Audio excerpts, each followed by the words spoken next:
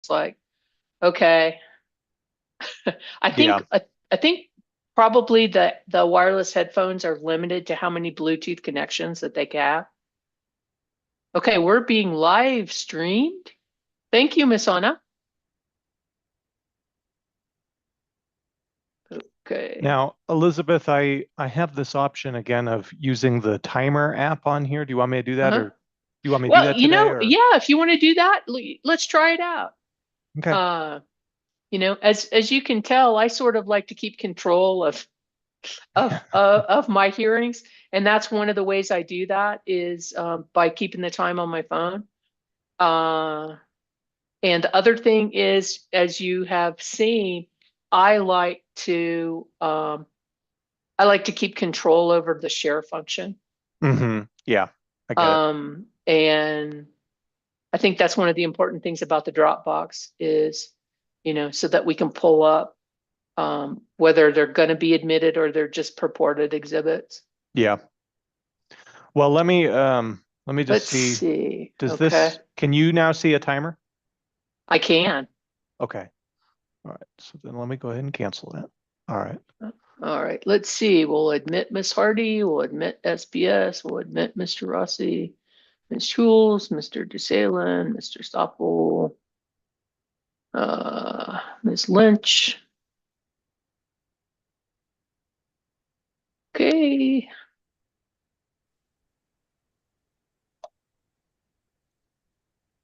Do, do, do, do, do, do. Okay, Hearing that's at the all the end people. first. Hello there, Miss Lynch. Oh, hi. Do we want to address procedural questions before going on the record, or is it done after? I'm sorry. You can just tell me so I like to know beforehand so that I can put them in a list. Okay.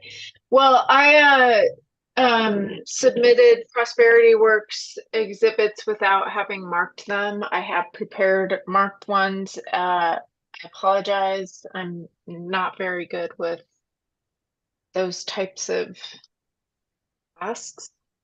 Okay.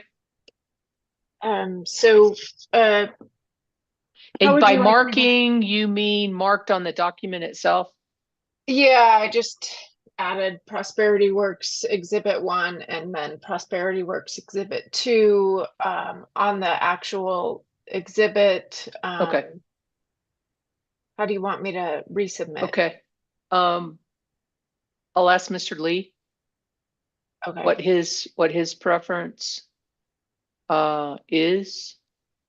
Also, I just want people to know we are our Anna has fixed our YouTube, so we are live streaming. Just so you know. Any other procedural matters that we need to address when we go on the record? Okay, I'm not hearing anything. There's Mr. McMillan.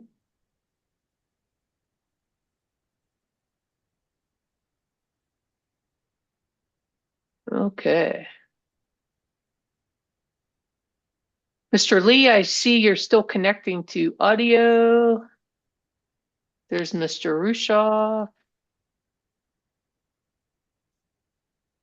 Uh-oh. Uh, okay, the phone vanished. I had a phone number calling in. That was me, Your Honor. Oh, okay. Okay. So no other procedural matters? Um, Hearing so examiner, hearing examiner yes, heard. Sorry. there you are, Mr. Rushoff. Yeah, I just logged in. I had troubles there for a moment. Okay.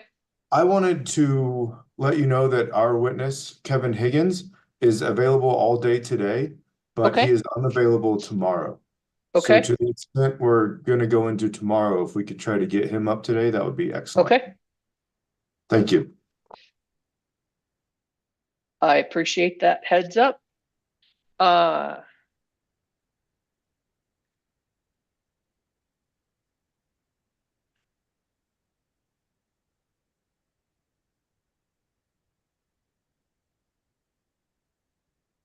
Doesn't look like there's a whole lot across for Mr. Higgins. I only see 10 minutes reserved.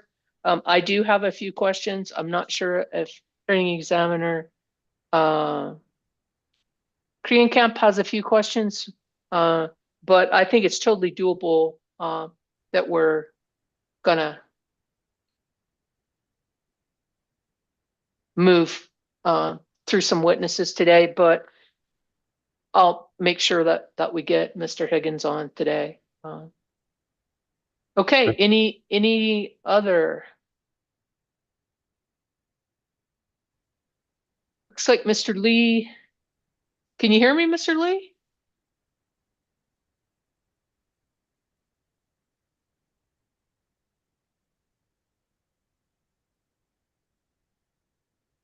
There's Mr. Dunbar.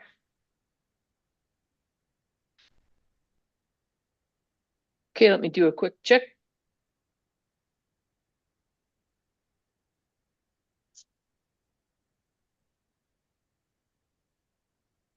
Looks like we've got all the attorneys.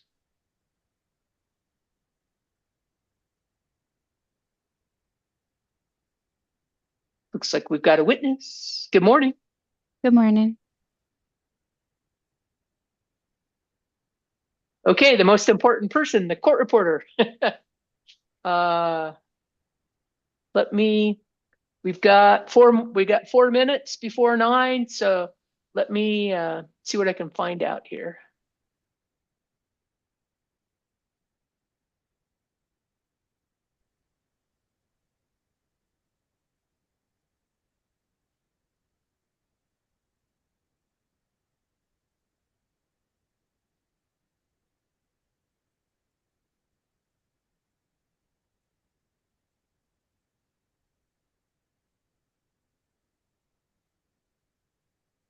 Hearing Examiner Hurst, I had a procedural timing question at the appropriate time.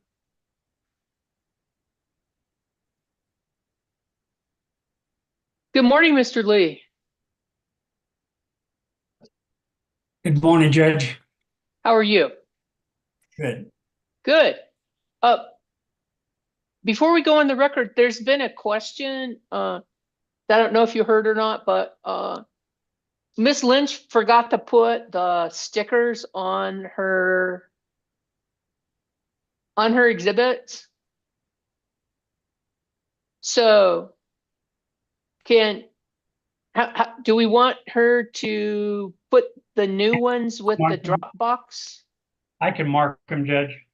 Okay. I have marked them. I can send those marked ones to you. All right, that's great. Do you know my Okay. email address?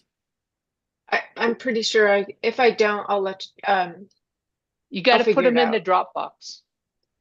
All the exhibits got to go in the Dropbox. So you can put the new ones in the Dropbox and I'll take the old ones out unless there's an objection. If that link is still working. Yeah, it should be. Okay. Let me know. Okay. Okay. Yeah, I'd rather not have you send stuff to the court reporter that everybody else hasn't had the opportunity to see. Okay. Makes it tidier if we just pull from the Dropbox. Is that okay with you, Mr. Lee? Yes, Your Honor. Okay. All right. Anything else before we go on the record? Mr. Yar, Madam, you have your hand up. yes, ma'am. Yes, ma'am. Madam Hearing Examiner, I'm deferring to my my counsel, Scott Dunbar. He had asked a question. I think you had your headphones off. He had a procedural question. Okay. I'll defer to him. Yes, thank you. We can do it off the record or on the record. I just wanted to let you and Hearing Examiner Korean Camp and parties know our witness Mal Scouron is not available Wednesday afternoon, and so we would just ask that she be able to take the stand either today or tomorrow before noonish, if possible. Okay. Very well. Thank you, sir. Okay, anything else procedural before we go on the record? Okay, hearing nothing. Get that last minute water. We have 1 minute.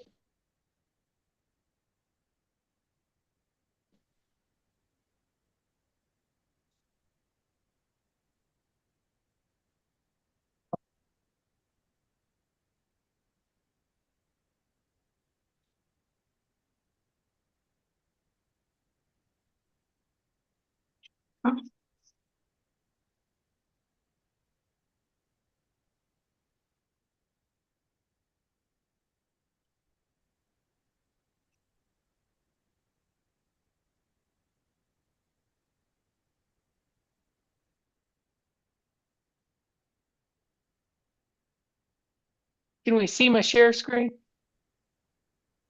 Yes. Okay, imagine that on a 32-inch monitor, 12 inches away from your face. Just wanted you all to know. Did you take that photo, ma'am? I did. That's taken in Peru. Oh, wow. Very cool. That's a gorgeous picture. Just wanted you all to know what keeps the hearing examiner in line now with her big monitor is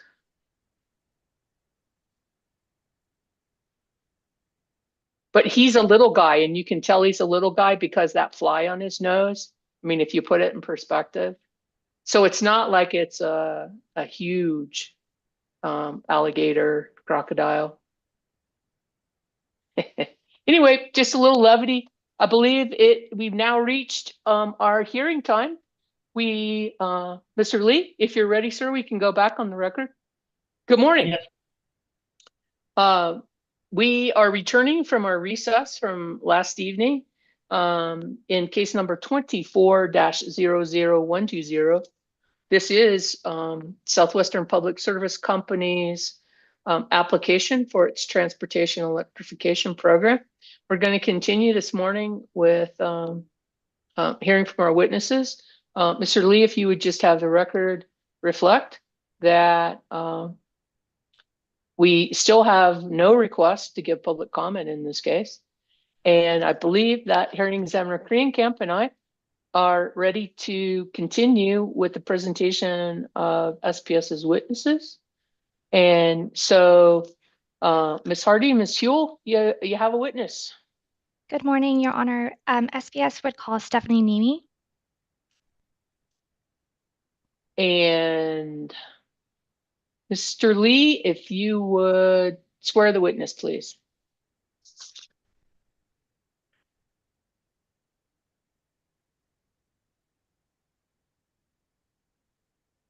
Ms. Nemi, if you would raise your right hand, please. You solemnly swear the testimony you're about to give to mine up penny should be the truth, the whole truth, and nothing but the truth. I do. Thank you, ma'am. Thank you, sir. Go ahead, Ms. Huell. Thank you. Good morning, Ms. Nemi. Good morning. Could you please state your full name for the record? Stephanie Nemi, And by whom are you employed and in what capacity? Excel Energy Manager of Revenue Analysis.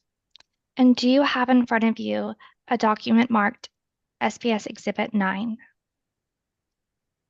Yes, And what is that document? it's my direct testimony. Are there attachments to that document? Yes, I believe so. Were Yes. was that testimony and the attachments prepared by you under your direct supervision and control? Yes, Do you have any changes today? I do not. Is the testimony true and correct to the best of your knowledge? Yes, If you were asked the same questions today, would your answers be the same? yes, Madam Hearing Examiner, I move the admission of SPS Exhibit 9.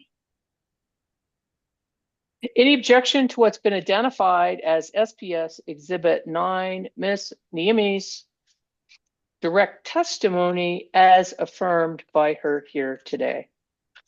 Hearing no objection, SPS Exhibit 9 is admitted. Ms. Huell? Ms. Nemi, could you please identify the document in front of you that's marked as SPS Exhibit 10? yes, it's my rebuttal testimony. Are there attachments to your rebuttal testimony? Yes, there are. Was that testimony and attachments prepared by you or under your direct supervision and control?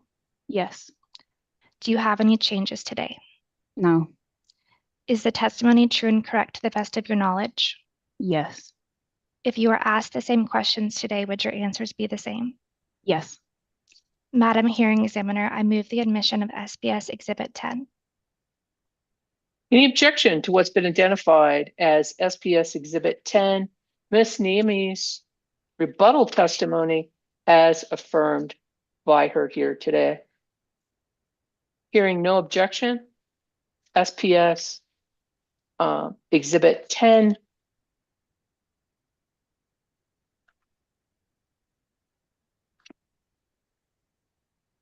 which comports with New Mexico, with the Public Regulations Commission's 1.2.2.35N rebuttal rule is admitted. Thank you. I don't have any further questions for the witness. Very well, and I neglected to put on the record that prior to the start of today's hearing, there were some procedural matters that were discussed with regard to witness scheduling and exhibit marking, which were discussed, and the parties' witness schedules will be accommodated, and Ms. Lynch will put marked exhibits in Dropbox. And I will remove the existing unmarked exhibits. And now the witness has been passed for examination, and I believe that the first party who reserved time for cross-examination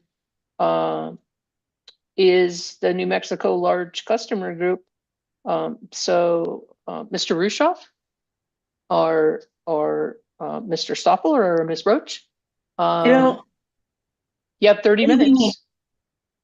Thank you, Hearing Examiner Hurst. Okay. And the only change is Hearing Examiner Korean Camp is going to keep our time. Okay. So he'll let you know.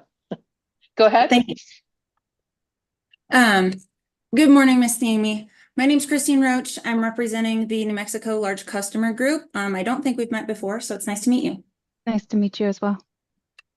I'd like to talk to you about rebate amortization. So just a couple questions on this topic. In your rebuttal testimony, you discussed that there are 4 different positions that have been taken by the interveners in regards to rebate amortization. Do you recall that? I recall 3 positions from staff, large customer group, and DOJ. The 4th being SPS's position. Oh, pardon me. So Sure. So 4 positions. So there's 4 yeah, that Okay, have been presented. Let's slow down here just a second. We can't talk over each other, okay? So we need to make sure that the other person has finished their question or their answer. Okay, for all of us and Mr. Lee especially. Go ahead. Apologies, Hearing Examiner. Okay, so let's talk through those options. The company's position is 10 years of amortization, correct? That's correct. And that's with the company's weighted average cost of capital as a return. That's correct. And then staff also wants 10 years of amortization, correct? That's my understanding. But that's without a return? That is my understanding. Okay, and then the New Mexico Large Customer Group is recommending 3 years of amortization with a return. With a return at WAC, yes. Okay, and now 3 years is the time period of this transportation electrification plan, isn't it? Yes, that's true. Okay, and then the last option is the Department of Justice recommending rebates be expensed in the year that they're incurred. Is that correct? That's correct. Okay, so of these 4 options presented, 10 years with a return, 10 years without a return, 3 years with a return, and 1 year with O&M treatment. 3 years with a return is the middle ground between all of those options, wouldn't you say? I don't know what you mean by middle ground. But if we put all of them on a spectrum, 3 years falls in the middle of the amortization or the years of amortization and the return that is in the middle range of all of the four options that we just walked through, because it's less than 1 year, more than, or other way around. Sorry, it's less than 10 years, but more than one, and it does have a return instead of no return. So wouldn't that be more of a middle position between amongst the four options? It's more of a middle position. I wouldn't call it middle ground, I guess. That's a specific term. Okay, so now part of your criticism of Mr. Higgins' testimony, are you familiar with Mr. Higgins' testimony? Yes. So part of your criticism of his testimony is that the useful life of equipment that is going to be the subject of the rebates is 10 years, right? That's correct. And the company's position is that the useful life of the equipment should dictate that amortization period. Is that correct? I think it should align with the period that the customers are receiving benefits from those assets. The concept, though, that amortization should align with the useful life isn't a requirement of the TEP. Is it a statute or rule? No, I don't believe so. And it's also true that when a rebate is paid, it would be paid in a single year, correct? Yes, the company is offering to pay or make the investment in that asset up front. And it's also true that SPS isn't asking for any recovery in rate base in this proceeding. Is that correct? We're asking for a regulatory asset for the rebate that would be in rate base. And you're not asking to run everything through the TEP rider? I need you to restate your question. Okay, so the first question was SPS isn't asking for recovery through any rate base in this proceeding. Is that correct? Recovery of what through rate base? Any of the expenses in this plan? All the Not expenses? it. Pardon me. No, O&M expense is being requested through expense. Through rate base expenses? Through O&M expense. There is no rate base expenses. Right, everything's going to be processed through the rider under SPS's proposal. I'm getting a little lost with what you're trying to ask me. You're saying everything regarding what? Okay, so we're talking about rebates, so we can just stick within the realm of rebates. You're Okay. going to recover rebates through the TEP rider. That's the proposal, yes? Yes. Okay, so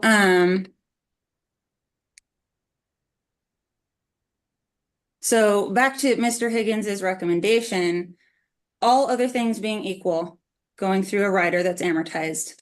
One rebate amortized over 10 years will cost a customer more than that same one rebate amortized over 3 years. Is that correct? I believe that is correct. However, the company is specifically offering the 10 years, not only to align with the timeline that the asset would provide benefits, but also to allow for the rider itself to be less upfront for customers' entry into the EV market. So conceptually, what you just explained is the customers pay more in the long run so that it can have a lower amount year to year. Yes, I believe Mr. Cunningham mentioned that yesterday. It is a trade-off.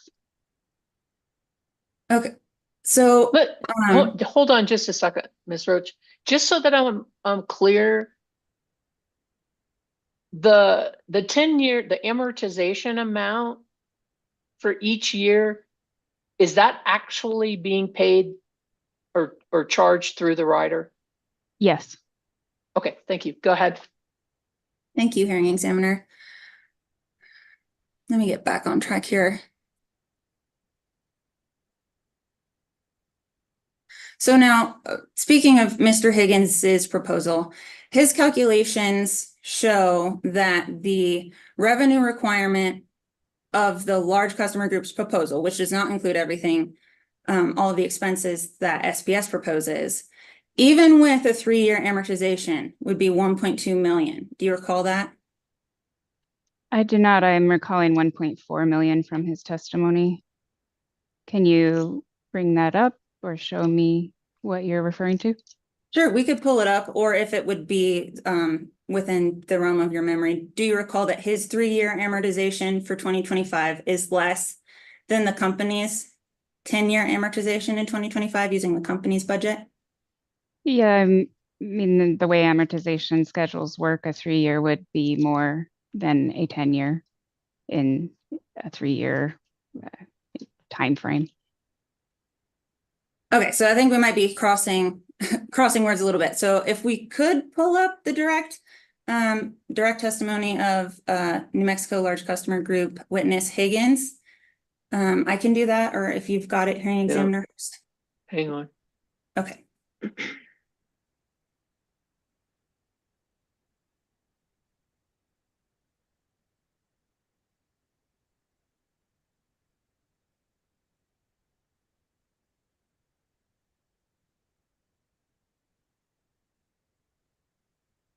What page? I believe it's 29. Let me go back to my notes. Yes, 29.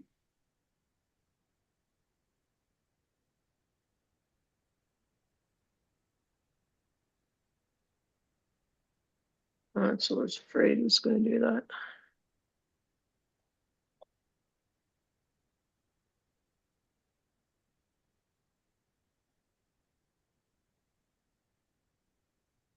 $29. Yes, ma'am.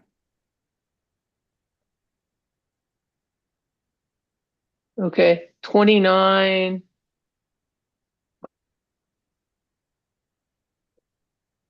On Mr. Higgins' direct testimony. That's what I had in my notes, but that doesn't look to be correct, does it? Nope. Okay, give me just 1 second to find where that figure is.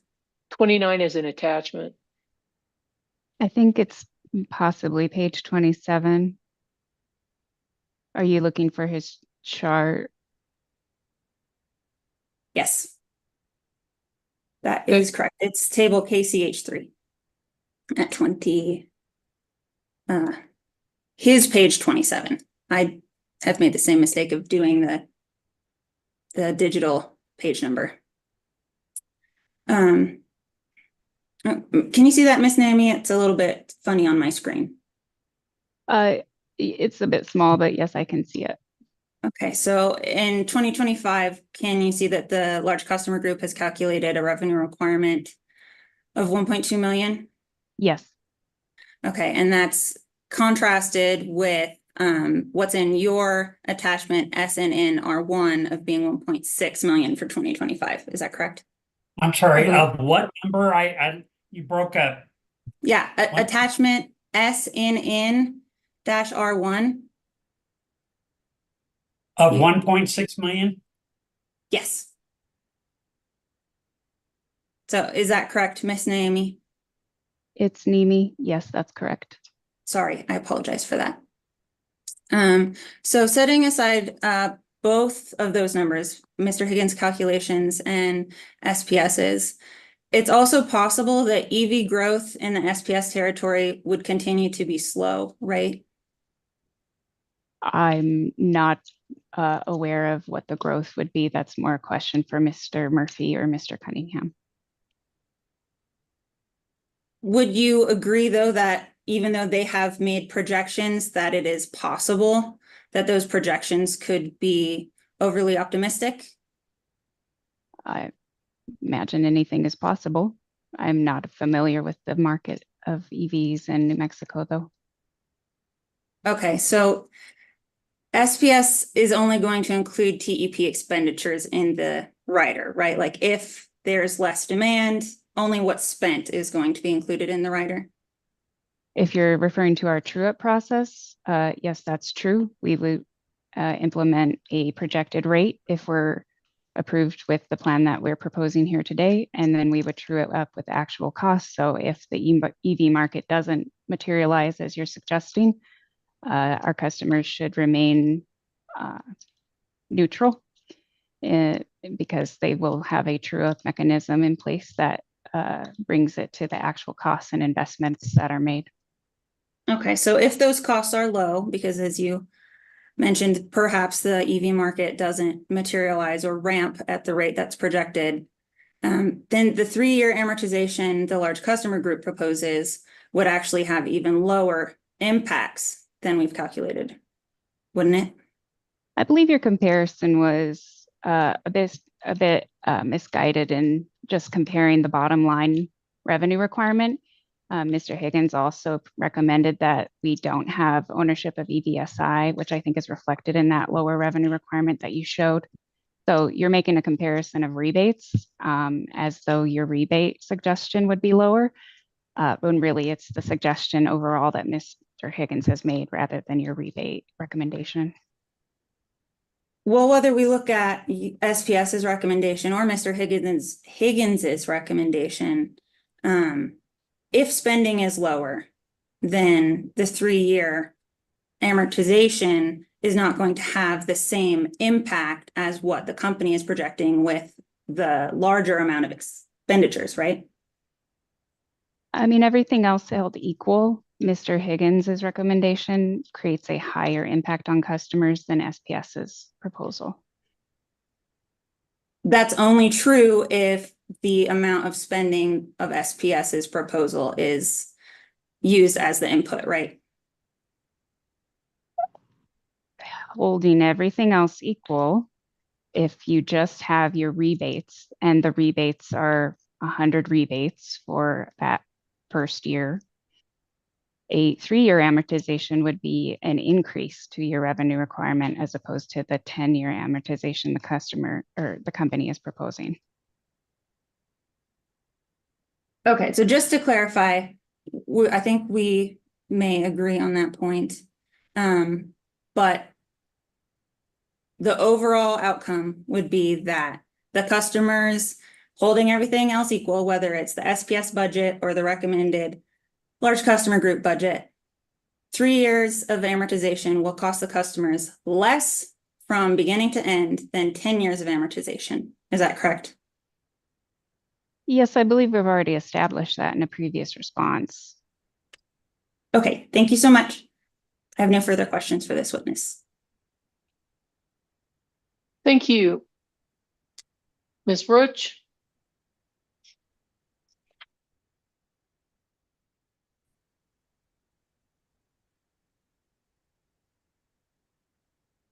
I believe the next party to reserve cross-examination time is you, Ms. Barrett. And I believe that you reserved 20 minutes. Yes, ma'am, that's correct. Go ahead. Thank you. Good morning, Ms. Nimi. My name is Jocelyn Barrett. I'm representing the New Mexico Department of Justice. Good morning. Good morning. I'd like you to start by looking at page 9 of your rebuttal testimony, please.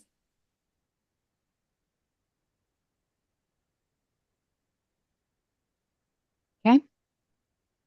Starting at line 8, you summarize NMDOJ witness Courtney Lane's testimony regarding SPS's proposal to record rebates as a capital investment in a regulatory asset and charge carrying costs. And I just want to sort of go through that summary with you. Okay.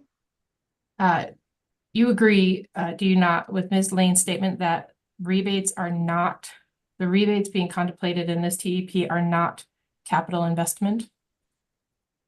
I would agree.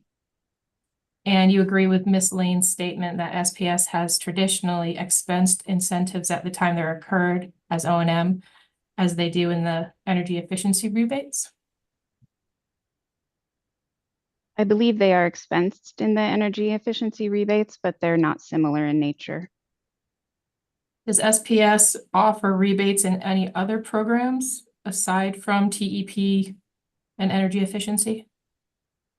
I'm not aware of all of Xcel Energy's programs, so I'm not sure if there are other rebates offered. Okay, so then hang on just a second. What about for SPS? I'm not entirely sure, to be honest with you. I know we have other programs. in SPS, but I'm not aware of every rebate that we offer for every program. Okay, thank you. Go ahead. Okay, and that's fine. But the rebates that are offered through the energy efficiency program are expensed as O&M at the time that they're incurred. That's correct, right? Yes, they're reflective of a service, though, not an actual investment into the system as our TEP rebates are. Okay, so that is correct. That they're expensed? Yes. Yes. Okay. And you also agree with Ms. Lane's statement that customers will ultimately pay more over the amortization period than if the rebates were instead expensed? I believe you just spoke to Ms. Roach about that. I believe that our customers will pay more upfront as opposed to the 10-year amortization period. But they'll pay more overall if it's amortized over the course of 10 years, right? If it's amortized over the course of 10 years, they'll pay more. Again, it's a trade-off that the company is proposing to keep the TEP rider low. All right. And you agree with Ms. Lane's projection that if SPS files a TEP every 3 years and the regulatory asset treatment continues, then the rebates could be compounded with an accumulation of carrying costs? I agree that theoretically that would happen if the rebates continued as they are today, but I don't agree that they would continue as they are today. I think as any market grows, your rebates would slowly reduce and that pancaking would not accumulate or become an issue.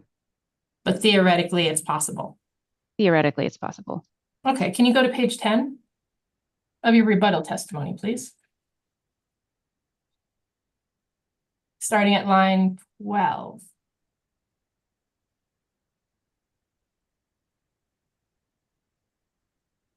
At line 12 of your testimony, you say Ms. Lane's recommendation, which is to expense the rebates in the year that they are incurred, would increase the costs to customers. Do you see where you say that? Yep. But you've agreed that there are additional costs related to regulatory asset treatment, including the return, the cost of debt, and taxes. Objection. What's your objection? I don't think that's an accurate characterization of any of Ms. Nemi's testimony that she said on the stand. Okay, I can ask that Ms. additional Barrett? one, Your Honor. Yes, Okay, ma'am. go ahead. Would you agree that there are additional costs related to the regulatory asset that include the return, the cost of debt, and taxes?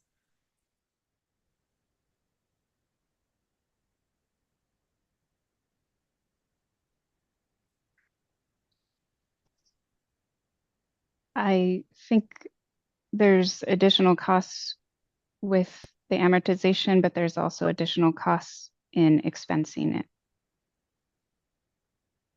What are the additional costs in expensing it?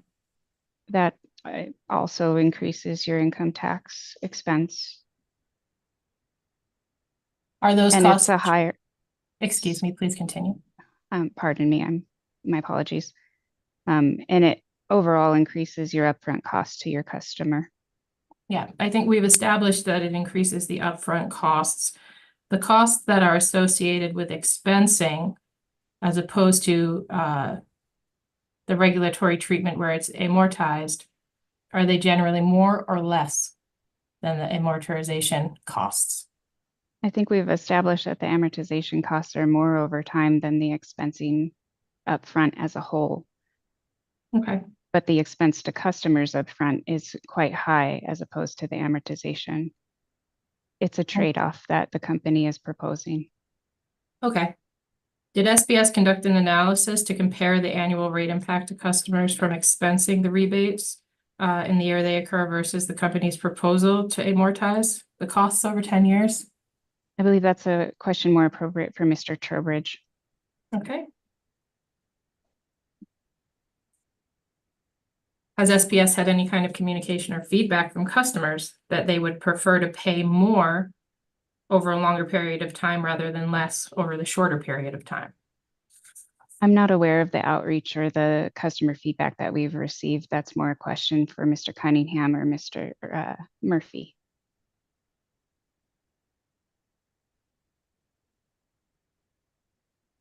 the TEP being proposed right now covers a 3-year period.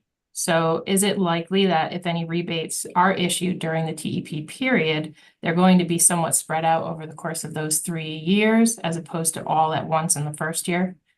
Is that a reasonable assumption? I would assume that they would be spread out over the 3-year time period. Okay. I honestly don't know. Okay, I don't know that anyone does. that's fair. You go to page 11 of your rebuttal testimony, please.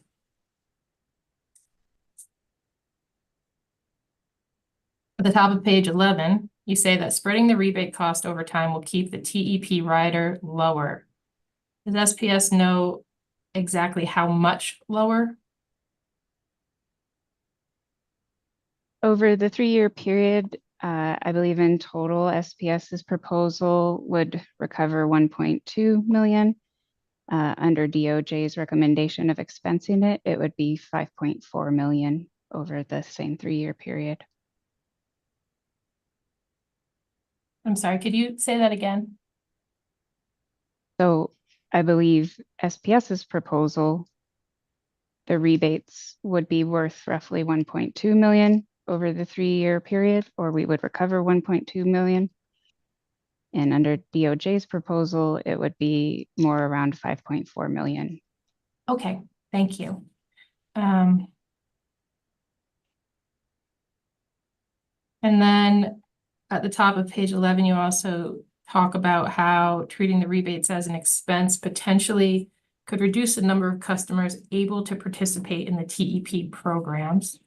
But the TEP rider, the cost of the TEP rider is not charged solely to the customers who participate in the TEP program. Is that correct?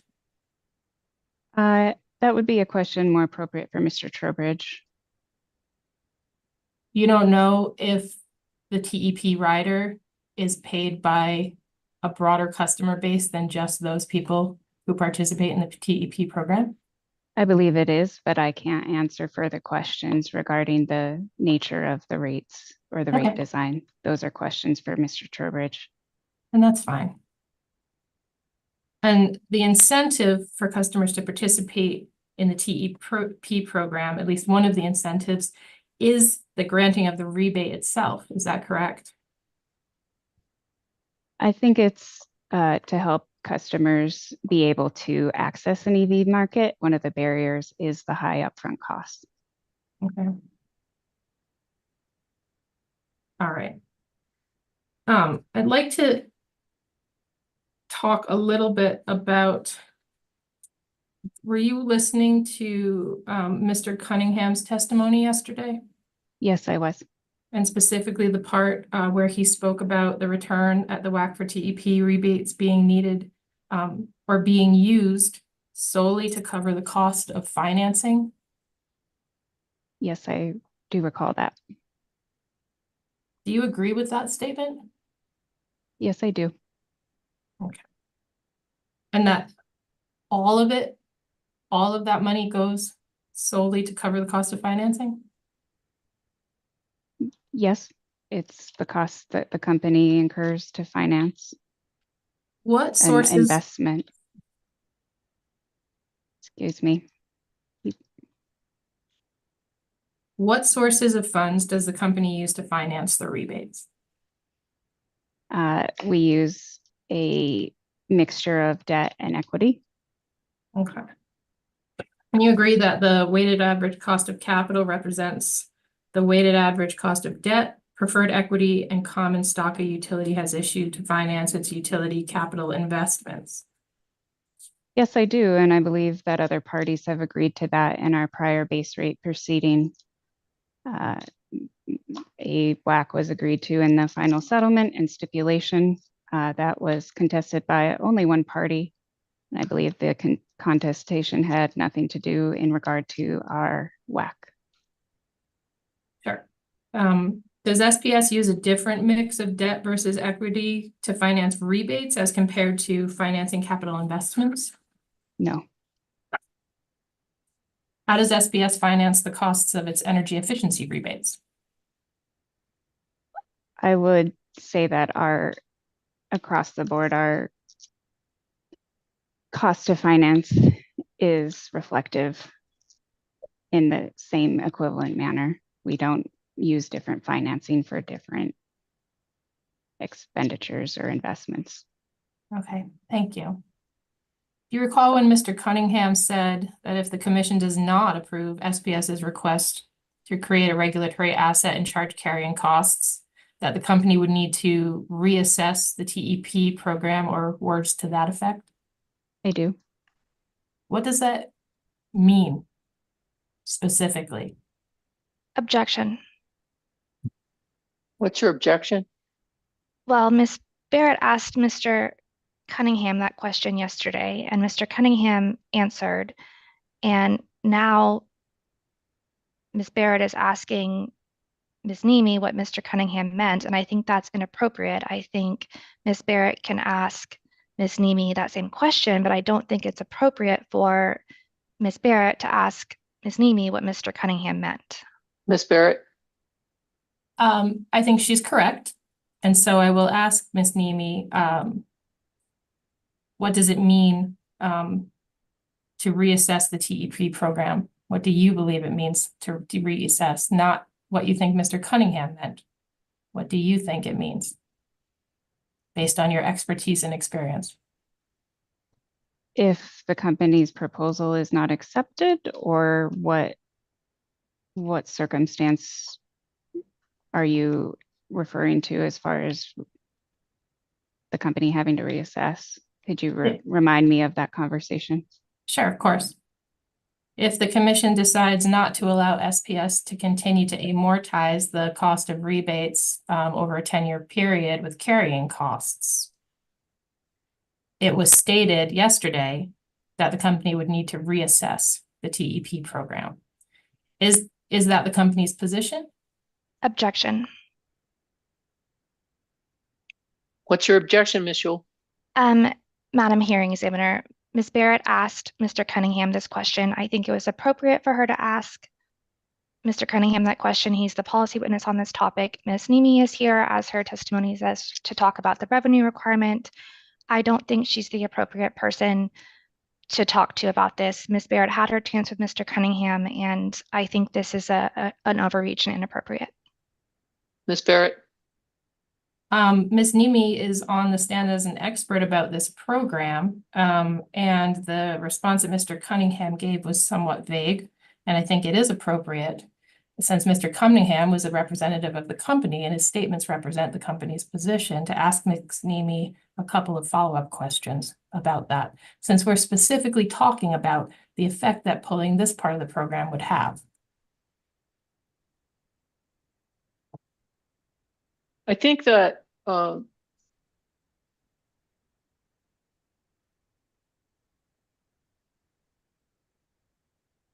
specific question that you ask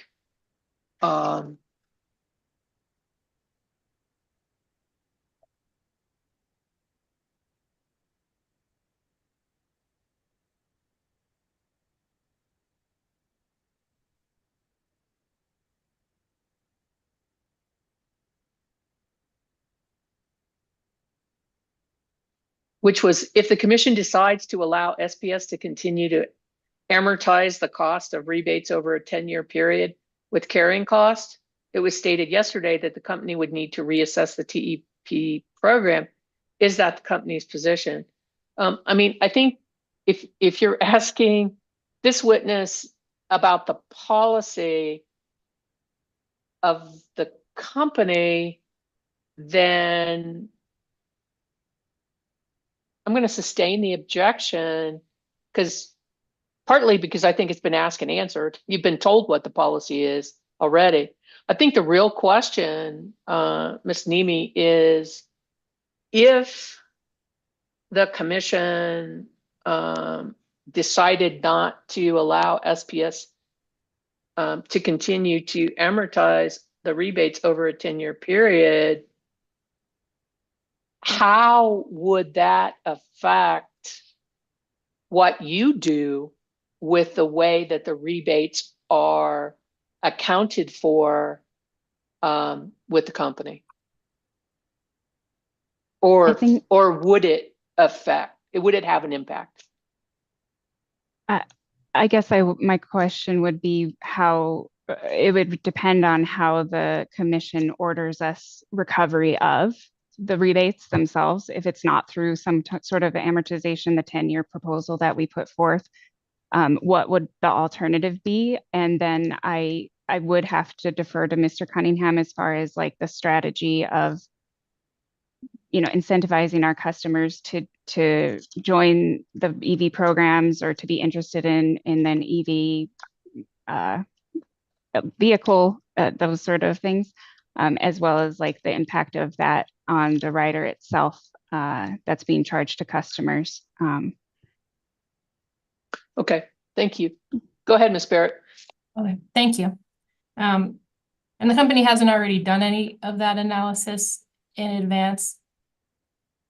That would have to happen after the commission's decision came out. Am I understanding that correctly? Analysis as far as different ways of recovery, or what Yes. analysis are you referring to? The analysis that you just described, different ways of recovery. I believe we did explore different ways of recovery through the discovery from different parties in this filing itself. And I think we did in the initial TEP filing, although I was not necessarily directly a part of that filing, but we were granted the 10-year amortization in the last TEP, so we moved forward with that in this current filing. Great. And this SPS has issued rebates to customers as a part of that first TEP, correct? Correct.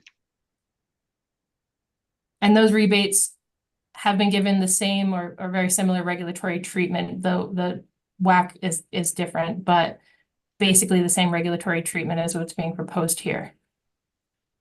That's correct. The WAC treatment does move as we have new authorized WAC or return in place from our base rate filings.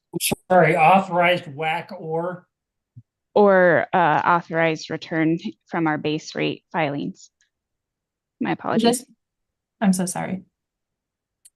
Does SPS have data that shows that the return that's been collected on those rebates has been entirely dedicated to covering the cost of financing those rebates? No. You don't have data on how the carrying costs were used during the first TEP? You mean how they were applied? Yes. I'm not sure I'm following your question. The statement that we've been talking about, and this will be my last question on it, is that SPS is seeking this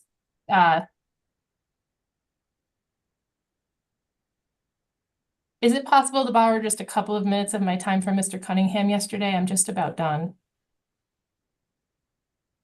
I asked a couple of questions. Was that Mr. Kreenkamp, was that the music that indicated that the timer was off? That is what I gather. That's the first time I've ever used this, so I had no idea that it would be that dramatic. But yeah, that my was kind of phone fun. started quacking as well, which also indicates my time is up. So between the two, you know, I'll give you a couple minutes since I did interrupt to ask questions. Go ahead. Thank you. Let me just complete this question. Is it your testimony that SPS hasn't retained any data on where the money that was being charged to the customers in the form of these carrying costs was applied? Are you referring to us recording the rebates that have been Retired? Yeah, paid what's to the right word? customers in our books and records? I think I'm just generally asking if the company has evidence that all of the money that's being charged to customers in the form of these carrying costs is in fact being used to finance the cost of the amortization, as you've stated.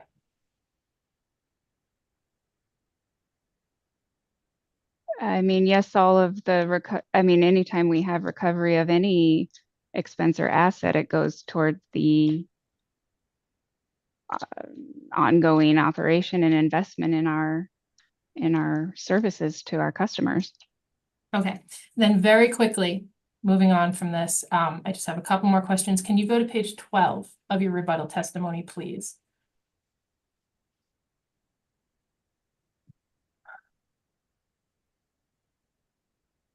And you indicate starting on line 6 that increased EV load will mitigate the cost increase of the rebate regulatory asset, and that you expect that the investments in rebates now will create the load necessary to cover the cost of rebates in the future TEPs, including these financing costs. That's an accurate reflection of your testimony? Yes. Did SPS conduct a rate impact assessment to assess whether the increased load will be higher than the cost increased if the rebate regulatory asset? Not to my knowledge. I think, though, it is logical expectation that if you have higher load to spread costs over, it does reduce overall costs to your customers. Okay, but you didn't conduct any sort of formal analysis of this? I don't believe so. Is SPS planning to track the EV charging load resulting from all of the rebates?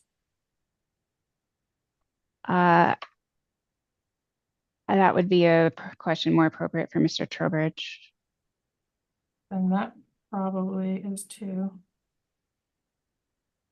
Spirit? I think that that's my last question, because I think the remainder probably are more appropriate for a different witness. So that's all of my questions. Thank you. Thank you. Thank you. I believe the next party for cross-examination is you, Mr. Rossi. You reserved 10 minutes. Correct, ma'am. Thank you. Go ahead. Good morning, Ms. Niemi. I'm Nicholas Rossi, and I'm representing the PRC staff. Good morning. So it seems like there's a little bit of confusion about exactly what equipment we're talking about the rebates for. So first, let's see if we can clear that up. I'm going to direct you to page 8 of your direct, where you talk about there are 4 main categories of assets in this TEP. So that you don't have to flip, I can just read it to you. That covers software, supply infrastructure, chargers, and then distribution capital projects. You then further define the supply infrastructure as the wiring and conduit from the customer's meter to the charger. Is that all correct? Yes. So now let's move forward to the rebuttal, your rebuttal on page 5. Here you're responding to staff's recommendation. And you mentioned the rebate funds will be expended for infrastructure build out, which should be treated the same as other capital investment placed in rate base. Have I recited your testimony correctly? Yes. What infrastructure build out exactly are we talking about here? I believe it's the conduit and wiring and the chargers for the vehicles. So within your testimony on the previous section, it's that further part that was clarified of the wiring on the customer's house behind their meter, as well as the charger. Is that correct? I believe so. So then who will be owning this infrastructure that SPS is paying rebates for? The customer will own the asset. Okay. But SPS is proposing to treat this like other capital investments. Is that correct? Yes, we are, simply because it is an upfront investment that the company is making, similar to upfront investments for capital expenditures. But most capital expenditures are owned by the company. Is that correct? That's correct, yes. So this one's a bit unusual. It is unusual.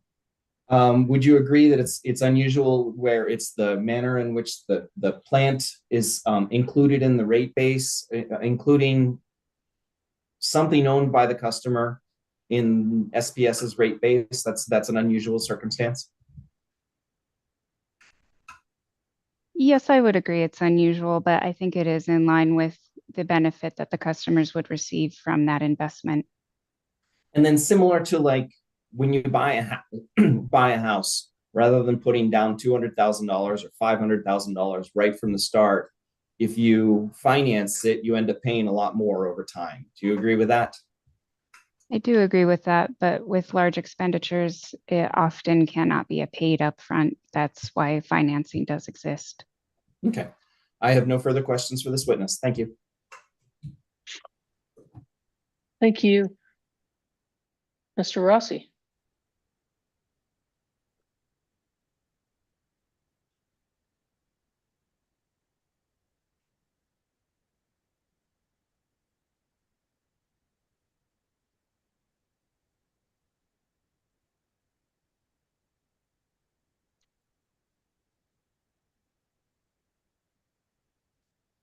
Good morning, Ms. Nemi. Good to see you again.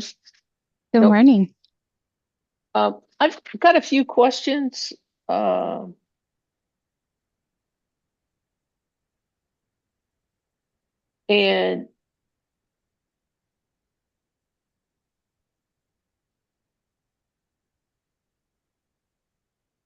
just want to make sure that I understand the process that you're testifying to in your direct testimony beginning at page 10.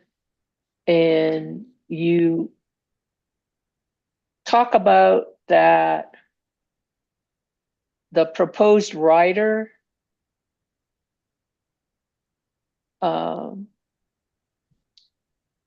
be filed on October of each year, and it will include the projected revenue requirement and rate, and then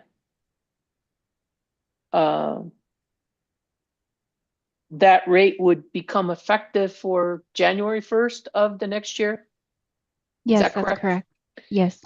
And so that's how we get to the new rate. And then you go on page 11 and you say that the rider is going to include both capital investment and O&M, as well as the cost of the rebate, correct? Correct. What capital investment other than the cost of the rebates is SPS proposing to include? I believe we have distribution infrastructure investment that we're proposing, as well as the company-owned EVSI would also be a part of that capital investment. Okay. And then further on page 11, at line 10, you say capital investments include plant and service, accumulated depreciation. For me, the dreaded ADIT. I think it's for everybody. And just for the record, ADIT is accelerated deferred income tax, accumulated deferred income tax. Yes. Yes. and depreciation expense, correct? Yes.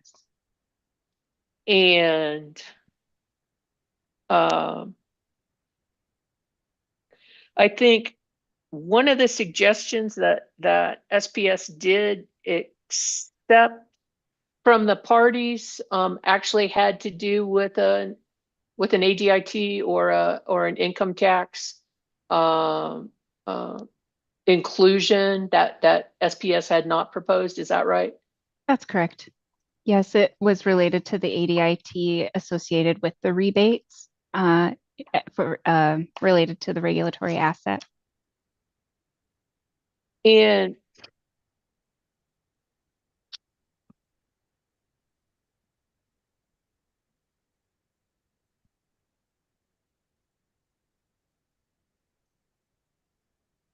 for me, and I know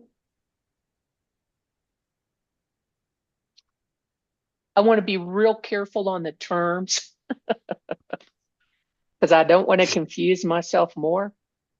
But in response to your questions, your response to some of Ms. Barrett's questions, there was a phrase carrying costs used. Do you recall that? I do.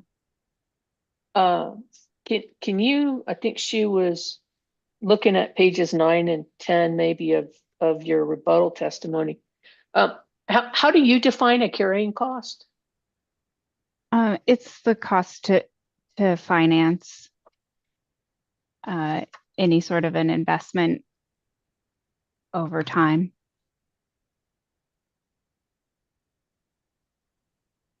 And what do finance costs usually, what are they comprised of? Typically comprised of your cost of long-term debt and equity.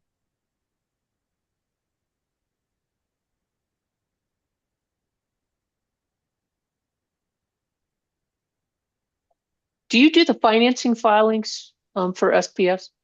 I do not. Are you familiar with them? I am not.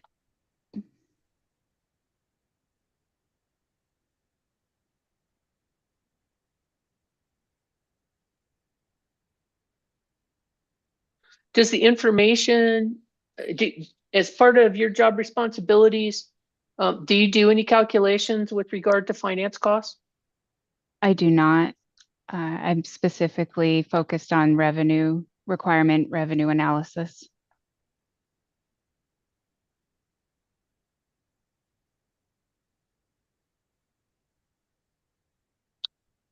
Because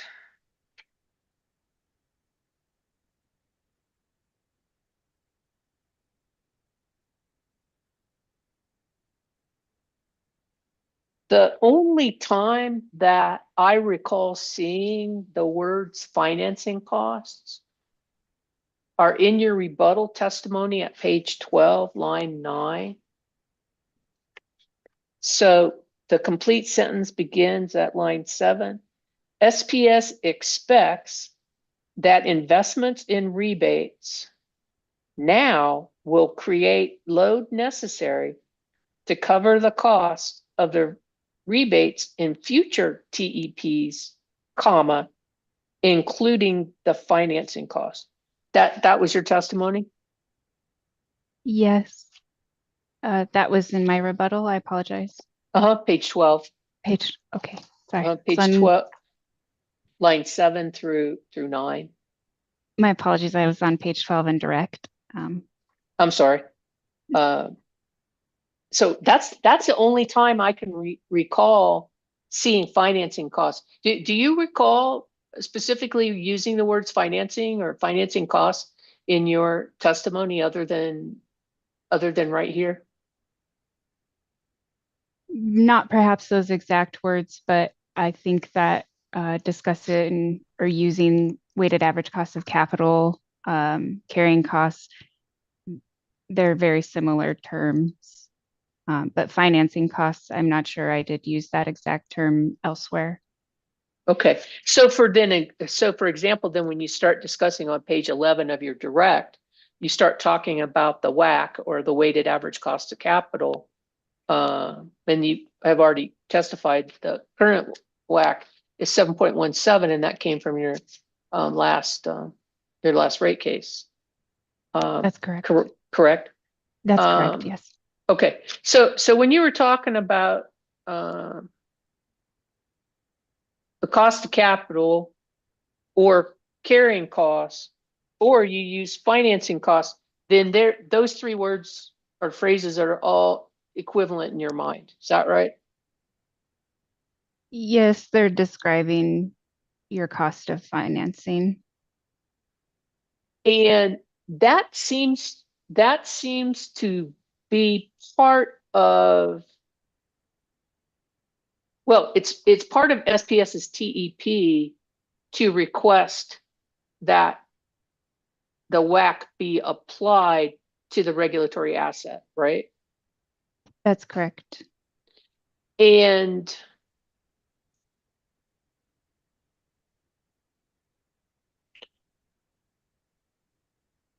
the just so that I understand, when you're being asked the questions, I think page 10 of your rebuttal, I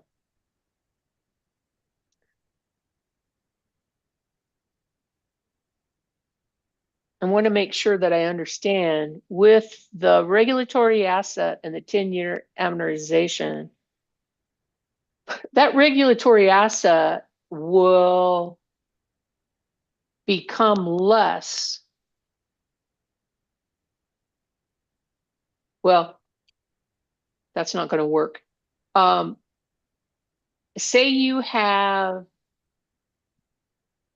$500,000 at a particular point of time in that regulatory asset for rebates. And if you don't add any other rebates to that regulatory asset, over the 10-year amortization period, that regulatory asset's going to shrink, right?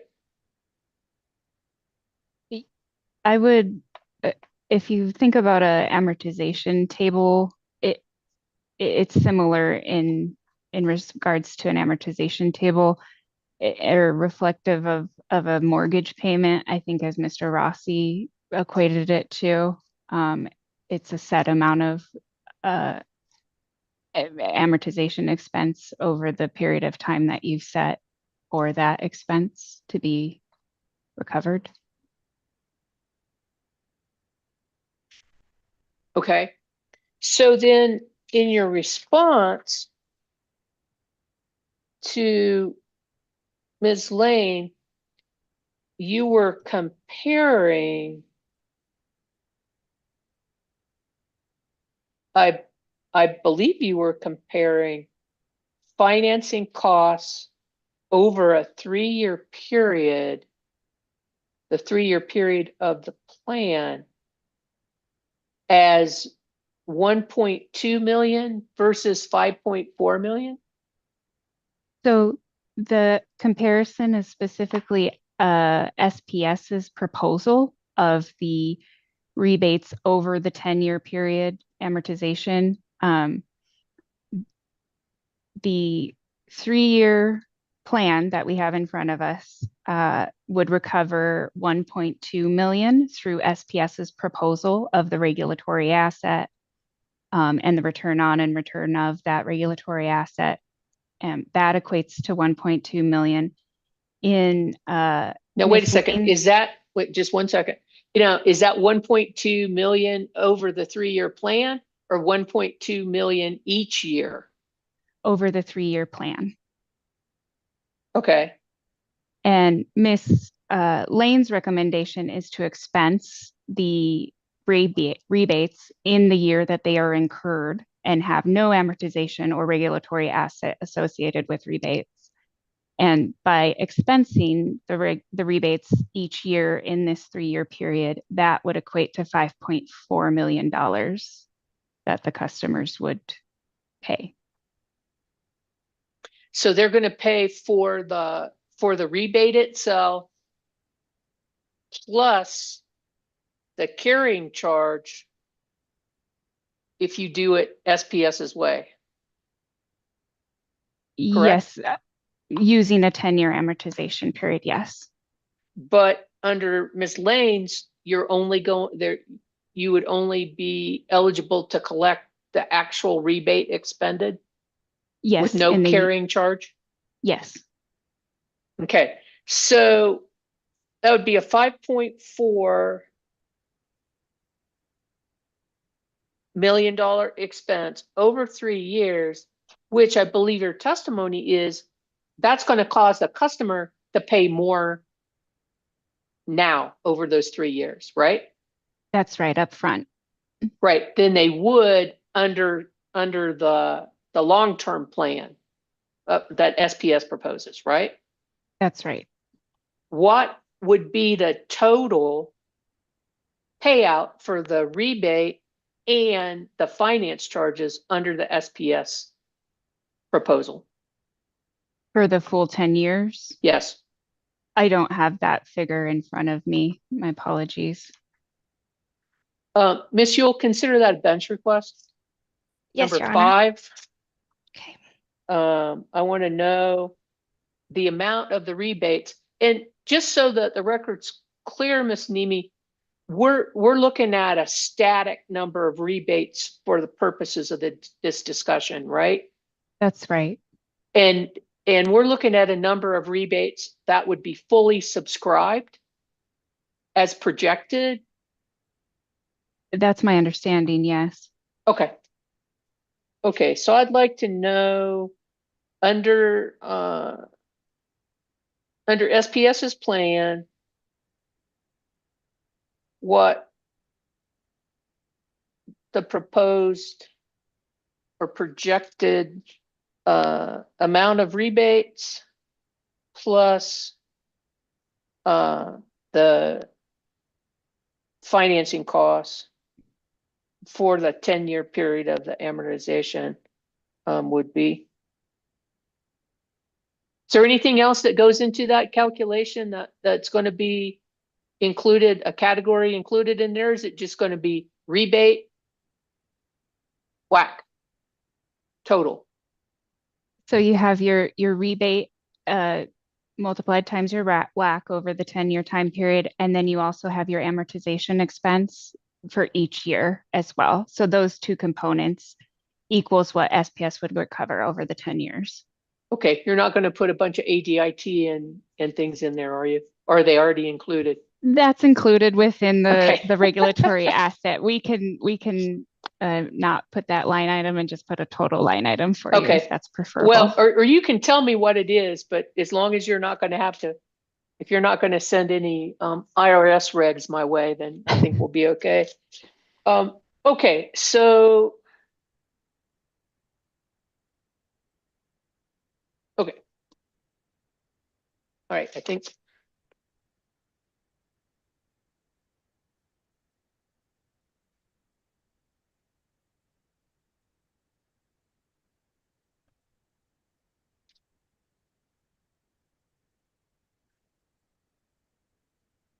if the commission changed the way that the rebates were recovered going forward,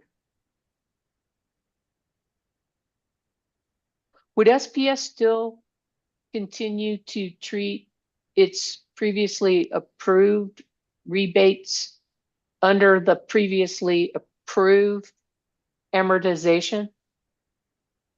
I believe if we were just ordered moving forward to change our approach in recovery of rebates, we would continue the 10-year amortization that was in place for the rebates that have already been offered to customers. Do you know how much that number is currently? I believe our ending balance as of 2023 was around $5,000.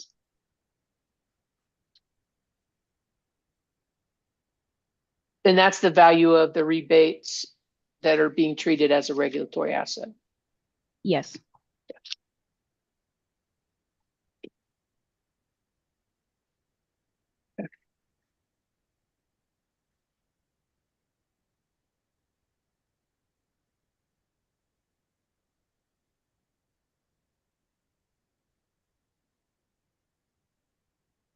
Ms. Nemi,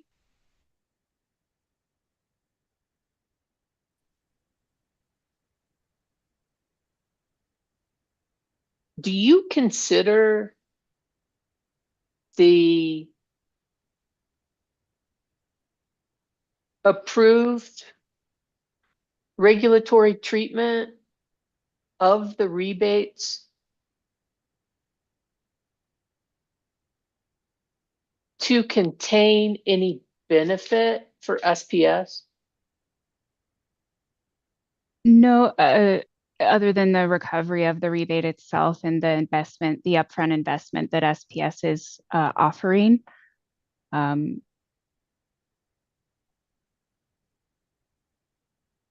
It's just a way of a mechanism of recovery.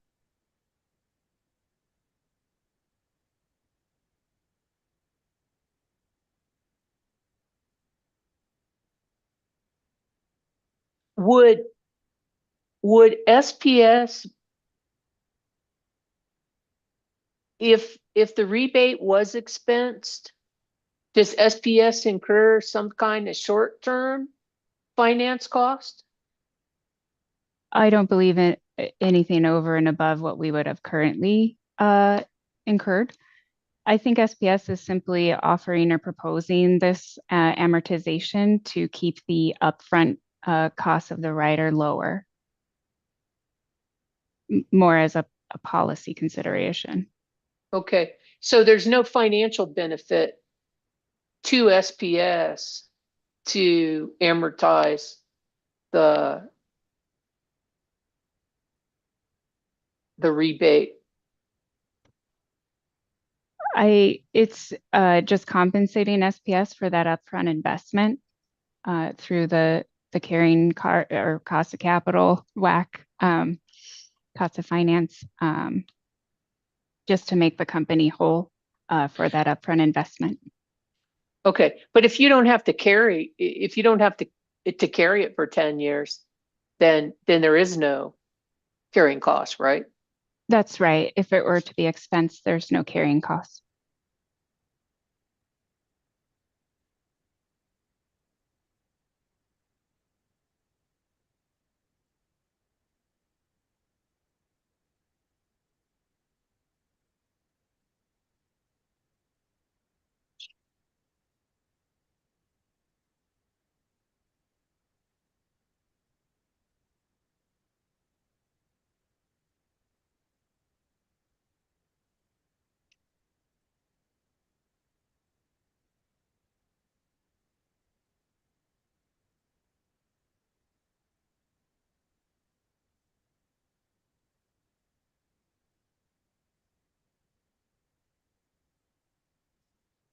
I think that's all I have. I did have one more question. Any of the, were you listening yesterday? And I believe it's Mr. Murphy, it could be Mr. Cunningham. There's a list attached to his testimony as an exhibit that has the things that SPS has agreed to, and the things that they dispute. Do you recall hearing that? Vaguely, yes. Okay, well, let me just ask a question and you can tell me if you know or not. Anything that SPS has agreed to in its rebuttal testimony that has to do with the effect on the proposed TEP budget, have those agreements been reflected in the attachments to your testimony? Yes.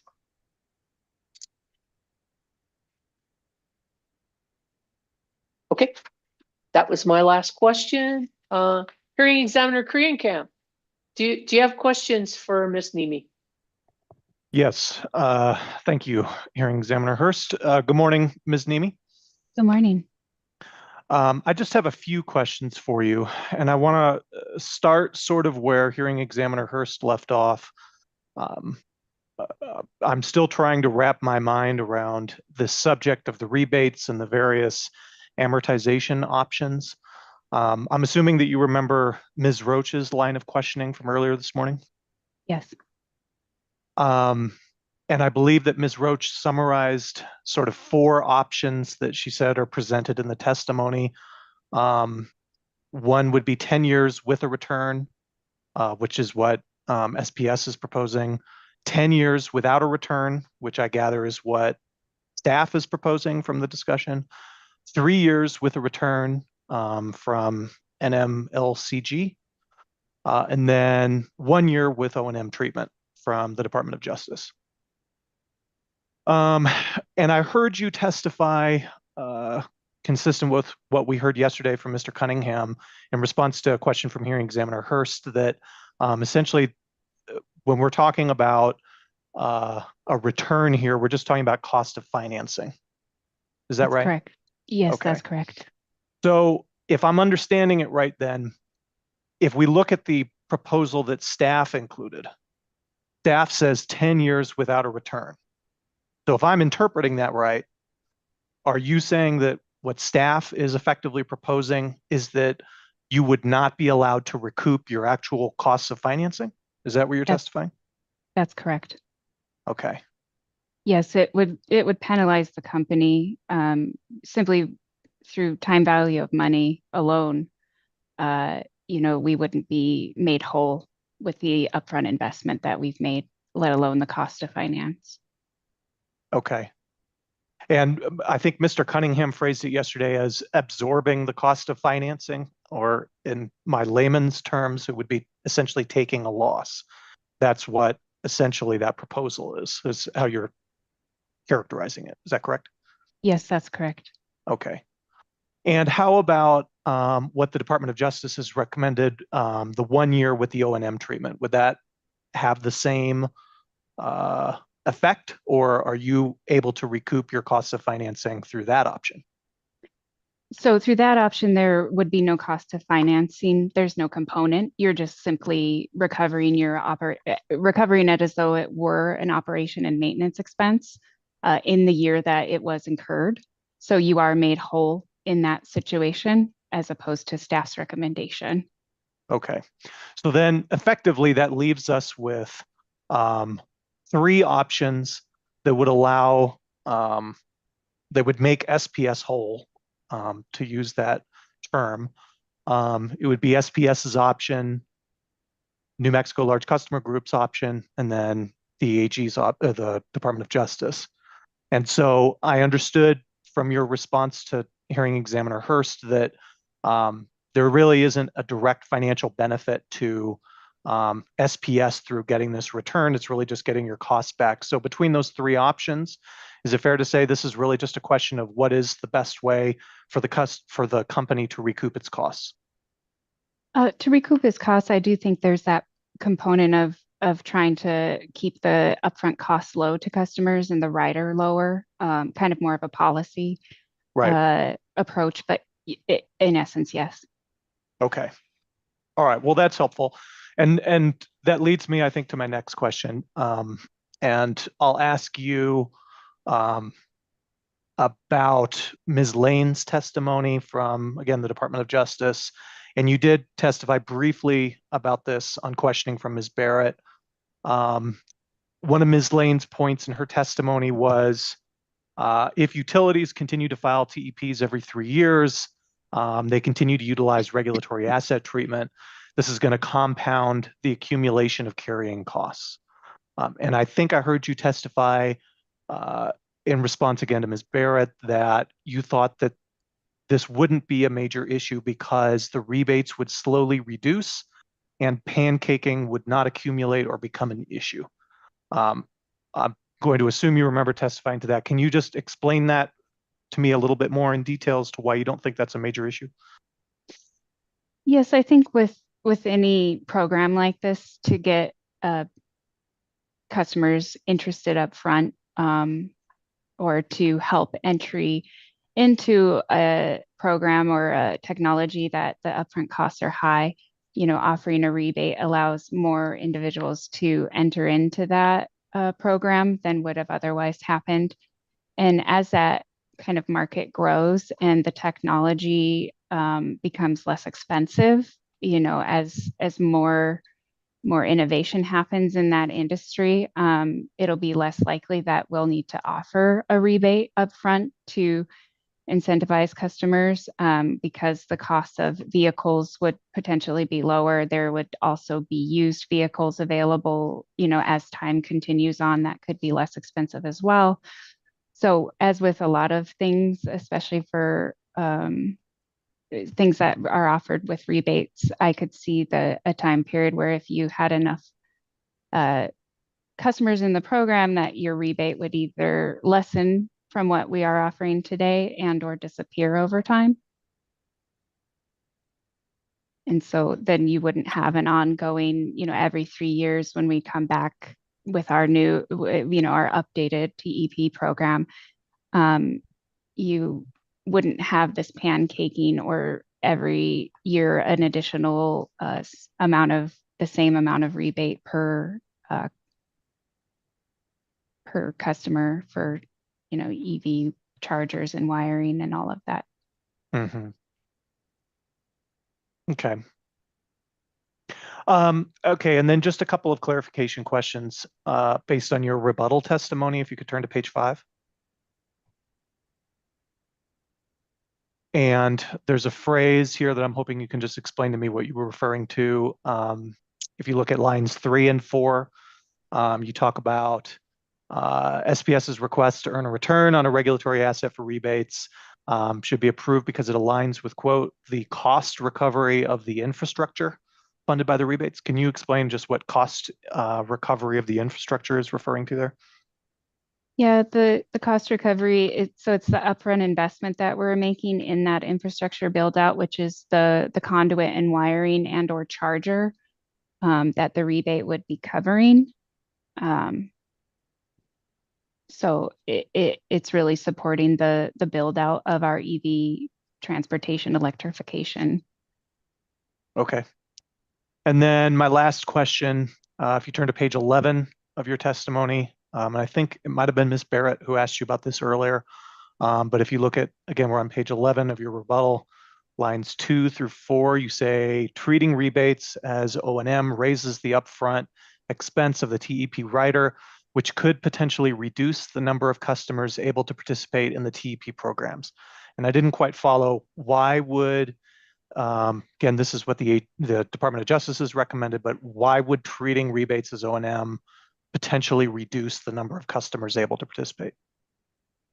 I think it's potential because it does increase your EV rider itself that you're charging to the customers, since you're increasing the revenue requirement each year of your program by expensing those rebates. Okay. Okay. All right. Well, I guess that's all the questions I have. Thank you for your time this morning. Thank you. Thank you, Hearing Examiner Kreienkamp.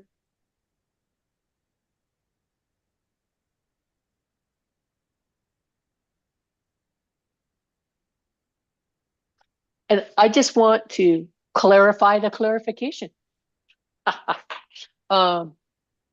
Just because I remember something that another witness testified. Ms. Nemi, Hearing Examiner Kreienkamp was just asking you about page 5 of your rebuttal and what the infrastructure funded by the rebates, what you were referring to, and I believe you're the conduit, the wires, and the chargers. Is that correct? Yes. Does any consideration of that useful life actually relate to the useful life of the vehicle itself? No, the useful life we're referring to here is associated with the wiring conduit charger that would charge the vehicle itself, but not the vehicle. But I have heard that vehicles or EV vehicles do have a average depreciable life of 12 years. So it does, all of the equipment and or items necessary to own an EV vehicle seems to have depreciable life in a reasonable range in the 10-year period, I would say. Very well. Thank you very much. Ms. Schul, any redirect for your witness? No redirect today, Your Honor. Very well. Okay. Let me get my chart.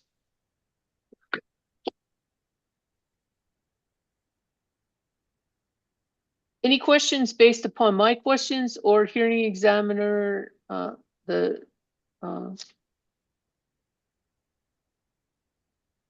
Korean camps? Any questions, Mr. McMillan?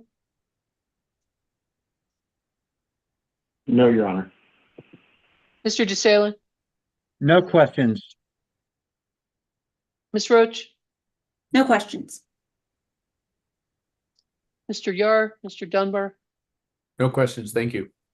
Thank you. Anything further, Ms. Barrett? No further questions. Thank you. Thank you. Ms. Lynch?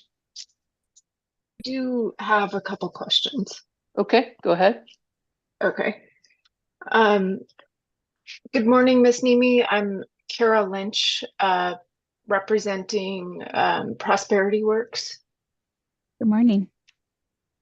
I wanted to follow up on just a couple of the areas that Ms. Hurst and Mr. Krienkamp raised. My first question is, could you compare the rebates offered in this TEP to rebates offered in the energy efficiency plan? I'm minimally familiar with our energy efficiency rebates, but I can try to respond to your questions.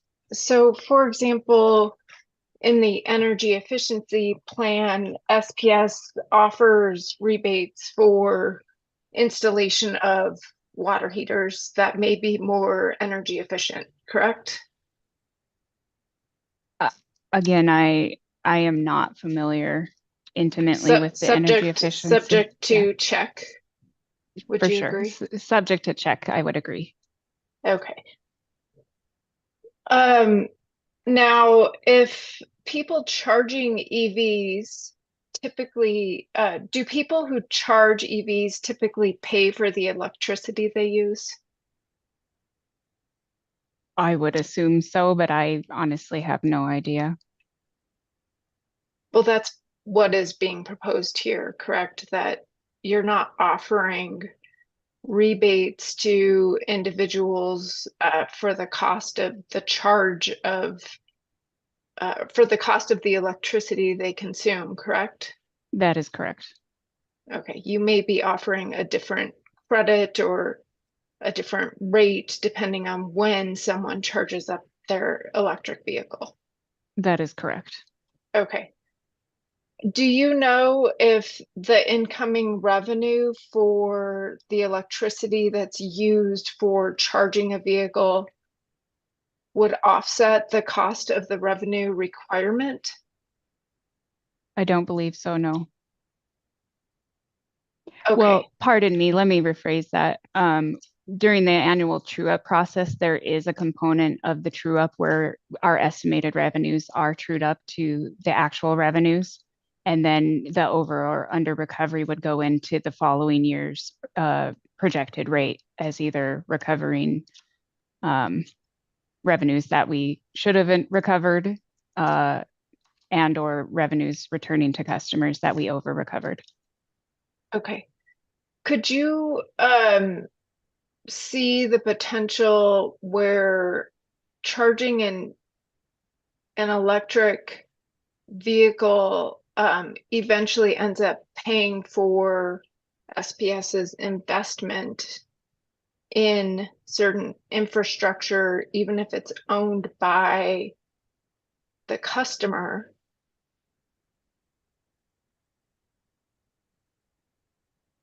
Could you? I mean, yeah, I'll rephrase that. So you're offering these rebates to help offset initial investment in infrastructure that eventually will lead to revenue for SPS, because the idea is more EVs that get charged, electricity is consumed by the customer, and therefore the customer ends up paying for the electricity used to charge the EV. Do you agree? Objection, Your Honor. Ms. Yule? I don't mean to be harsh, Your Honor, but I'm struggling to find the foundation between your examination and hearing examiner Krankamp's, which I thought was the instruction. And I also find that the form of that question was extremely complex and confusing. I don't, Ms. Lynch, do you have a response? Yes, this question goes to the heart of revenue and whether charging EVs is related to revenue requirement.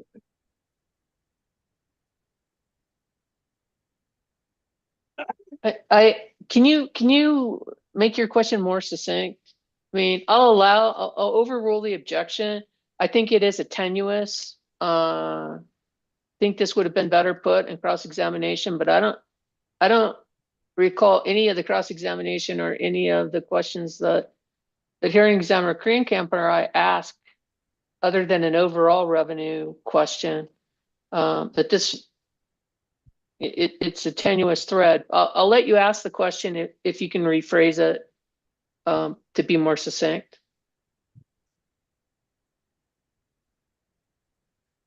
Or perhaps maybe I can rephrase it for you. I think the question, Ms. Nemi, is the reason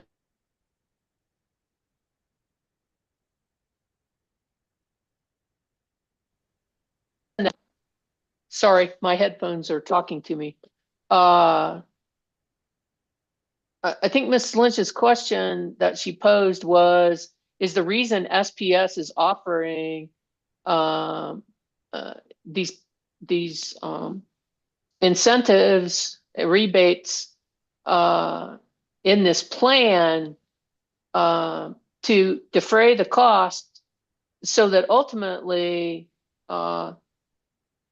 the customer is going to be using more electricity that SPS will get money for, get revenue for. Is that right, Ms. Lynch? No, that doesn't really go to the heart of my question. What I'm Okay. wondering is if the incoming revenue from the EV charging could offset the cost of the revenue requirement. Ms. Nemi?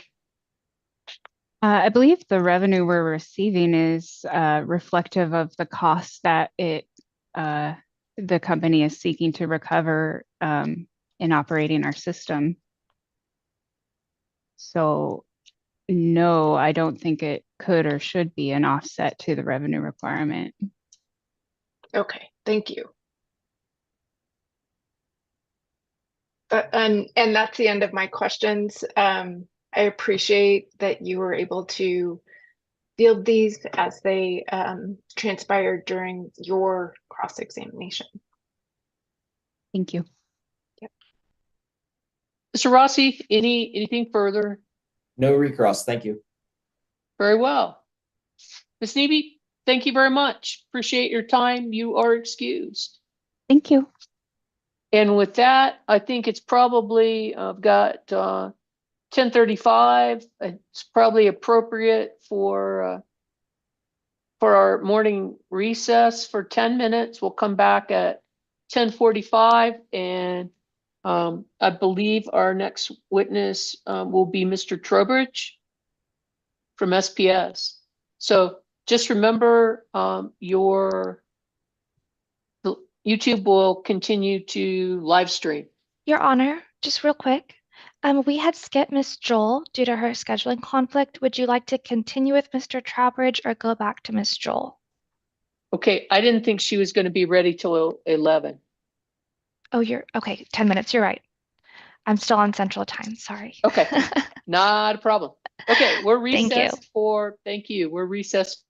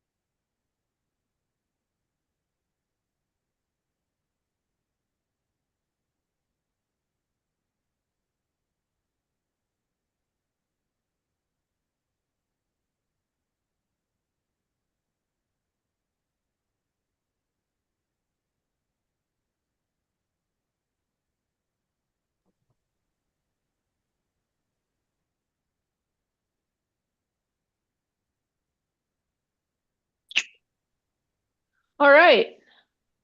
I believe we are back from our recess, and Miss Yule, you have another witness, Miss Hardy? I will be presenting Mr. Trowbridge, Your Honor. Very well. Let me find him. He's to my right. Red tie. And he's on my left. There you are. Good morning, sir. Good morning. Mr. Lee, would you please swear the witness in?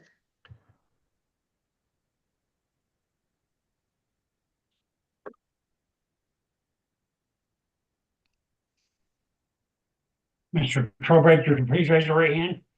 You solemnly swear the testimony you're about to give in the matter no opinion should be the truth, the whole truth, nothing but the truth. I do. Thank you, sir. Thank you. Go ahead. Thank you, Your Honor. Mr. Trowbridge, could you please state your full name for the record? My name is Alexander Trowbridge. And by whom are you employed and in what capacity? I'm employed by Southwestern Public Service as a manager of pricing and planning. And do you have in front of you a document marked SPS Exhibit 11? I do. And what is that document? That is my direct testimony in this case. Are there attachments to the direct testimony? Yes, Was the direct testimony prepared by you or under your direct supervision and control? it was. Do you have any changes today? I do not. Is the testimony true and correct to the best of your knowledge? It is. If you are asked the same questions today, would your answers be the same? They would. Your Honor, I move the admission of SPS Exhibit 11. Any objection to what's been identified as SPS Exhibit 11, Mr. Trowbridge, direct testimony as verified by him here today? Hearing no objections, SPS Exhibit 11 is admitted. Ms. Yule? Can you please identify the document in front of you that is marked as SPS Exhibit 12? Yes, that is my rebuttal testimony in this case. Are there attachments to your rebuttal testimony? There are. Was that testimony prepared by you or under your direct supervision and control? It was. Do you have any changes today? I do not. Is the testimony true and correct to the best of your knowledge? It is. If you are asked the same questions today, would your answers be the same? They would be. Madam Hearing Examiner, I move the admission of SPS Exhibit 12. Any objections to what has been identified as SPS Exhibit 12, Mr. Trowbridge rebuttal testimony as affirmed by him here today? Hearing no objection and finding Mr. Trowbridge rebuttal testimony compliant with 1.2.2.35 in the rebuttal rule of procedure for the commission, SPS 10, SPS 12 is admitted. Ms. Yule? Thank you. I don't have any further questions for Mr. Trowbridge. Very well. We can begin our cross-examination, and I believe, Mr. McMillan, that OPL has reserved 15 minutes. That's correct, Your Honor. Go ahead, sir. Okay, good morning, Mr. Trowbridge. My name is Michael McMillan, and I represent Occidental. How are you doing today? I'm sorry, Mr. McMillan, you're breaking up. Can you start again?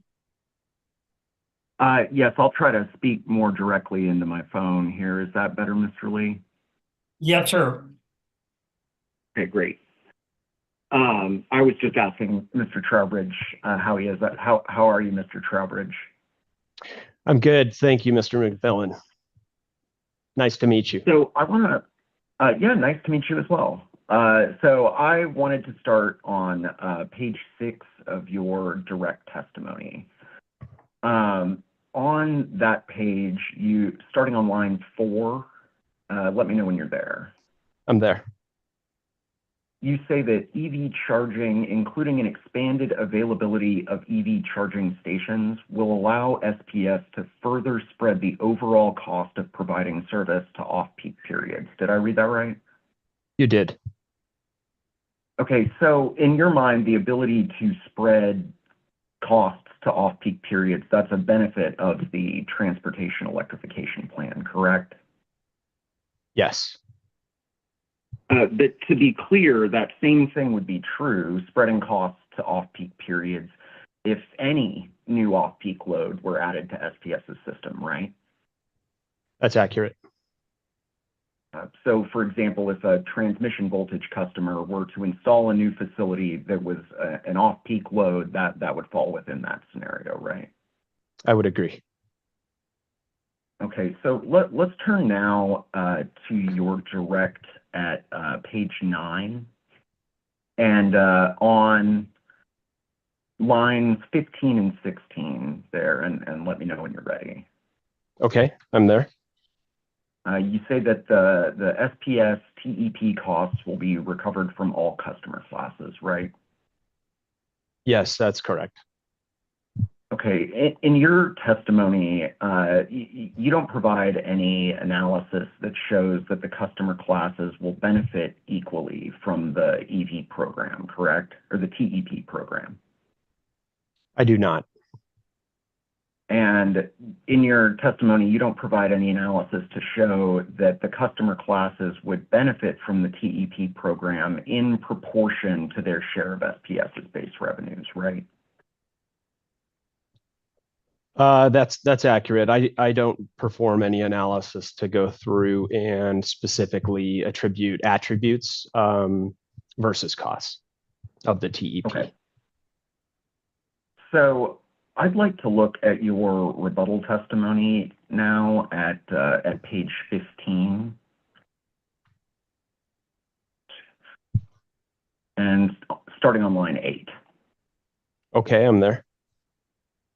Okay, starting on that sentence, you say, in fact, most, if not all, of the costs SPS proposes to incur support investments at either the distribution voltage level of service through enhanced infrastructure or at the individual customer level through line extension and metering infrastructure investments and rebates. Did I read that right?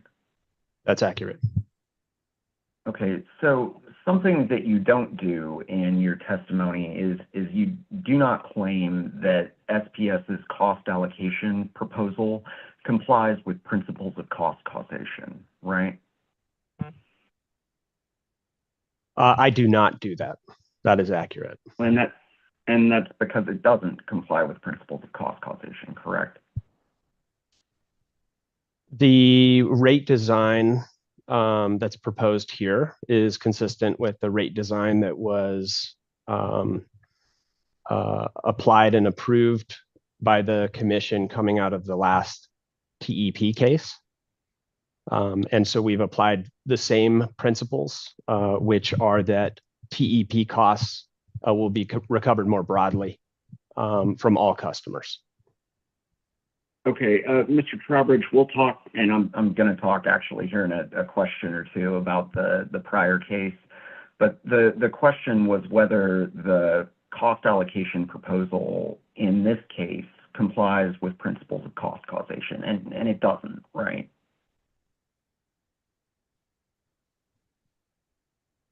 If we are, I guess there are layers to the way that I would respond to that.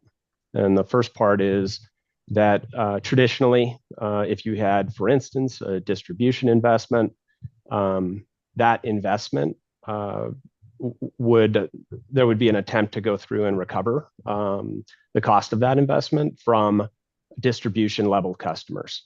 And so in this case, that's not the application that we applied. The TEP is a broader policy driven objective and investment. And so by statute, the company is required to go through and take these investments on. And consistent with a policy-driven approach, sometimes cost allocation is based on benefits, broad benefits. And so, okay, and yeah.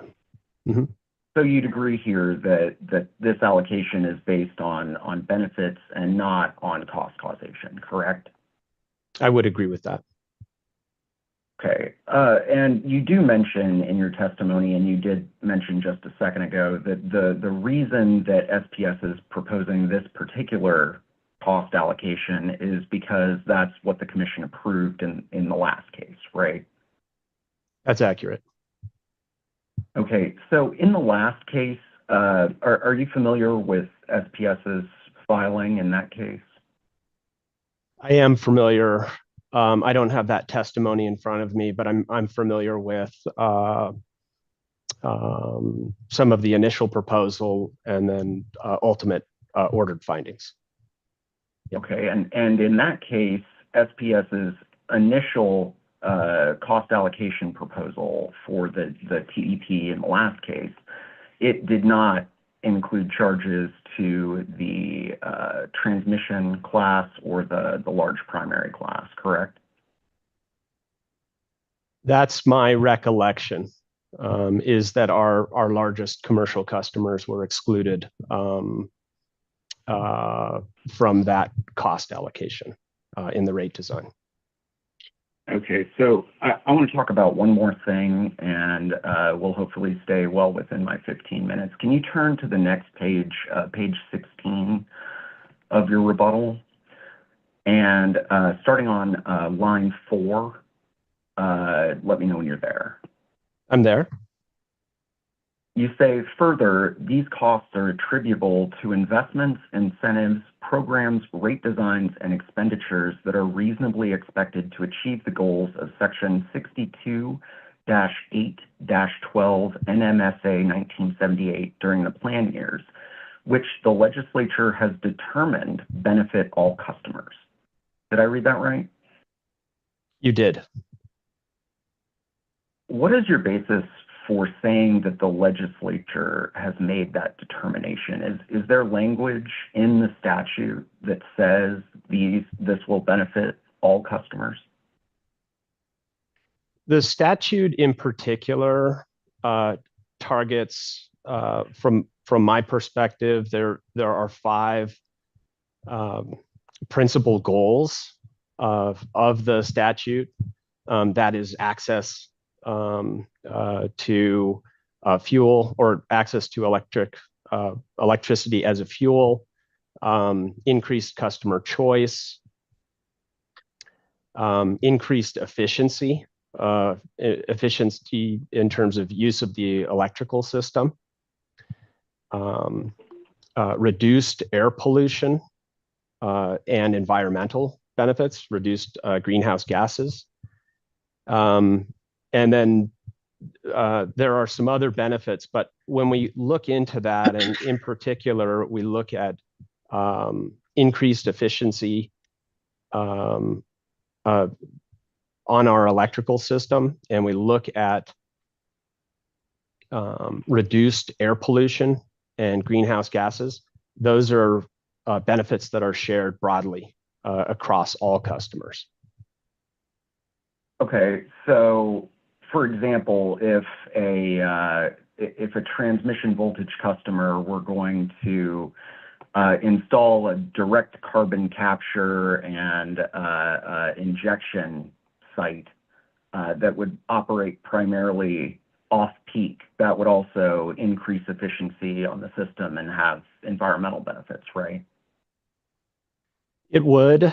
Part of my statement here in testimony in particular was to identify the costs that the company is proposing to incur, and then make the statement that they appear to achieve the objectives of the statute. So Okay. it's a qualification of the expenses that they fit into the statute.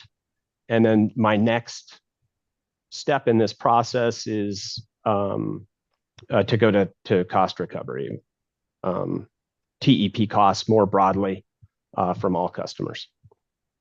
Okay, so speaking directly to cost recovery, in the TEP statute, the legislature didn't specify that TEP costs should be allocated to all customer classes, right? It did not. That's all I have for you. Thank you for your time, Mr. Trowbridge, and pass the witness, Your Honor. Thank you. Thank you, Mr. McMillan. I believe, Mr. DeSalen, you reserved 5 minutes for this witness. Yes, Madam Hearing Examiner, thank you. I will pass it on this witness.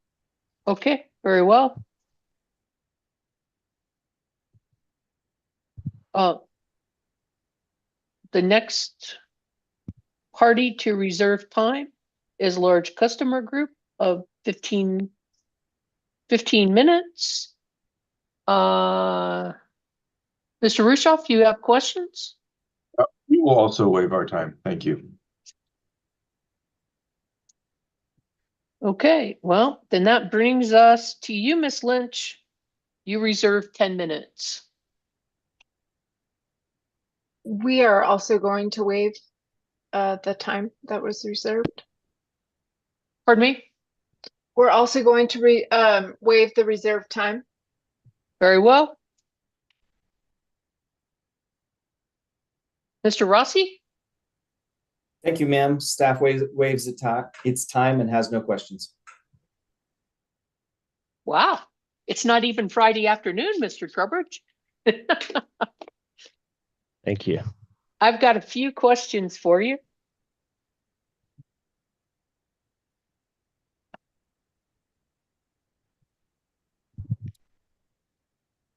And I guess what I was, and I'll just have you go ahead and tell me.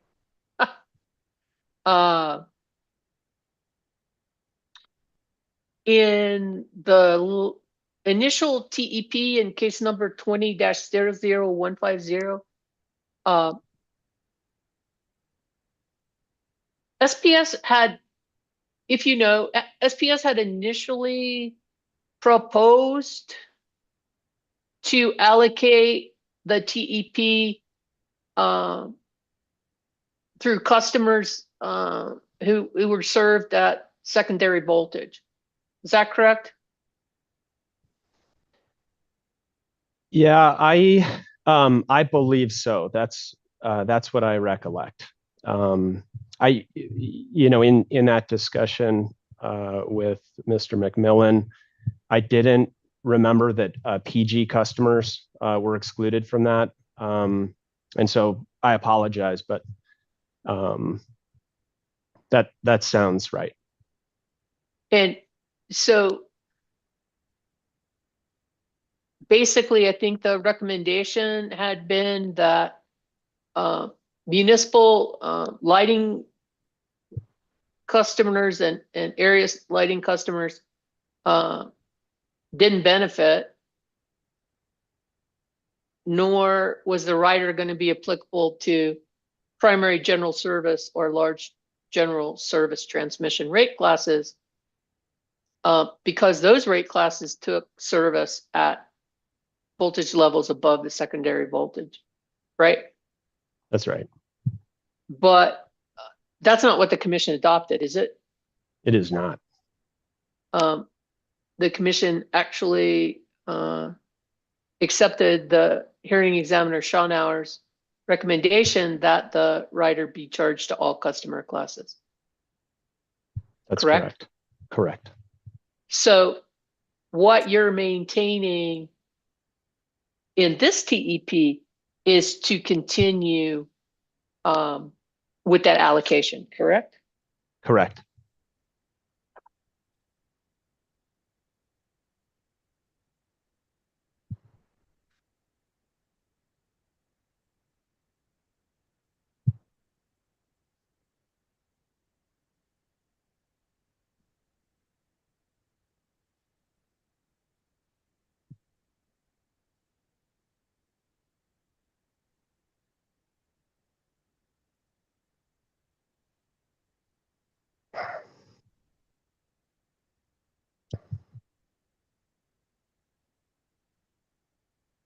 So were you listening yesterday when I asked one of the SPS witnesses about the change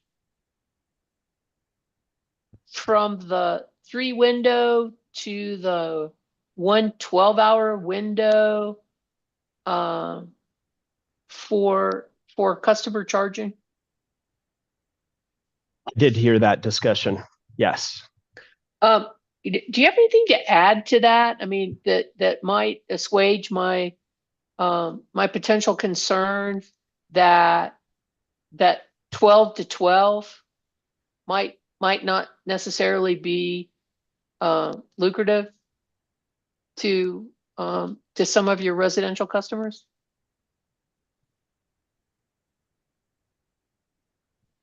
Yeah, I would say, you know, my thoughts on that.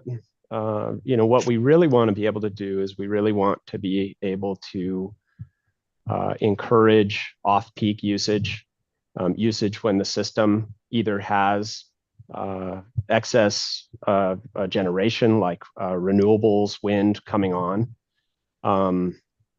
And I would say that that time period is a very rich time period in terms of potentially underutilized resources. And it also represents a good target time frame for the purpose of when new renewables can come on, like wind. So I think your question is about, does that help a residential customer? Is that a good time for a residential customer to be able to have an off-peak period? I think a lot of charging can be done on a managed basis, so it can happen overnight, and so it can coincide with those periods. There is some training that's associated with that, but the purpose is the end point, which is taking advantage of underutilized resources and new sources of renewables. I don't know that that's a terrible time for customers necessarily. A lot of cars have managed charging that's already kind of built in, and then we're offering, you know, several programs as well. And with that managed charging, is that what I was looking for, to find out that the customer's not going to have to go wake up and go out at midnight and actually turn the charger on? Yeah, I think so. Right. I mean, I believe, right, this is not my area of expertise, but that's my understanding is that this all has become fairly automated. Most vehicles can assist in that. Plus, you've got some other chargers that can do even a more targeted approach if necessary. And if your direct testimony, you're beginning on page 7, line 11, please explain SPS's TOU rate. And you go on and you're talking about that on page 8. And in response to the question posed at line 12, what are the on-peak hours under the TOU option? You're indicating that on-peak hours occur during the summer months of June through September, Monday through Friday, noon to 6. That's your testimony? Yes. So if that's when on-peak is for, and SPS is a summer peaker, right? It is. So you don't have, I believe, for example, I think Public Service Company of New Mexico has a summer and a winter peak now, but you don't have a winter peak, do you? Or do you? Yeah, we not within our TOU rates, but we do see our system peak in the winter. We have a morning peak that also occurs. there's a little bit of a morning peak. We're in the process of continuing to evaluate how our system is peaking. That peak is not as high as our summer peak. Okay. Yep. And that's. I'm sorry. Go ahead, sir. Oh, I was just going to say that's not how our TOU rates are designed. Our TOU rates are designed for that true summer peak, and to really target where we're seeing the load increase significantly as we get into the evening, kind of noon to 6 time frame. And what are we attributing the load increase to? Is it air conditioning? I think most of the load increase, right? So we see those. We see some load variation between our secondary general and small general service class versus residential. Both start to peak. Residential is really the class that we see pushing the later peak, and so that's getting home and likely air conditioning load in a lot of cases. That and then just general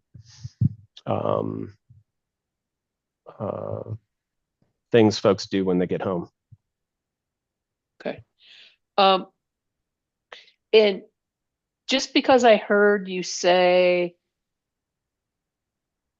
peak for TOU, you don't have a different peak period for non-TOU rates, right? No, we don't. Okay. So if peak is the 4 summer months from noon to 6, this 12 to 12 window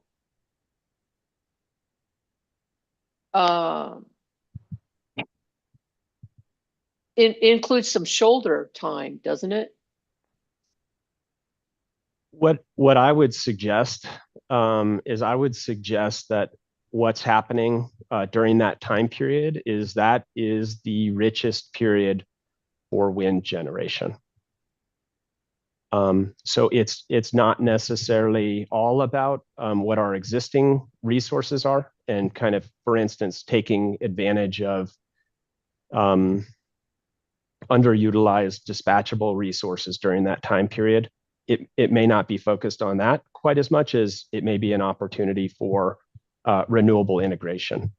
So you may have wind curtailment, and so that is a particularly rich time period from a wind perspective. Okay. Do you want to tell me something else? Oh, I was just going to expand on it just a little bit to say, our TOU rates were largely developed, in and around 2015, 2016. We need to continue to reevaluate what those time periods are, not just currently what we see on the system, but also to really understand intermittent generation and changes to our load. And so EVs may play a large part of that. Technology adoption may change, the shape of some of our peaks as well. More efficient instead of air conditioning. Maybe it is heat pumps. So that there are other things that may ultimately impact, kind of our forecasts of, kind of needed generation and efficiency on the system, essentially avoiding resources that may only generate for a small number of hours. Mm-hmm. Okay. Yep.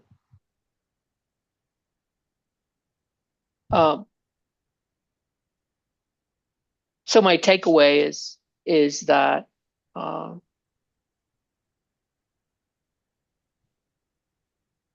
lot of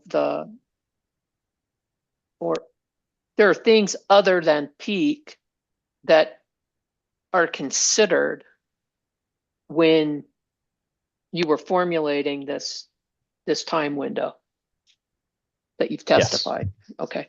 Yep. I did want to ask,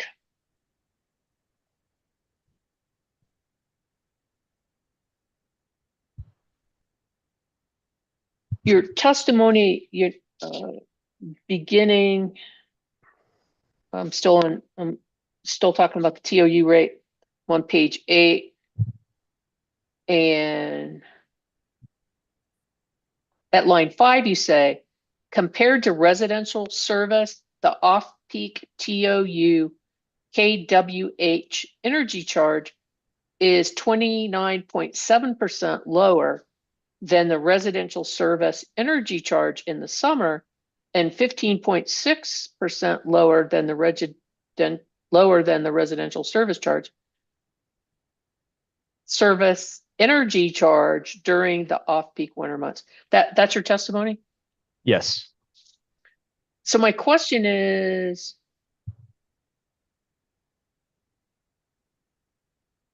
how much higher is the TOU non-peak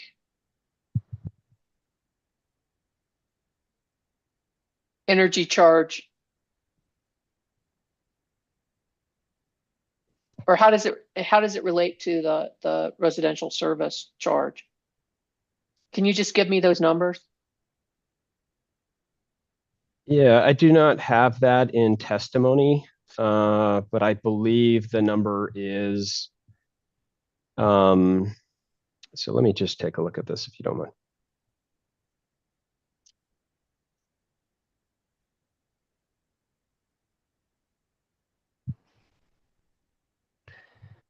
So are you asking for the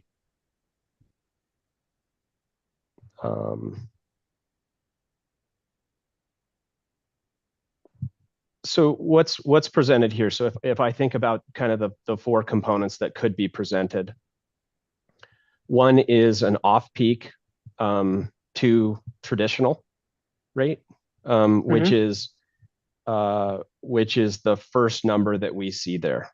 Right. Which is to say that during the summer, off-peak will be 29% lower. And then during the winter, it will be 15.6% lower. The other quadrants that we don't present here is what are the on-peak rates compared to the traditional service rates. Right. And that was what I was trying to get to. I misspoke when I said non-peak. I wanted a comparison between the TOU on-peak and as opposed to just the flat residential. And I think that those numbers, so I don't have that calculated here in testimony, but I think that it is around 2 to 3 times the standard rate. And so that on peak is summer only.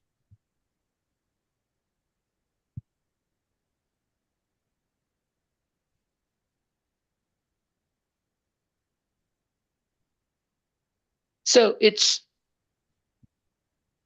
priced to really incentivize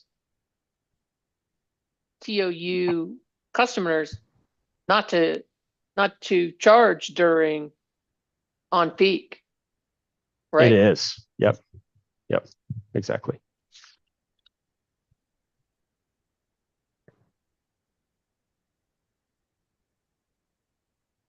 When you were, and I'm looking at pages 9 and 10, and you're discussing at line 13, why is SPS proposing a percentage-based rate applied to base rate revenue? Do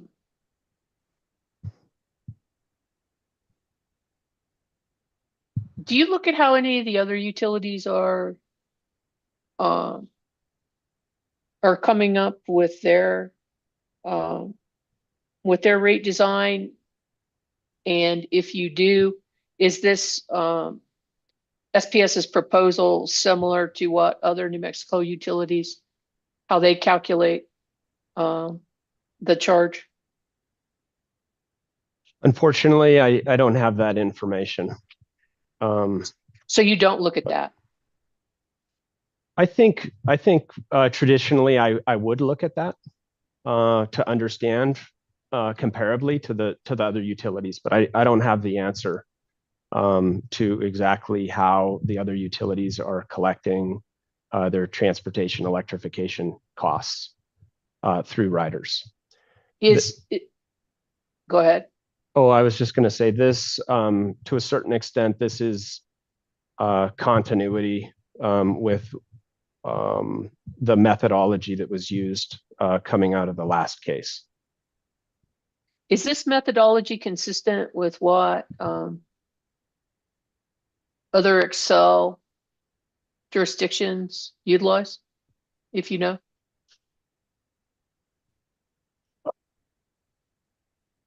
I do not have that information either, unfortunately. Okay. On page 10 at line 4, you're considering the rider, and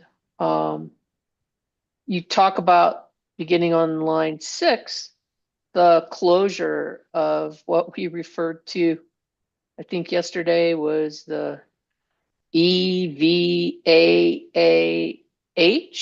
program. Yes. Yeah, you probably heard me ask some questions about that yesterday. And that's a $12 a month program, right? Yes. And that only has two customers. Yes. So did you have a particular treatment in your rate design for what's going to happen to those two customers? I didn't make any proposals in particular to that tariff. I think you're asking, what is the company going to continue the tariff? Is it going to terminate the tariff and terminate the obligations for those two customers? And I don't know that we've come to a decision as a company, but I think administratively it would probably make sense for us to move on from that from a tariff and billing perspective. So that's not a recommendation, but it's kind of a practical outcome of the low participation.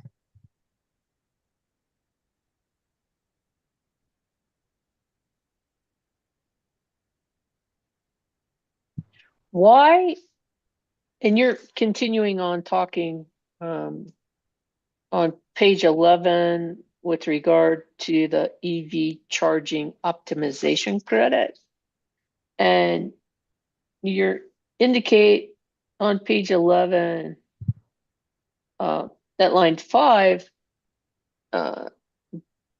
it's applied to the customer's bill for SPS electric service after the peak period concluding at the end of September.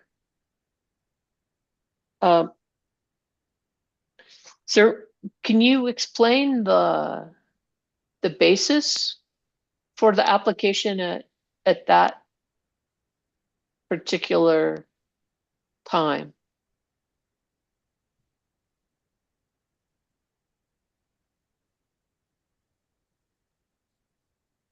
This just represents the customers being compliant with off-peak charging at the end of the summer period, ending in September. Then we would be able to confirm that they did in fact avoid or were charging during off-peak, and they'll receive the credit. But I think that that's the that's that particular point. Well, yeah, I just want to know why that you're applying the credit at that particular point of the calendar. It's once they've complied with that requirement that they'll receive the credit.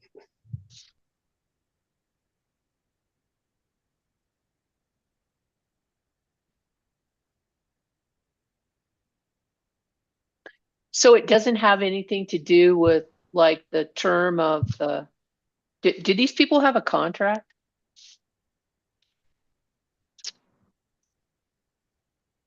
So I believe so. I believe Patrick Murphy would be more familiar with the contracting of that program or the agreement.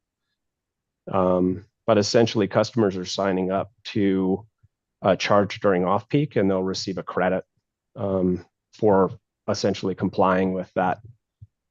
And that's what's happening here.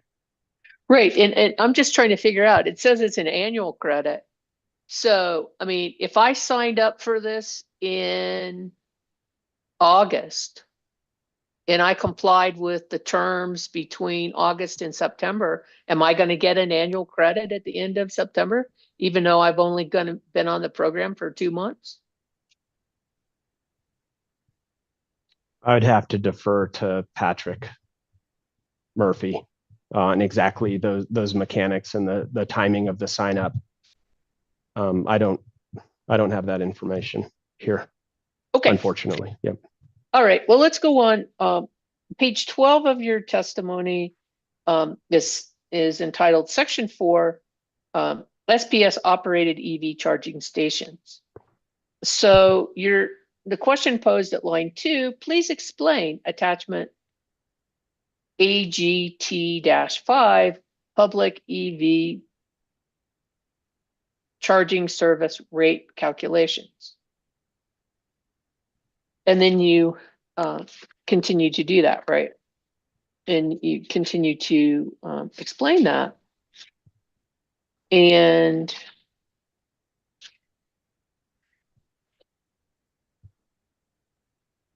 so if we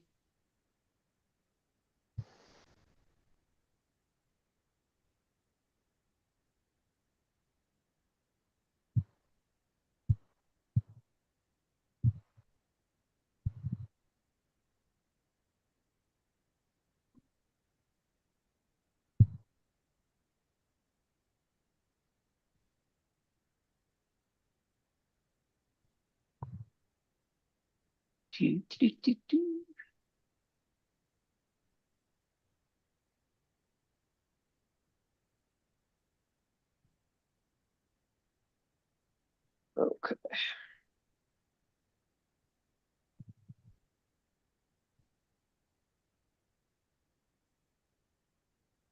Okay, so there's AGT-5 that you're testifying about, right? Yes. Okay. So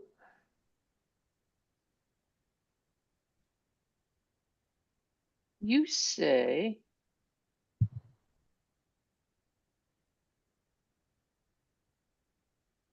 at line 10 of your testimony on page 12, SPS is not recommending a change in this rate from the commission approved rate in the last case, based on the fact that gas prices have not changed significantly since the time frame the rate was originally set. That's your testimony, right? Yes. And it's footnoted, and at the bottom of the page, a footnote says, in 2021, the average price of gasoline in the US was $3.01 per gallon. That's right. Right? Yes. And then it says the retail price consumers averaged $3.52 in 2023. However, prices decreased to $3.05 per gallon at the end of 2023. I'd like to know where you got this information from in your footnote. So yeah, unfortunately, I don't see a hyperlink to that. This was, I'd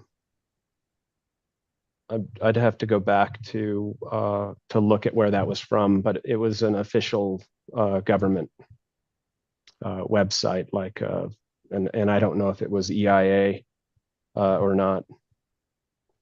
Well, So. in looking at this AGT5, where the calculation for the gasoline vehicle, it says a gallon of gas at $2.25 a gallon, right? Yeah, so there's a discount essentially that's applied in this calculation. Well, between the 301 and the 225 to get to a discounted equivalent rate of gas.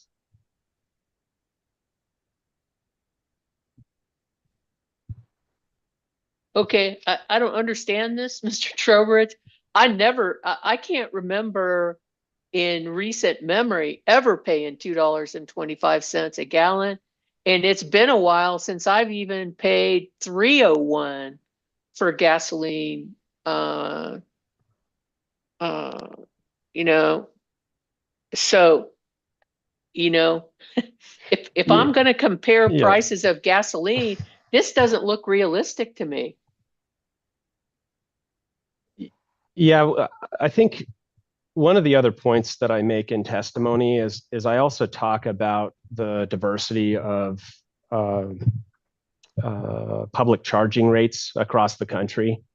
So we have, part of what we do, or part of what I've done in this explanation is I explain the rate that it would be necessary to charge a commercial customer. So, so on the next page, on page 13 at the very top, very broad range of rates that are charged across the country are between 25 cents and 75 cents of kWh. And we know that there are charging stations that are charging a dollar per kWh. Which is pretty significant. I'm just trying to look at, in particular, the just wanted to see here. I think it's about $3.36 is the. Well, like I say, I just would like an explanation of how you can cite one set of figures for gas in your testimony, but then in your attachment, you're not even using a number close to those numbers. Yeah. All right. Well, let's. I'll kind of go through the thought process a little bit. Okay. In terms of what it was that I saw that was approved in the last TEP. And the rate that was applied here.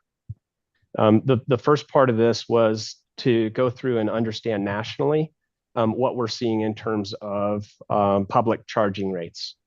And what I found is I found a very broad range. I then went through the process of analyzing what I thought it would cost on a traditional basis where we were charging for demand at the station with a 1.3% load factor. And so that's on page 16. And I talked there about that it would be $3.54 a kWh. Ultimately, the rate that was approved in the last TEP was based on this methodology of a $2.25 gallon of gas and then this equivalence between a 30 mile per gallon vehicle and what is a 95 mile per gallon EV equivalent. Given that $2.25, which I agree, did not agree to the average gas price, and that was also a regional gas price, by the way, not the 225, but the quoted value on page 12, the $3.01. I came to the conclusion that what was approved was not based on the average price of gasoline, but was approved at a average price of gasoline equivalent at a discount, essentially about a 75-cent, 76-cent discount here. And so again, I applied those same principles. The difficulty in this, of course, is that from a traditional commercial customer perspective, that number would have to be, over $3 kWh. And so this is a slight accommodation, and it also falls in line with the discount that we provided during the last TEP. In your testimony on page 13, you make the statement at line 5 or line 6 that the average EV battery has about 70 kWh of usable energy. Is that right? Yes. Do you know how long it takes that that battery to be charged from flat to 70 kWh?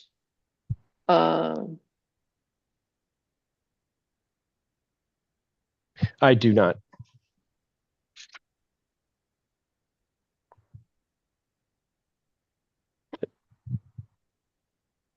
I was going to say that my understanding in a lot of cases is that the batteries often aren't fully charged, that really targeting a lower percentage, maybe up to 80%, is the most time efficient. I'm getting outside the scope of my testimony, obviously.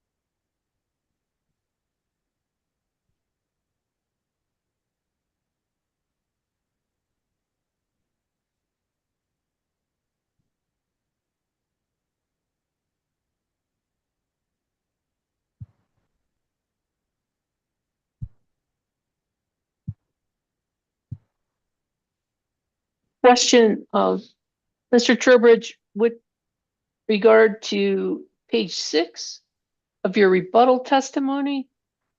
The questions posed at line 11, if the commission required a new commercial EV rate, how would it be designed? And you begin your answer at line 13 saying, commercial EV charging could present a unique and distinct utilization of the electrical system. What did you mean by that testimony?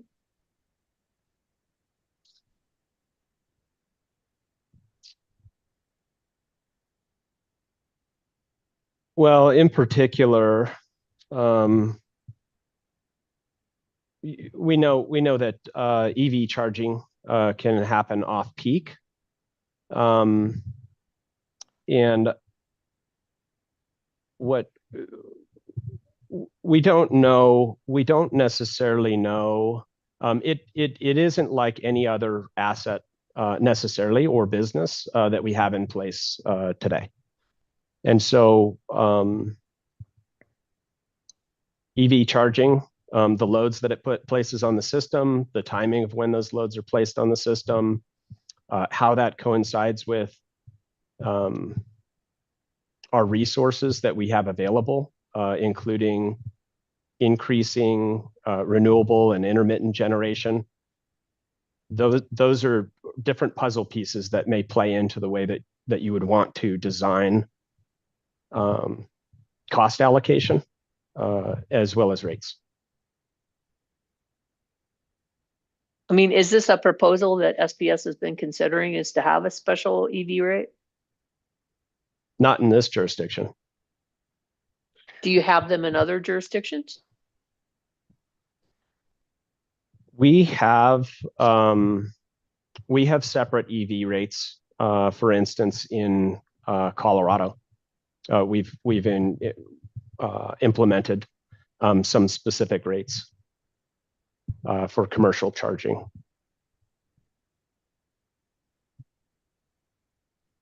And in that case, in particular, we have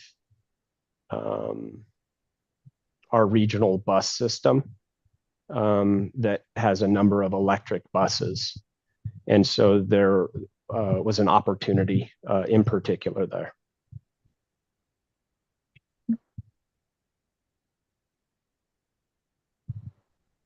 Well, it's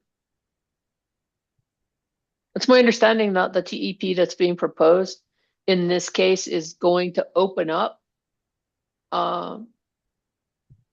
some options for fleet and other commercial charging that's not owned by SPS. Is that right? Certainly, yeah. So based on the proposed projections and a lot of optimism, if SPS gets customers in those categories, you think maybe here in not too short order, maybe in your next DEP, that you might be proposing something like that if you have a good take rate?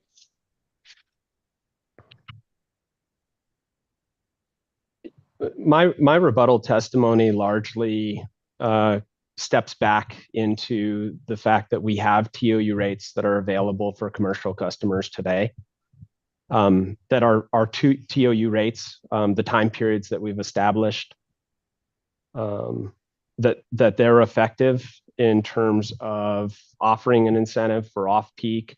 They're very accommodative with regard to reducing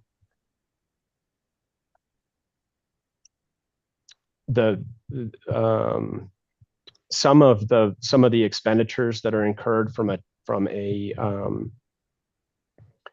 demand-based charge. The TOU rates are accommodative in that way, and so I don't know that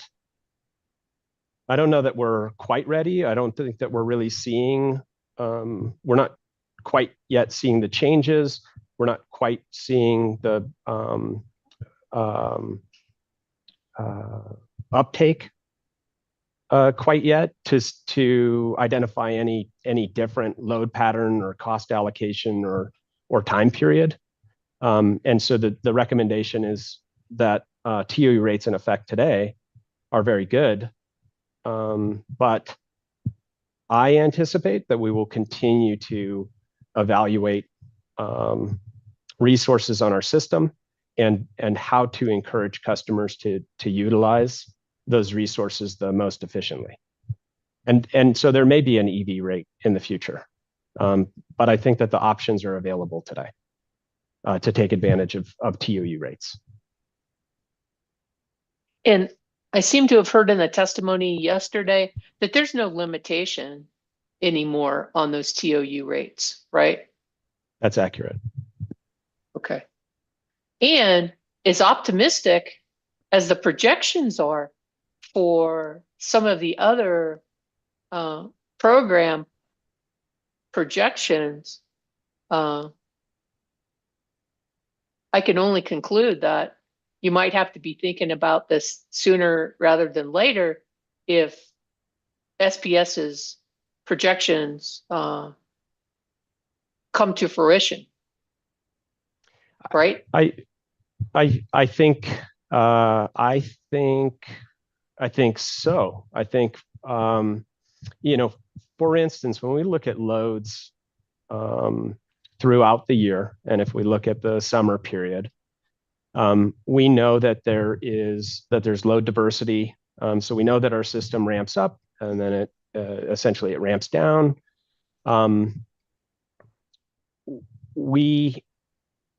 It appears right that we have capacity today potentially to meet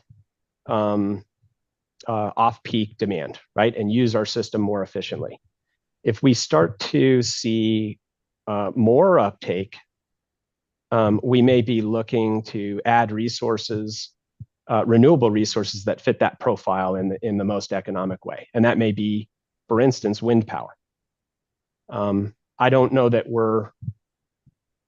I don't know where we are exactly from a planning perspective in terms of how far that could go. But generally, wind is very inexpensive. So if there was charging, taking advantage of that, there's potentially a lot of benefits, and it's relatively inexpensive. Okay. Yeah. Thank you, sir. Thank you. Hearing Examiner Greencamp, any questions for Mr. Trowbridge? Yes, just a couple, probably no more Please. than three. Good morning, Mr. Trowbridge. Good morning. Am I pronouncing that right? Is it Trowbridge or Trowbridge? It's Trowbridge. Trowbridge. Okay, perfect. Just a couple of questions for you. Probably will not take much time. If you could turn to page 14 of your rebuttal testimony. This topic was discussed at some length yesterday, I believe in Mr. Cunningham's testimony. But I just want to ask you about it as well. You say on page 14 of your rebuttal, this is in reference to a number of the parties' recommendation that distribution costs should be moved to the next base rate case rather than in this TEP proceeding. And you responded by saying that it's important for SPS to have authorization to make these investments now because it will allow SPS to expand transportation in its service area in accordance with the goals identified in statute. And I'll ask you the same sort of question that I asked Mr. Cunningham yesterday. Why is it necessary to have these investments approved through this TEP? Would SPS be able to make these investments now without approval in this TEP? So my understanding is that the company is attempting to make a proactive investment to expand access to electricity as a fuel source, to provide customers additional choice as to where it is that they're able to go through and charge their vehicles. And those two components in themselves are essentially the goals of the statute. So my understanding is that the investments that are being made are to meet the goals of the statute. And that's why I believe that they're TEP costs, that they're appropriate here. The company can make those investments. The company could still make those investments outside of the TEP structure. But these investments in particular are intended to facilitate infrastructure build out throughout through the transportation corridor, and in particular areas that would facilitate adoption of electric vehicles. That kind of gets a little bit outside of my area of expertise, but my understanding is that they're targeted investments. They are transportation infrastructure. Their intent is transportation infrastructure specific, and I don't believe that these investments would be prioritized in the normal course.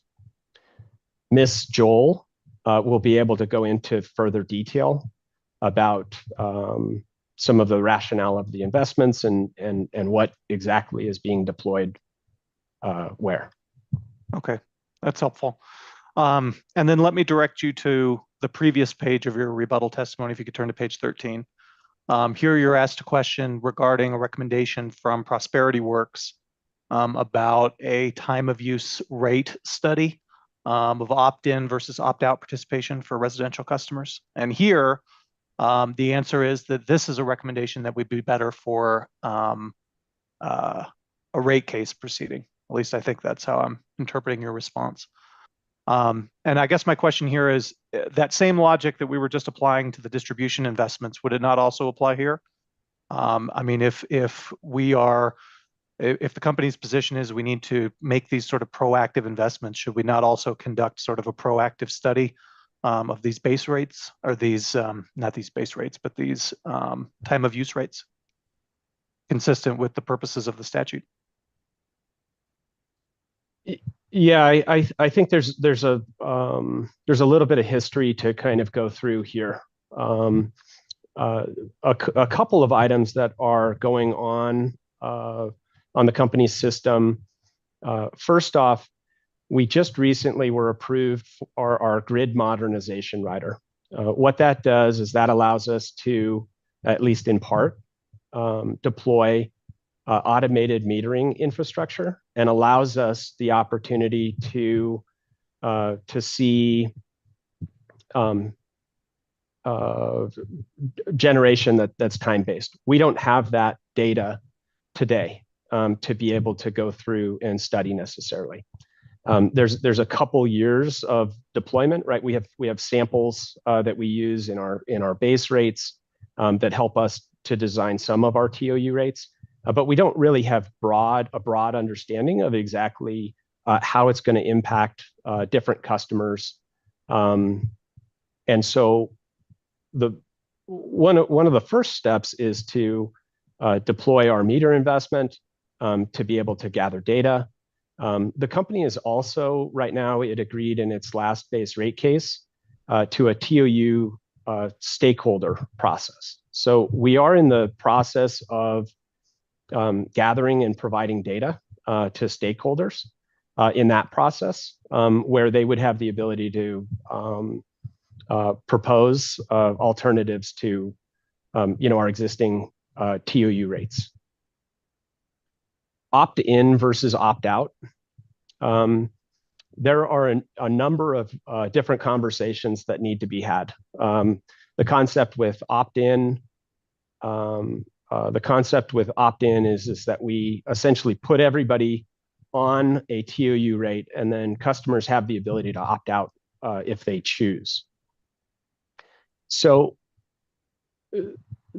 that issue in particular, first off, we need to kind of understand the magnitude of bill impacts to customers as we put them onto TOU rates. So we need to be able to understand a spectrum of impacts that TOU results cause customers, because there will be customers that will be high on peak energy users, and those that are higher off-peak energy users. And so the mere change in the rate will have significant bill impacts to customers, either lowering their bill or raising their bill.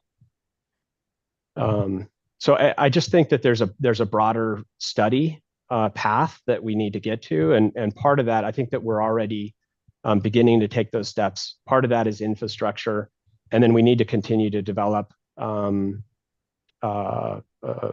study, make recommendations, potentially have a pilot in the future. And out of that, I think that there can be some recommendations and way into the opt-in versus opt-out.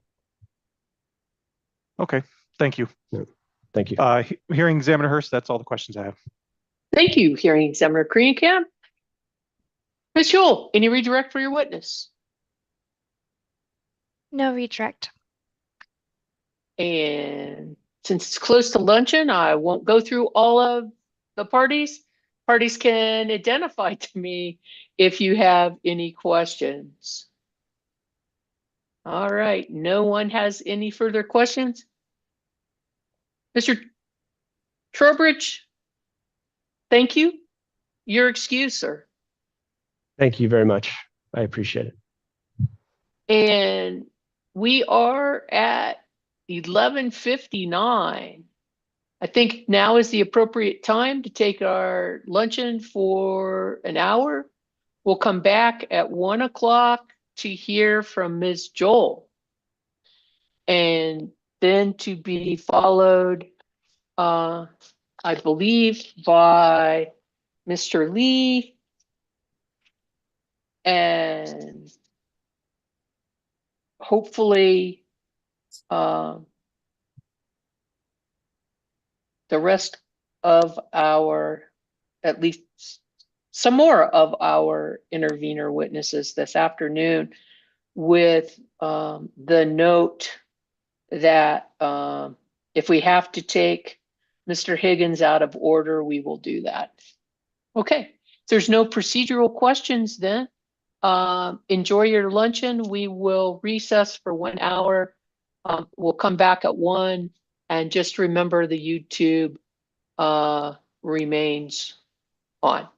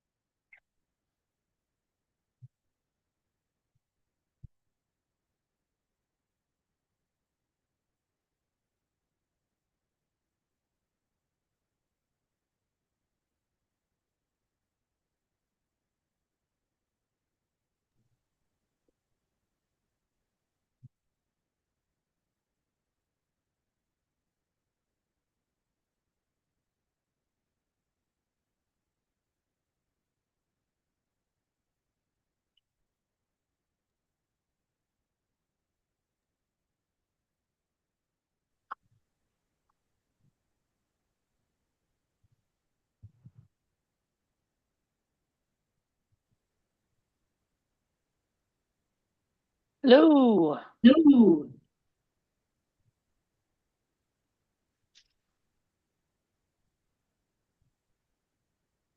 Mr. Lee, are we ready? Yes, Judge. Okay, why am I getting an echo?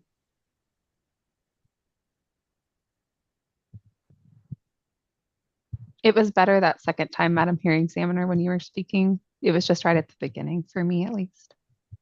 Okay, it's like these wireless headphones keep announcing who you're connected with. That was weird. Okay, great. Well, welcome. We're back from our luncheon recess. And let's make sure we have, looks like we have everyone we're supposed to have. So who's going to be presenting the next witness? You, Miss Yule? That will be me, Madam Examiner. Oh, okay. Miss Hardy, please go ahead. Thank you. SPS's next witness is Miss Brianne Joel. Good afternoon, Miss Joel. Afternoon. Mr. Lee, would you please swear the witness?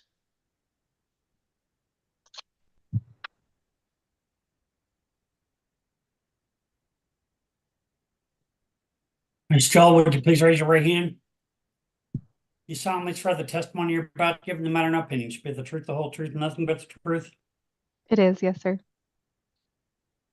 Thank you, ma'am. Thank you. Thank you, sir. Go ahead, Miss Hardy. Thank you. Good afternoon, Miss Joel. Afternoon. Can you please state your full name for the record? Brianne Rebecca Joel. By whom are you employed and in what capacity? Xcel Energy Services, and I'm the manager of distribution planning and strategy for the SPS region. Ms. Joel, do you have a document in front of you that is marked as SPS Exhibit 7? I do. Can you please identify that document? This is my direct testimony. Was that testimony prepared by you or under your direct supervision and control? It was, yes, ma'am. And if you were asked the questions in your direct testimony as you sit here today, would they still be true and correct? Yes. And do you have any attachments to your direct testimony? I don't believe so. No. Madam Examiner, I move the admission of SPS Exhibit 7. Is there any objection to what's been identified as SPS Exhibit 7, Miss Joel's direct testimony, as affirmed by her here today? Hearing no objection, SPS Exhibit 7 is admitted. Ms. Hardy? Ms. Joel, do you have a document in front of you that is marked as SPS Exhibit 8? I do. Can you please identify that document? This is my rebuttal testimony. Was that rebuttal testimony prepared by you or under your direct supervision and control? It was. Are there any attachments to your rebuttal testimony? No, ma'am.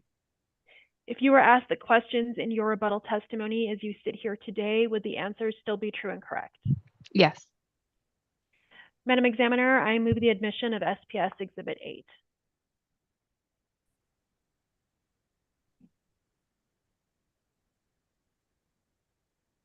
Any objection to what's been identified as SPS Exhibit 8, Miss Joel's rebuttal testimony, as affirmed by her here today?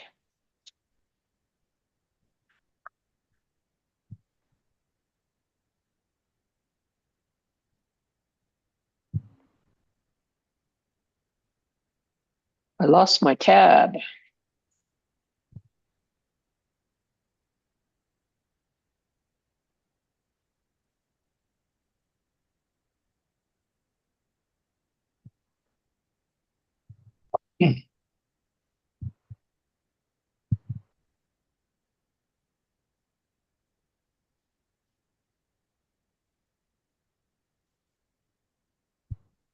Hearing no objection, SPS Exhibit 8, Miss Joel's rebuttal testimony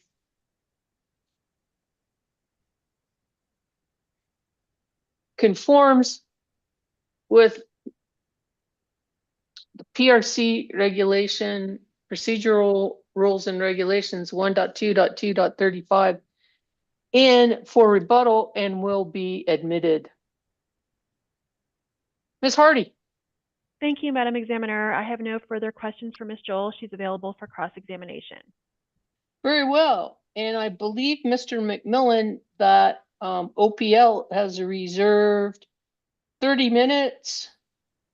And then I added 6 minutes because of the deferrals from, I believe, Mr. Cunningham. Yes, Your Honor. Very well. Ms. Joel, have you testified here before?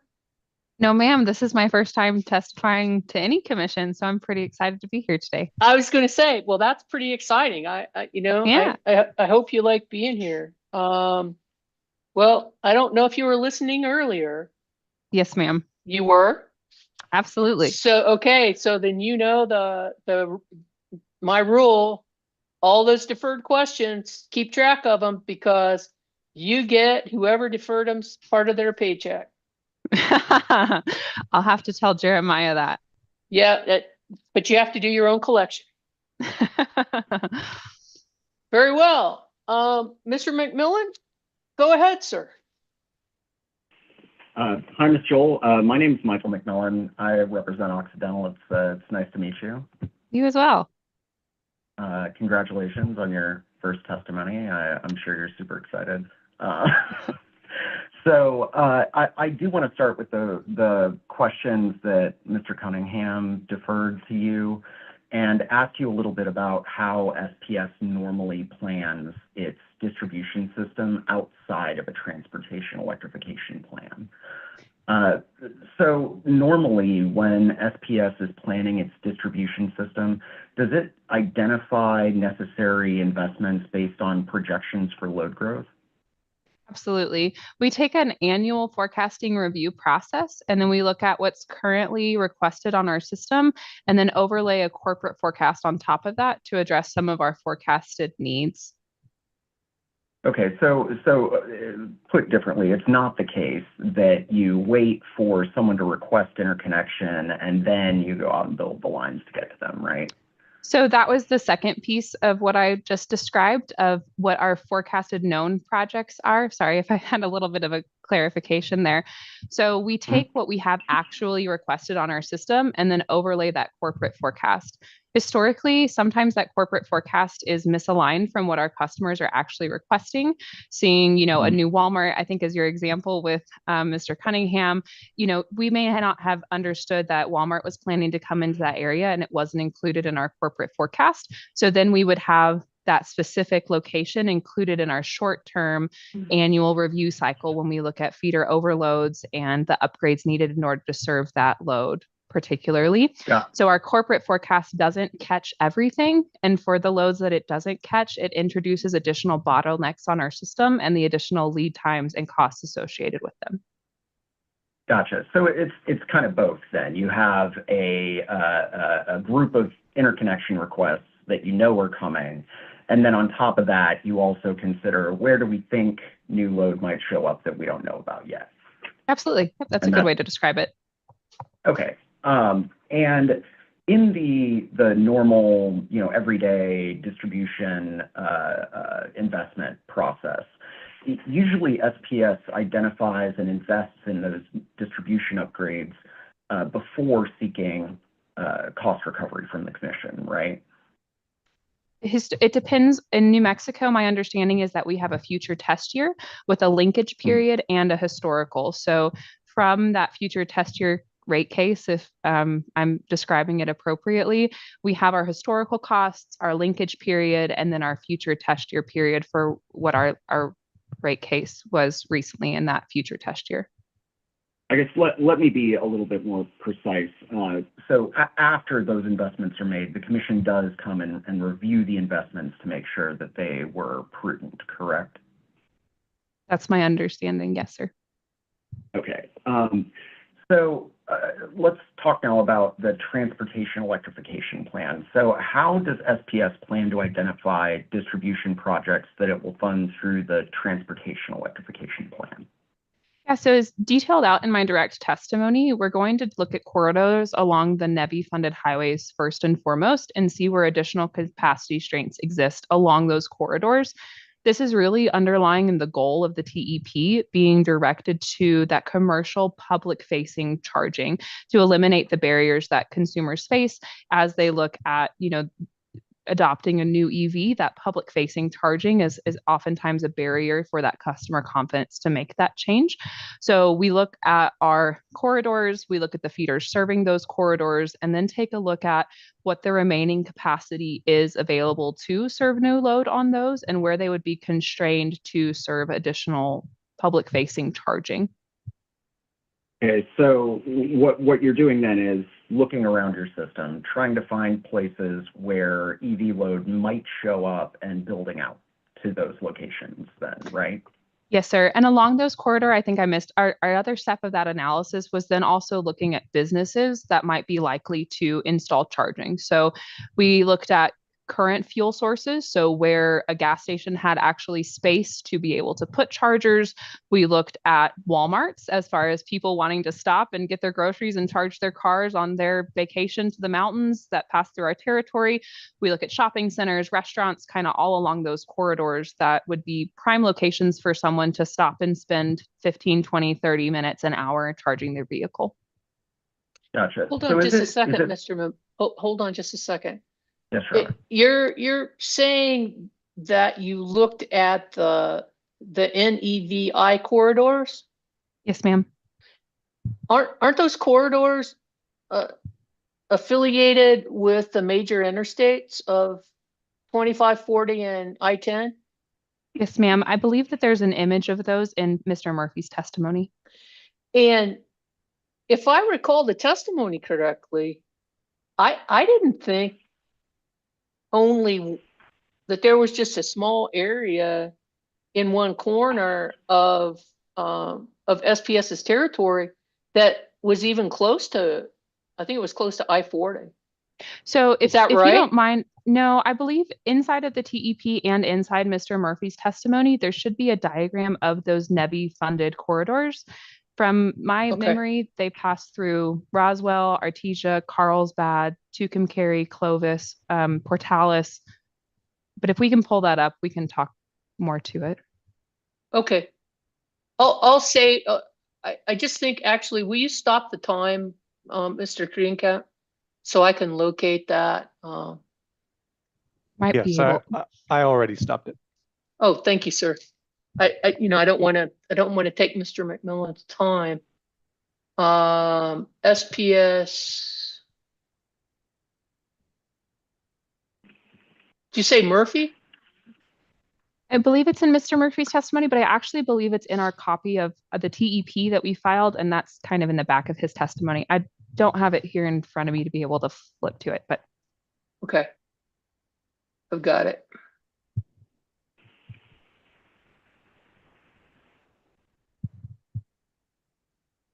I think.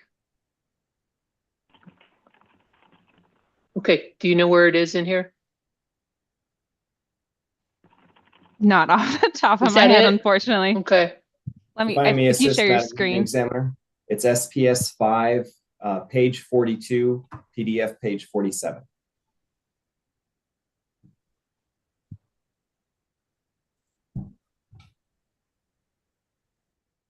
It's not. It's in the TEP. I believe it's page 42, Madam Hearing Examiner. I'm not sure if that's okay. Well, I'll go on to what you think it is. Page 42 of 43 is not, that's not a picture. Hearing Examiner Hurst, I think if you look at the direct testimony of Patrick Murphy. I got it. Yeah, for page 42 of that. Okay, so it's not his attachment that I was looking for in the TEP? No, I think it's okay, there we go. Page of his direct. It's figure PJM-2. Okay, there you go. I got it. Mhm. Let me just share it.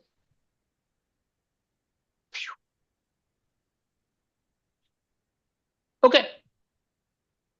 Yeah, absolutely. So if you zoom in just a little bit, you can see that Clovis, Portales, Roswell, Artesia, Carlsbad, those are some of our main city centers. And then Tucumcari obviously is on that list as well, for where we expect those corridors to really be highlighted at. Right, but really, I mean, the only one that is near 40, 25, or 10 is Tucumcari, right? Yes, ma'am. Clovis, Portales, Roswell, those are all not on those main interstate corridors, are they? So that's correct. We did our assessment based on those state and U.S. highways as well. And that could be my misunderstanding also. That's the analysis that we conducted on the distribution side, was along those main highways highlighted in this figure. Okay. All right. Thank you. Go ahead, Mr. McMillan. One moment, let me get my questions back up. There we are. Ms. Joel, correct me if I'm wrong, but there's nothing that would prevent SPS from making the type of distribution investments that it's included in its TEP outside of the TEP in the normal planning process, right? So the difference is this is proactive system investment. We're not waiting, or we're not intending to wait for a feeder to reach over that 75 planned threshold limit described in our kind of the distribution planning process that I talk about in my testimony. We're not waiting to hit that threshold in order to address these projects. It's meant to be proactive. We currently have a process that goes through discretionary projects, which these proactive investments would be considered discretionary projects, as there's not a pressing demand cause risk on our system right now, right? So they would be discretionary projects that would go through our risk scoring and mitigation process, and then they would be scored amongst all of the other efforts on our system that we're looking to address. So our, reliability concerns, our additional load growth, where we see other forecasts, they would not be specifically targeted for electric vehicle adoption growth and that public charging infrastructure framework. That's why we've included the distribution investment in this TEP, so that it can have a targeted focus and move from that discretionary bucket to a non-discretionary, specifically focused and targeted for our electric vehicle market. Okay, so I want to do a little comparison based on what we talked about earlier. So earlier we talked about the non-TEP distribution development process. And you said that you have interconnection requests, and on top of that, you put a load growth forecast to determine where to make distribution investments, right? Yes, sir. Okay, so let's say that your existing requests would not push a feeder above that 75% limit, but your load forecast would. That would be an indication to go ahead and do that project, right? That would still make it a discretionary project. Gotcha. Because so here, I don't know if SPS has any currently, but SPS could have current EV charging infrastructure interconnection requests, right? Yes, sir. And on top of that, what y'all have done in this case is provide a forecast for where you think and how much charging load you think will show up, right? Yes, sir. Okay, so you'll agree with me that those processes look pretty similar, right? It's just a timing concern. So the availability to do it sooner and proactively, targeted for electric vehicle adoption, is what we're really asking for the support in this case. Okay, so you'll agree with me, though, that those processes are similar? They're similar, yes, but the timing on them is substantially different. So to what extent in the normal distribution system planning process does SPS integrate its assumptions about prospective EV load? Can you re-ask that or maybe restate? I want to make sure I understood you correctly. So out here in the normal distribution planning process, you have your interconnection requests and your load forecasts. Do those load forecasts include prospective EV charging load? Yes, it's integrated into our corporate forecast. Okay, so I want to talk a bit about, let me see if I have this up, page 5 of your direct testimony. And let me know when you're there, and I will try to pull up my own. Yeah, go ahead. Okay, so on page 5, and I neglected to get the PDF up, so I don't have the line number, but you say that distribution upgrades are necessary, the ones being discussed in this case, are necessary to address barriers to commercial and residential charging, and then this is the part I'm quoting, such as limited capacity and obsolete primary voltages, right? Yes, sir. I'm sorry, such as limited capacity and Such as limited capacity and obsolete primary voltages. So in the normal distribution planning process, outside of a TEP, if SPS were to determine that a particular distribution feeder had limited capacity or obsolete primary voltages that would prevent it from effectively serving an area, would SPS be justified in upgrading that feeder, in your opinion? Yes, but again, it boils down to a timing concern. So let's take the obsolete primary voltages, for example. Today, we're going to prioritize those based on the failing assets or the condition of the system and the reliability concern, potentially not on the growth of our forecast. Should we have the additional funding in our TEP, we can re-strategize a subset of that and take a look at where we have those obsolete voltages that prevent us from being able to serve load in a timely fashion and re-strategize and bring them forward, where otherwise they would have been deprioritized in the discretionary budget process. Well, but for example, if you have a distribution feeder where you project that you will need to upgrade an obsolete primary voltage based on your normal distribution planning load forecasts, SPS would try to upgrade that and would prioritize a project like that, right? Correct. Okay. So let's turn to page 8 of your direct testimony, and hopefully I'll be able to get mine up as well. There we go. It's okay. One moment, I almost have it. Okay. So on page, there we go.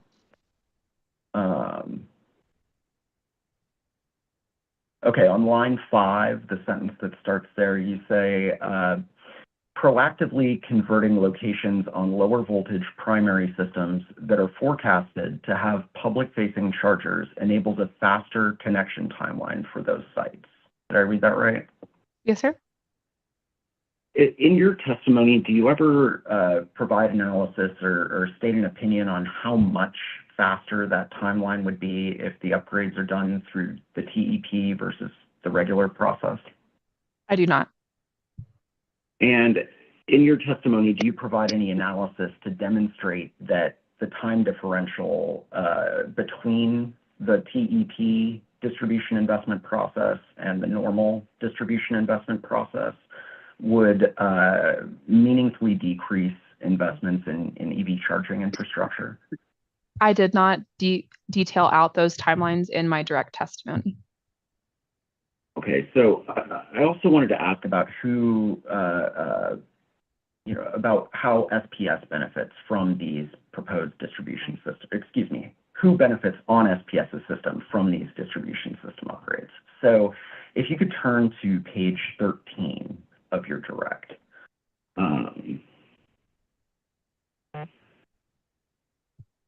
And starting on line 2, you say, the reliability and resiliency provided by additional capacity in city centers is valuable to all customers who reside in those locations, regardless of the speed at which EV adoption takes place. Did I read that right? Yes, sir.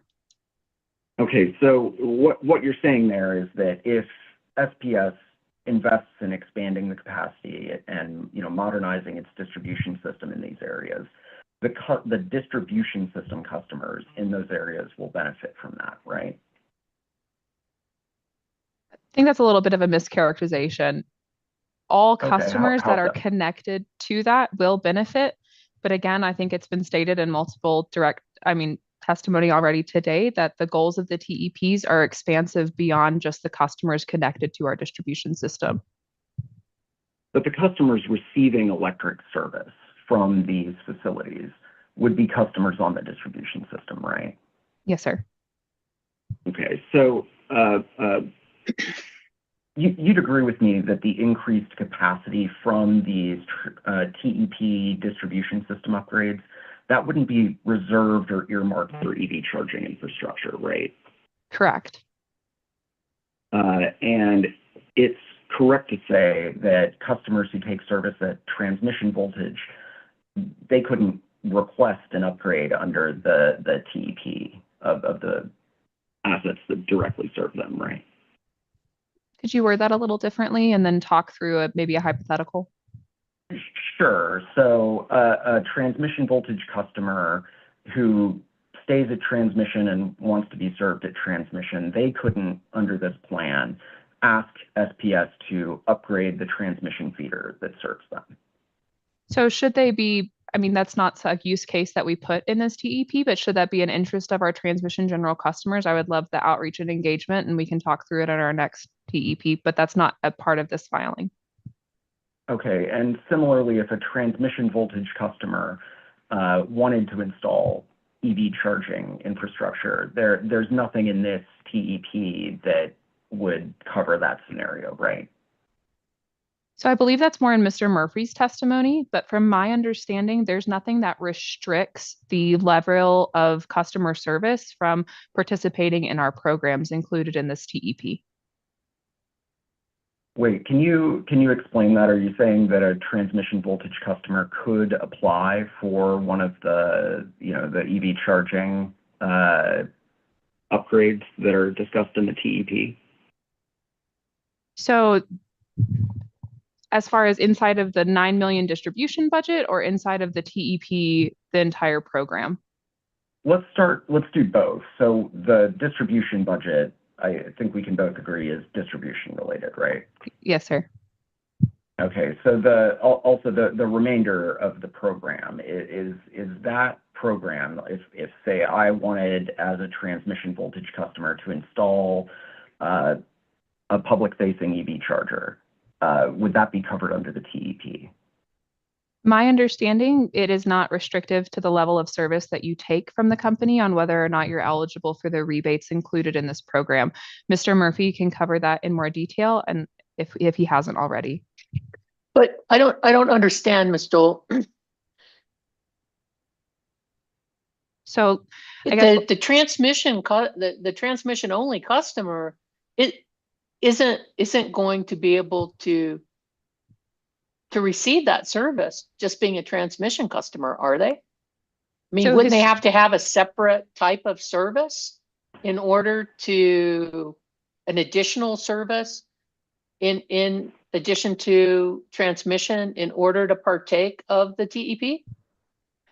So let me back up and maybe walk through how my understanding of a transmission service customer, they take transmission service, they transform it, they step it down usually through a substation on their side down to a primary voltage, and they own and operate their own distribution system, and then they step it down again to their secondary voltage that they use on their site. From my understanding of the programs for the charging rebates and items included in this TEP, we are not mandating them to have a secondary level service from Xcel in order to participate in those rebate programs. Once they step it down on their side and they do their wiring rebate and they put in their charging system, they can apply for those rebates like a distribution customer or a primary general customer would be able to, is my understanding of the programs included in this plan. So even though they're providing their own transformation, their own secondary, if they want to install a public facing charger and apply for a rebate next to their transmission top level service, I think that would be welcomed in this transportation plan. Thank you. Go ahead, Mr. McMillan. That was all I had, Your Honor. Thank you, Ms. Joel, and welcome again. Thanks. Thank you, sir.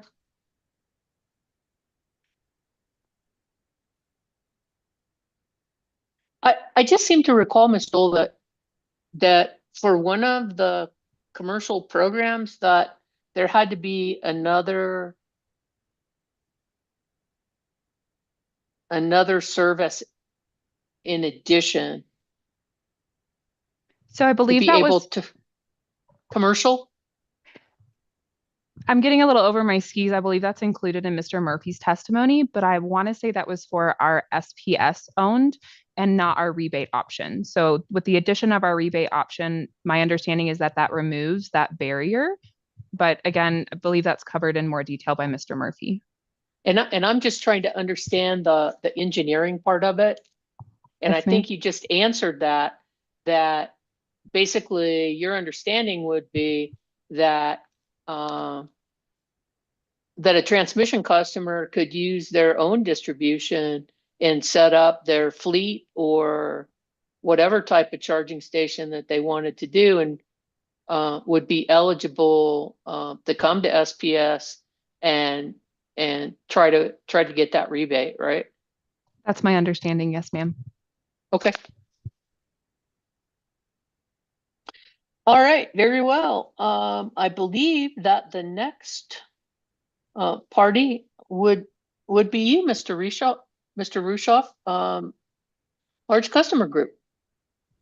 I'm actually going to take this one as well, Hearing Examiner Hurst. Okay, Ms. Roach, go ahead. Thank you. I'm sorry to interrupt. How many minutes do we have? Oh, I'm sorry. Sorry, who said that? I did. This is Hearing Examiner Camp, Mr. Lee. 15 minutes, please. Perfect. Thank you. Wait. Yes. Go ahead. Thank you. Good afternoon, Ms. Joel. My name is Christine Roach. I am representing the New Mexico Large Customer Group. It's nice to meet you. You as well. I have just a couple questions for you about distribution upgrades also. And I'm going to try to pick up on where Mr. McMillan's questions left off and avoid repeats.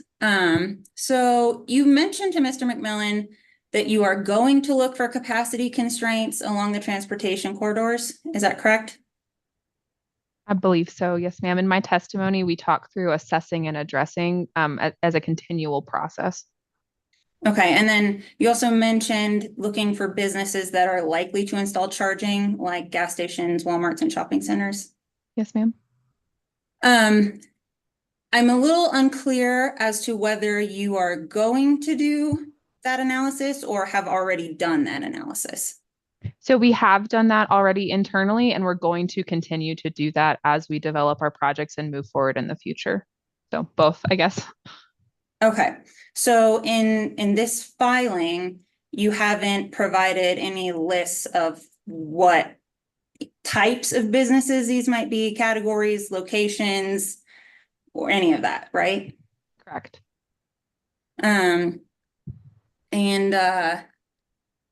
Have you given the commission any information about the ranking process that you're going to use to identify these locations or how you're going to prioritize them? No, ma'am, we have not included any of that information. And this scoring criterion you mentioned, have you provided any information on that? No, I believe it's been provided in previous testimony, the future test year and things along those lines, but we can direct you. I believe it was in Casey Meeks's testimony in our previous future test year to talk through our discretionary process and how we go through those 9 steps. Okay, when you say it was in, you mentioned a Casey person. Excuse me, did you say Casey Meeks? Yes, in his filed direct Can you in spell our it? rate. Can you spell Meeks? MEEKS. But I Thank you can very talk much. through. Go ahead. Is that from the last general rate case? It was from our future test year. I believe that was our last general rate case. Yes, ma'am. Okay, so your testimony today is that the last time you identified how you would score these potential upgrade locations is in your last general rate case? That's how we score our discretionary projects. And you're considering these TEP upgrades that are proposed to also be discretionary projects? They historically will be. And then, since we are looking for the proactive investment, we would be bringing them forward and transitioning them from discretionary to non-discretionary in that process. Okay, so will there be any additional qualifications or criteria that you will add to that process for the accelerated recovery that you're seeking here? Would you mind rephrasing that question? I want to make sure I understand you correctly. Yeah, because I'm just trying to work through some of this new information from the other case that I'm unfamiliar with. So if these discretionary distribution upgrades have a formula and a criteria from your general rate case proceedings for a future test year, will there be any additional levels of assurance that the company will add to how they identify these projects? Because you're seeking accelerated recovery through the proactive pipeline. So I believe that's detailed in my direct testimony as far as where we're looking to target these projects and the levers that we would be pulling to locate them and bring them forward, as far as looking at the corridors where we have additional capacity constraints and where our primary voltage is low in an obsolete condition would be levers that we would use to pull these forward. But SPS values the ability to assess and address those conditions as we move through the system. Again, we've committed to filing 440 notices for these projects to ensure that they are targeted in areas for transportation electrification. Okay, so in that concept that you mentioned of looking at locations that have space or might be interested, like the gas stations or Walmarts, in adding charging, what type of feedback from those customers will the company be asking for if they're not going to actually have a request? Like, is there an elevated level of certainty that the company is going to be able to provide to the commission to show that this is in fact proactive outside of the normal process? Objection. Ms. Hardy? I think that is a confusing and compound question, Madam Examiner. I'd be happy to rephrase. Go ahead. So if the company is asking for proactive investment here, and a portion of the rationale is looking at areas where there is a possibility but not a request, how can the company assure the commission that those investments will be prudent? Ms. Joel? So we are looking at those corridors. We're leveraging some, market research and, customer portfolios. That's in collaboration with our EV transportation team and just collaboration as a whole, just monitoring the industry on where people want to charge their electric vehicle and where that seems appropriate to make some of those decisions internally. But again, we're also looking at areas that have an impending constraint and have shown EV adoption and things along those lines. We have some customer requests on our system that can kind of help inform hotspots on where this is occurring, maybe just not as fast as would push a normal type project through our system. So we can proactively make that investment to reduce the chance of the distribution system becoming a bottleneck for those additional customers looking to connect their EV load. Okay. Would a part of that be requiring there to at least have been an inquiry or interest from those customers, or will you just be looking at the capacity constraint? So we're looking at a comprehensive view to make sure that we are putting those projects in the best place on our distribution system. So whether or not there's been an inquiry, it might not matter. So let's take the Walmart in Portales, for example. As far as locations that are going to install public-facing charging, it's along a highway and a very prime location to do that.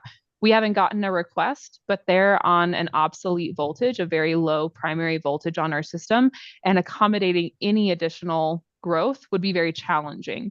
Today, it's running okay. They have their service, it's being delivered, and they've got reliable service, but to accommodate EV charging load would be an extended procurement time, but as far as a project lead time, the transformer for their system, all of that would be an extended time.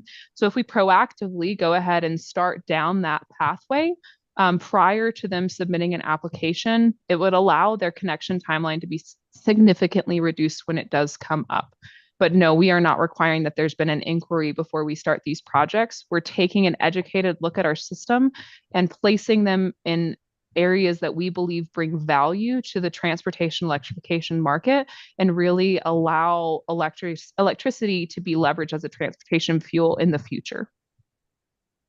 So this is the first time that you've brought up the specifics of the Walmart in Portales before this commission in this proceeding, right? It's just an example. Yes, ma'am.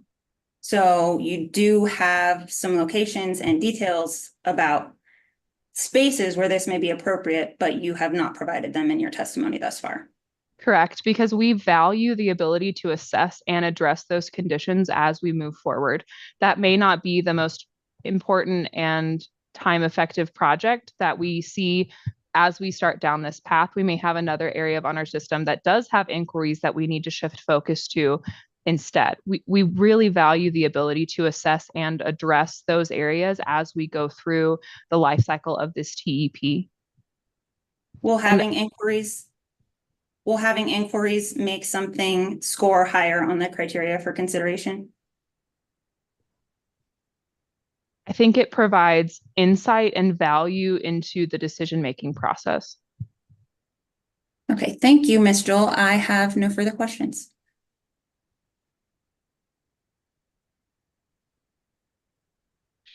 Have you gotten it? Can you say whether or not? I mean, I don't want to know anything confidential. Can you say whether or not that Walmart has expressed any interest in? I don't have insight all the way down to the latest and greatest data, but from my understanding, they have not expressed interest. I know we have engagements with Walmart as a whole as far as where they're planning to include charging locations, but I have not specifically seen that location on a list. No, ma'am. Doesn't mean it's not out there though. Okay. But you understand, don't you, Ms. Joel, the concern that the commission might have that some may see this proactive approach basically as a request for a blank check,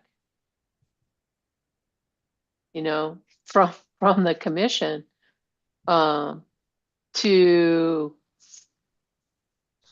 to allow SPS with less scrutiny than a regular distribution project and in an expedited manner to go ahead and get their money up front on something that's been traditionally handled a different way.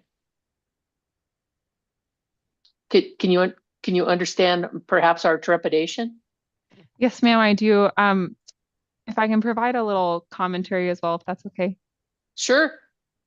EVs are new. The load is, I mean, it's established, but it's a new pathway for us to go through. I think being innovative in our solutions that we can bring to our customers to ensure they're not experiencing bottlenecks as they're looking to adopt this new technology is really valuable. I understand the weight of the decision on the commission, but we're really looking to try to proactively advocate for leveraging electricity as a transportation fuel. And this is our avenue to do so through proactive distribution investment. And you also understand, since you indicated that you were listening yesterday, that there's also some hesitancy to wholeheartedly adopt what I would refer to as SPS's very optimistic projections, especially considering them in light of your current take rates in your programs, that a whole lot of good things are going to happen to make this plan come into fruition, right? Yes, ma'am. I also think that we're really targeting the public facing charging. So that captures not only customers who are involved in our plan, but customers that travel through the state as well. With the rural nature and the distance between the cities in SPS's service territory, having that confidence that there will be public charging available in at least the cities is a really critical step to making sure that the customers have confidence to make that EV change. And that's really why we're targeting this TEP on the commercial public facing charging. And our distribution projects are aligned with those goals and efforts in mind. Okay. Hearing Examiner Hurst, can I ask just a quick follow-up question? Yes, sir. Good afternoon, Ms. Joel. I'm the other hearing examiner. I'm the quieter hearing examiner today. Let me ask you, you just referred to bottlenecks. Just for my own, to satisfy my own curiosity, thus far, have any SPS ratepayers or customers experienced any bottlenecks in service due to EV adoption or arguably due to EV adoption? So currently, no. I believe the NARUC article, or the article attached in Mr. Cunningham's testimony talks through this in greater detail. But if I can summarize a little bit, what typically happens is that you have some available capacity on your system that is then taken by the first adopters in or easy locations to install that charging equipment and that EV growth. Then you have the second wave that really promotes and solidifies that availability in the market. And that's usually where the bottleneck occurs. So it's kind of the first and foremost chargers, they're actually going to get placed at the easiest places you can connect them to your system.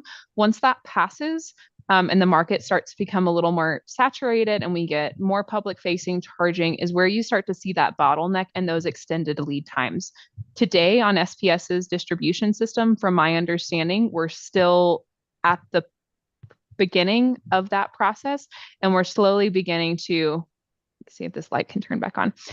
We're slowly beginning to near that bottleneck that we'll be facing as the easy to connect, minimal upgrade locations are snatched up, which produces some challenge in the market to be able to serve all of the market needs.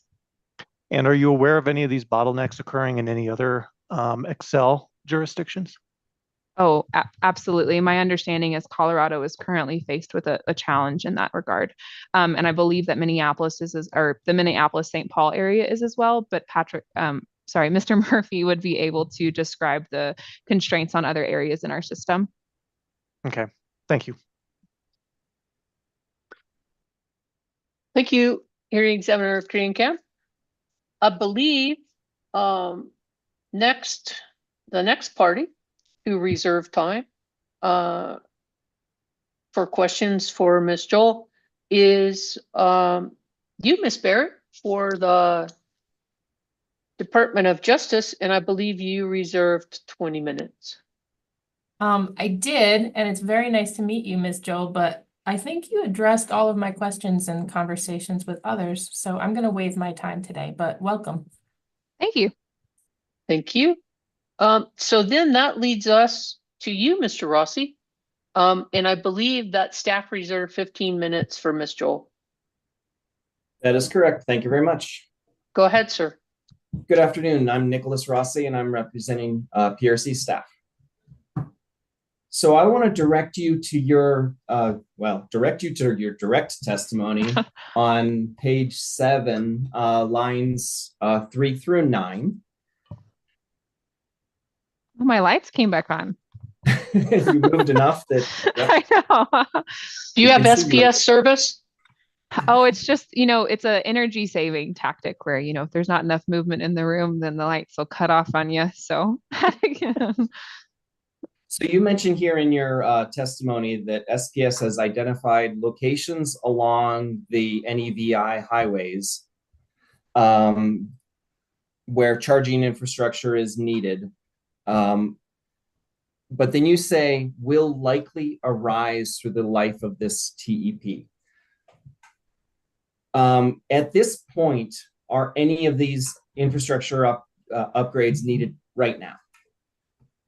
So currently on our system, we are still performing our yearly analysis. We usually don't hit our summer peak until the middle of August. We have to have about 4 or 5 days of over 100-degree temperatures to catch our system peak. So currently for this year, we are still performing that analysis, and then we'll take a look forward. As of today, my understanding is that we do not have a specific location that has risen to the level of urgency to need a project developed to be addressed here in the immediate future. But again, we have not looked at our summer peaks for this year. So in the last, as we covered quite a bit yesterday, in the last year, throughout all of the New Mexico SPS territory, there were actually only about 150 EVs added in this last year. Has any of these, have you come close to hitting your 75% threshold because of that small add-on of EVs in this last year? So not only have we had additional EVs added this year, but we've actually had, from my understanding, quite a few public-facing projects that are in the works to move forward and are actively getting designed and looking to come online to our system. Our system peaks have not seen the impact of that public-facing charging load from our review. Again, we're continuing our annual review process. We usually don't start that until September, just so that we catch our summertime peaks. And so I don't know that I can speak fully to that question today. Okay. Let's move on a little bit to your rebuttal. Within your rebuttal on page 7, lines 5 through 10, you mentioned that, and this is where you're responding to staff's testimony, and we're questioning whether there were forecasts or studies that you're using. You mentioned that you're reviewing the locations along the NEV-funded highways. Can you point me to any specifics within your direct testimony about where upgrades are needed? No, the only specifics called out is in my direct testimony on the distribution forecasted planning, where we anticipate the need for an additional substation asset in Portales. That's the only specifics that we have. And that was like my next question. Thank you for leading me into that. And that's on page Absolutely. 13. It's page 13. Thanks for Yes. finding it for me. Within lines 5 through 7. Has that substation gotten close to hitting its maximum because of EV uptake, or just because of just growth or whatever within the city of Portales? So currently where a lot of Portales is on an older voltage. And so it's on 4160, so 4,000 roughly volts. And we're looking to take that to a 12,000 volt system. That'll provide us additional capacity to serve EV growth. This is an area where the 4160 is doing okay, but we do not have the availability of a substation asset to serve that location at the 12,000 volt system. So in order to promote electrification in the area, we would need that asset in order for public charging to be supported and encouraged. Without that investment, our public facing charging would be stymied by those projects having to be initiated and kicked off and moved forward through our normal process. Should we do that proactively, we can support that investment in a more timely manner. So you actually raised one of my own curiosities, and it looks like I still have the time to ask it, so I'm going to fire away. When you're upgrading from that 4160 to go into 12,000, what sort of upgrades do you need? Do you have to replace the lines, or is it only well, can you walk us through that? Yeah, absolutely. So as we develop our projects, we at SPS really try to be efficient. So the more that we can get done and touch a structure one time, the more efficient and more value it's going to bring to our customers long term. So when we do a voltage conversion, we look at the condition of the primary lines to make sure that they are in good condition. They don't need to be replaced because of age.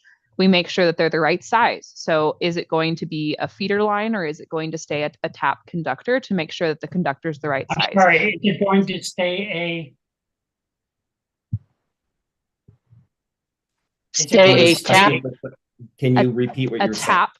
Absolutely. We'll see if it's going to stay a tap or a feeder or move to a feeder. And then we'll go through, and the main requirement of a voltage conversion is replacing all the transformers used to step that primary voltage down to a secondary voltage to serve our customers. So that's the bare minimum that has to be taken care of, is to change out all of those transformers. But to gain efficiencies, we're going to, while we're set up on that structure, do our asset health maintenance as we go through and convert that voltage. So you can actually move from 4,100 volts to 12,000 without changing the lines if they're in good condition. Correct. Yeah, okay. It's the and the insulation. I'm sorry, I forgot one more piece there. Your insulator is a certain size, but that's moving to 15 kV standard across the board. And so to move from, let's say, the 4160 to the 12470, you wouldn't have to change those out. The lines could potentially, if they're in good condition, we wouldn't have to touch them. It would just be the transformers that have to get replaced. So to go through that process, you would take it through a 440 filing process. Absolutely. Those projects usually always rise to the occasion of a 440 form requirement. However, we've committed that any projects included in our distribution investment in this TEP, we will also take through that 440 form process for the visibility. Okay. So these upgrades, specifically, since it's the only specific example we have, is for Portalis. And right now, without any EV uptake, it's fairly close to needing this upgrade. Would you agree with that? It depends. The project scope potentially could look different if we aren't also including EV adoption. So if EV adoption doesn't happen the way it's forecasted at the moment, say it's 1/4, would many of these upgrades be needed then? We'd have to go project and project and look. There is overlap, as inherently we're trying to leverage our available projects on our system and capture as many gains at one time. So there will be overlap. But should EV adoption slow, those projects are still used and useful. They're still bringing value to our customers, and that capacity is still available should a uptick happen. I think, Madam Hearing Examiner, you used the example yesterday of 1,000 EVs coming on our system. We would love that. We would support it. And should that happen, we would be prepared as we do these proactive distribution investments. I think the question I'm asking you is, if you, instead of 1,000 new EVs next year, you only had 100, you wouldn't need any of these upgrades, or you'd need some of them, but not all of them. As is the nature with the proactive investment. Yes, sir. Okay. So you mentioned the testimony specifically of KC Meeks, and that was in your general rate case. If these upgrades are needed without, like say to Portalis, if that's needed without the EV growth, it sounds like that one kind of is. Wouldn't the better process be to take that through the general rate case, as it's not caused by EVs, it's caused more by just growth of Portalis and growth of the Walmart? So I think there's a difference. And I'm going to push back on your better. It's an avenue that we could take, absolutely, but it doesn't enable the customer confidence to make that switch to EV. So that project, absolutely, it probably, maybe not in as timely of a manner as we'd be looking for with our transportation support, but it has to be there in order to support the transportation electrification and that public charging. So that's really what we're trying to, or the intent of our distribution investment, is to allow that customer confidence and that available capacity to be there sooner and in a more timely manner than it would be through our processes through a general base rate case today. But if, for example, the commission decided not to allow the distribution upgrades through this process, you still have the opportunity to go through, to get all the costs covered through the general rate case. That would work. Yes, sir. Okay.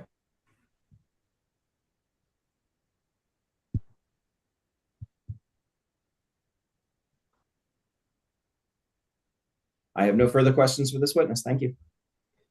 Thank you, Mr. Rossi.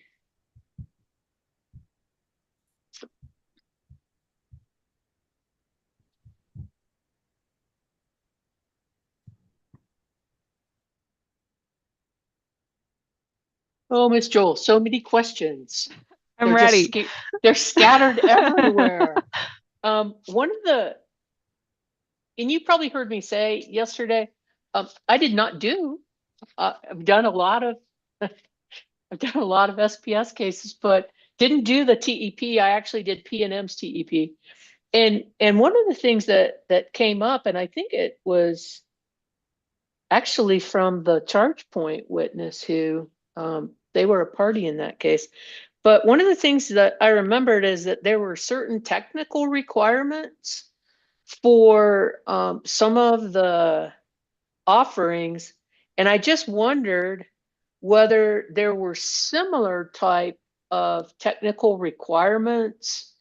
So for example, on some of the programs, are there like specific UL requirements or Energy Star certified types of requirements? To participate in our TEP programs? Right, for any of the you know, especially the one where the customer might be having their own equipment installed, et cetera. So they have to follow our NESC guidelines with their electrician. They're not allowed to operate outside of that. That's electrical code that they still have to maintain. But from my understanding, we're not placing any additional above and beyond requirements past what electrical code mandates of them. Okay, so they wouldn't have to have an Energy Star certified charger if there is such a thing. May direct you to Mr. Murphy on that one, but from my understanding, those requirements have not been listed out. I think we just have our normal, NESC guidelines. But Mr. Murphy may be able to address that better. Do you know whether or not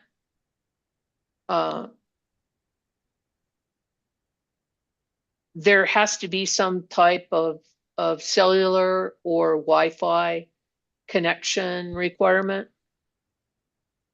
I'm not aware of that, no, ma'am. Okay. I just wondered with a managed program, how that works. Can you tell me technically how that works? No, ma'am, that's not quite my area of expertise on the technical side of how that charging works. From a high level understanding, I believe that if your program allows, you can schedule that charge, but we'd have to pull in we'd have to pull in a separate expert for the actual, how it communicates and how that process flows. But from my understanding, you can schedule those chargers. Well, so for example, with the part of the TEP that is basically looking at the different time periods with the TOU, et cetera, and there's a passive and then there's an active one. Do you know how the SPS will be able to send signals or to actively manage the customer premises? No, ma'am, I don't know, but I'm sure we can get that information for you. Okay.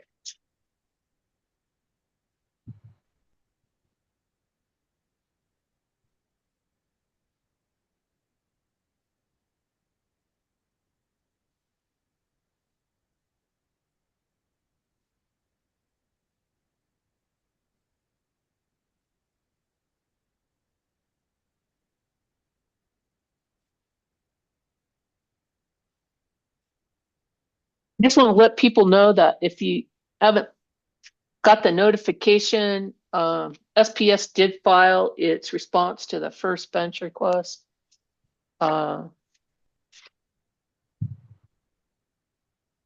Here recently.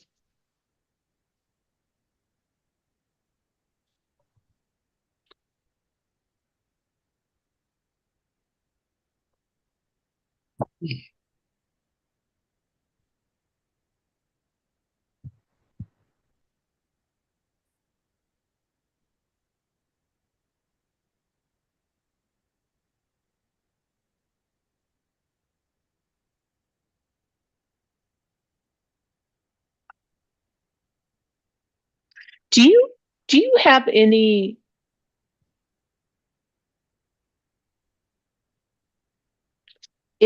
plan or forecast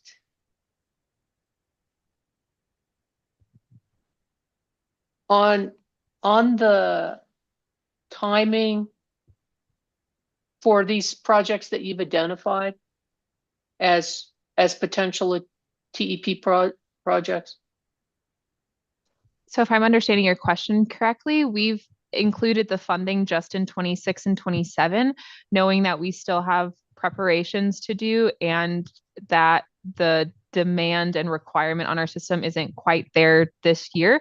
So leveraging 25 is kind of a planning period, and then actually building and in servicing those projects in 26 and 27. Is that what you're looking for, or are you looking for more detail? Well, I'm just sort of wondering, knowing that the demand isn't there yet, or there's hope that it will be, but it's not there yet, whether, and I know you have your forecasted budget, and I've heard your testimony about where you think there might be the need for infrastructure, but no, I just wondered if you sort of had, I don't know, a list. Here are the potential projects we think are going to occur within the 3-year planning period, or a 10-year future period, or something like that? Or do you have a whiteboard that you put those things on? Or a whiteboard is maybe it's somewhere in between, right? However, we did not want to provide that so that we had the flexibility to assess and address as we move forward, right? As is a whiteboard, one gets wiped off, one gets moved around, you reassess that. So we have looked at our main city centers, our transportation corridors, where we believe that, people are going to be looking and stopping and fueling up. And we've identified some areas where it could use some support, but maybe, we still need to have another conversation about it. We have identified that internally. We have that identified across our whole system. It's just really nailing down those projects in the life cycle of this TEP. Should we have the ability to bring them forward and really, have a targeted focus on transportation electrification in the development and the sizing of those projects? But there's the potential that one of those projects, you might have to go ahead in terms of infrastructure. I think, as you testified, either voltage, a voltage upgrade, or that substation. Substations are really expensive, aren't they? It can be. Yes, didn't you 17 testify? Yes, ma'am. 17 to 20 million is the rough estimate, including the feeders along with that substation for that, but we don't have formal estimates back. That could range anywhere from 11 million to 22 million. It just kind of depends. But that 17 to 20 is roughly what we were estimating for the project in its entirety, for that area. Yes, ma'am. No, I had that circled. I thought that was really pricey. But but you're telling me that's what they cost. Yes, ma'am. So, like I say, I don't know.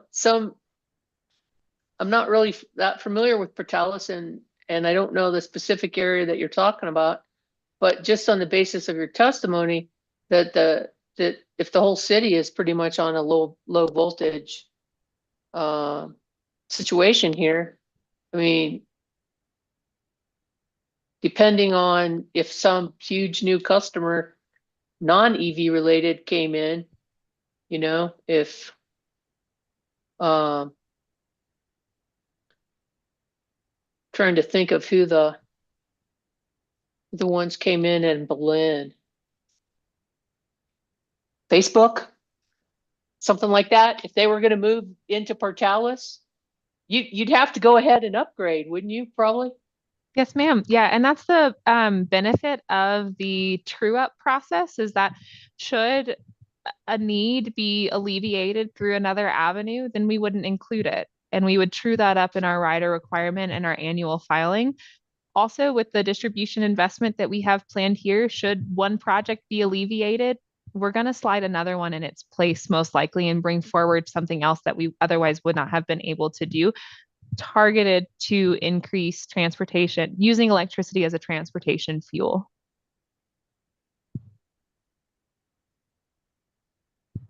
And I can't find it right off. I just want to be clear, because I'm still not clear on your testimony of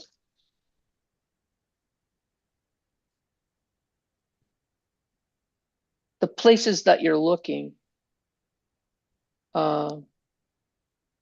Is it correct that when you talked about looking at the NEVI, the NEVI alternative fuel corridors, that in addition to looking at the major interstates, that you are looking at other state highways and the cities that SPS has identified in its testimony, right? Yes, ma'am. So Roswell and Artesia, Alamogordo. We don't serve Alamogordo, but it goes down to Carlsbad and then up into Clovis and Portales. Yes, ma'am. And Hobbs isn't necessarily highlighted on that list as well, but we are looking along the main thoroughfare through Hobbs also. And I was trying to find that transportation link that was in somebody else's testimony. I apologize, I can't, because basically what I'm looking at that I asked a witness about yesterday is that second phase of the NEVI, which seemed to me to highlight the more the SPS service territory. Have you seen that phase too?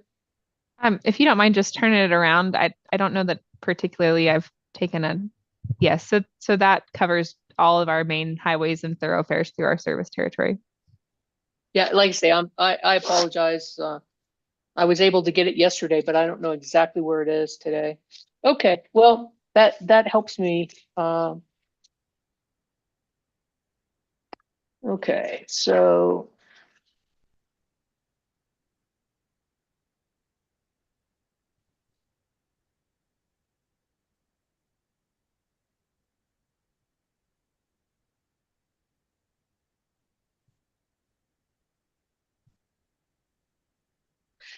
when you talk about these reinforcement projects, these feeder upgrades and voltage conversion, are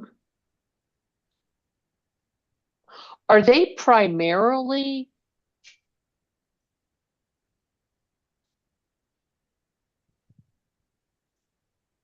either fixed or replaced? Are there reasons for that other than age? So can you rephrase your question if you don't mind? Yeah, I'm confusing myself. Basically, I'm just trying to figure out what are the reasons that you would need to do reinforcement projects, like the feeder upgrades and voltage conversions that you referred to on page 3 at line 14 of your direct. As far as in general or in Yes. collaboration with this TEP? Well, both. So typically, you've got so many customers on a feeder line and they pull amps, they put amps on that distribution system, and that conductor can only carry so many amps. So that's kind of the underlying reason on why those upgrades need to be made. When you have a lower voltage, that impact is increased. So the lower your voltage, the more amps you have on your primary system. If you raise your voltage on your primary system, then the amps reduce. It's a direct correlation there. So when you don't have the space or capacity to flow those amps across your lines, you've got to bring that in. And typically that involves replacing your current conductor with a larger conductor. That also could mean bringing in a second feed and splitting up your load. There's quite a few different avenues that you can take to reduce the amps on that primary line. Typically, also, when you reduce those amps, you're reducing your customer count, which means that less customers are impacted by an outage. Say you have a car, let's take our lovely EVs, and it's going to hit one of our distribution poles and cause an outage for your customer. Then less customers would be impacted by that because you've split up the load on that feeder. So that's where there's those ancillary benefits to those customers as you make those upgrades. And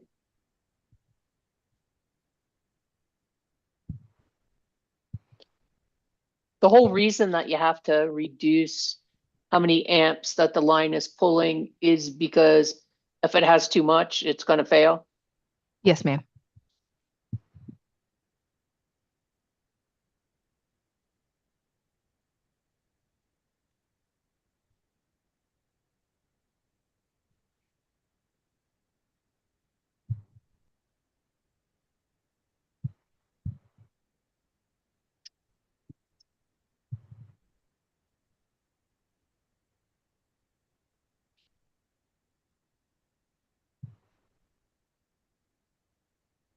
On page 7 of your direct testimony, you're discussing the distribution investment.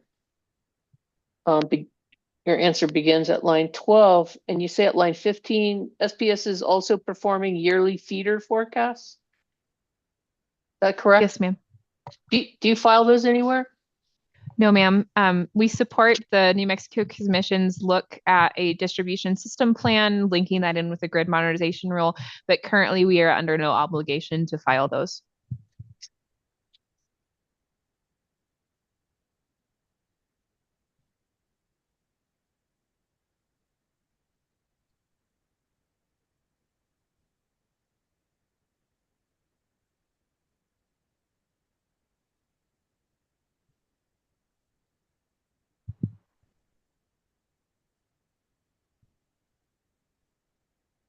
So if I understand the argument and I understand your response, basically is that your transmission customers don't really think they're being benefited the same way that the distribution customers are being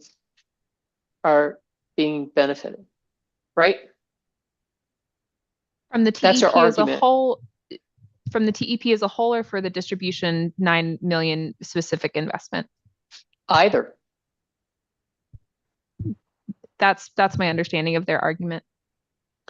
But SPS's response to that argument is society at large is being benefited by the TEP, right?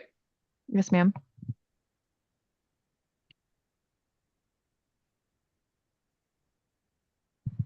Do you believe from an engineering perspective that your transmission customers are being benefited in a more specific way other than being part of society?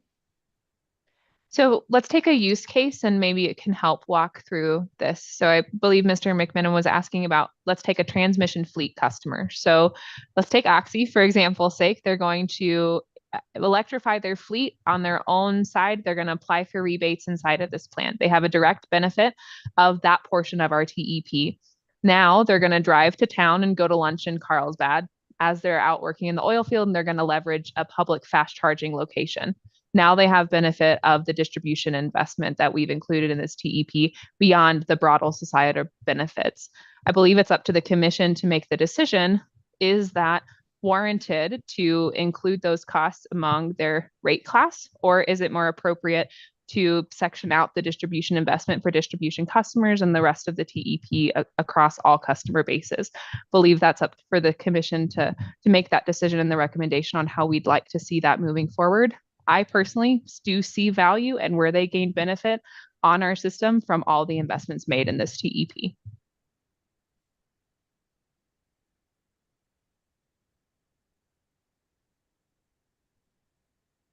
I want to look at your testimony at page 10, just so the question posed at line 1, does the inclusion of these costs in the EV rider impact SPS's current line extension policy? And you said no, that customers who install EV charging will still be responsible for costs outside of those covered by SPS's existing line extension policy rule 16. That's your testimony? Yes, ma'am. Well, from an engineering perspective, is a typical residential customer gonna need a line extension to put in a level 2 charger? So it depends. Yes, ma'am. So that line extension policy covers any upgrades needed in order to serve that load at their location. That can be if their service is undersized, if their transformer needs to be upgraded, say the open secondary wire network that they're connected to needs to be converted or upgraded, that wire is too small. Any of those upgrades are actually covered in our line extension policy, even if it's not an extension of new service to that customer. In that line extension policy, we also apply a 3-year revenue to aid in it's a contribution in aid of construction cost as well. What we've actually seen, believe we included it in rebuttal, maybe in Mr. Murphy's, was that our customers actually aren't having to pay those line extension costs. Of the projects that we've done in SPS, we've only actually had one customer fall within requiring payment for items outside of that CIAC, that contribution in aid of construction allowance. And I believe it was, if memory serves me right, $1,100 on a $300,000 project. It was very minimal in the grand scheme of the level of effort it took to connect that customer.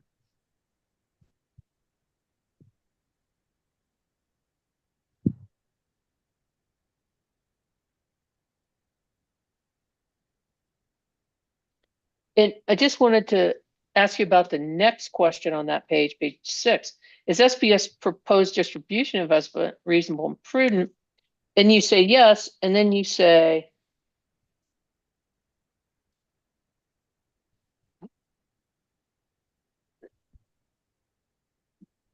that will benefit SPS's customers, communities, and the state.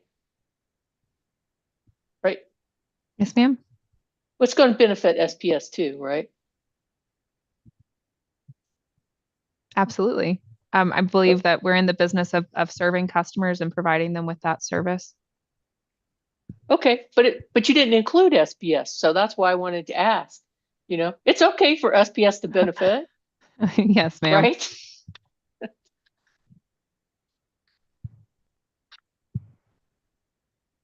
And I think there's few SPS employees that live in the state of New Mexico, so they potentially could have a fast charging. Well, you're not going to do fast charging anymore, are you? I was going to say you could have had one in Roswell, right, at the SPS office. Yes, ma'am. And I want to say there is one close to the SPS office, but I have to go back and pull the premise and see on where it actually is. I think there is one pretty close. I'm not sure. I don't believe we own it, but I'd have to go back and see. You can park there, and I believe it's a close walk to the UFO museum from the downtown office. No, it's a win-win.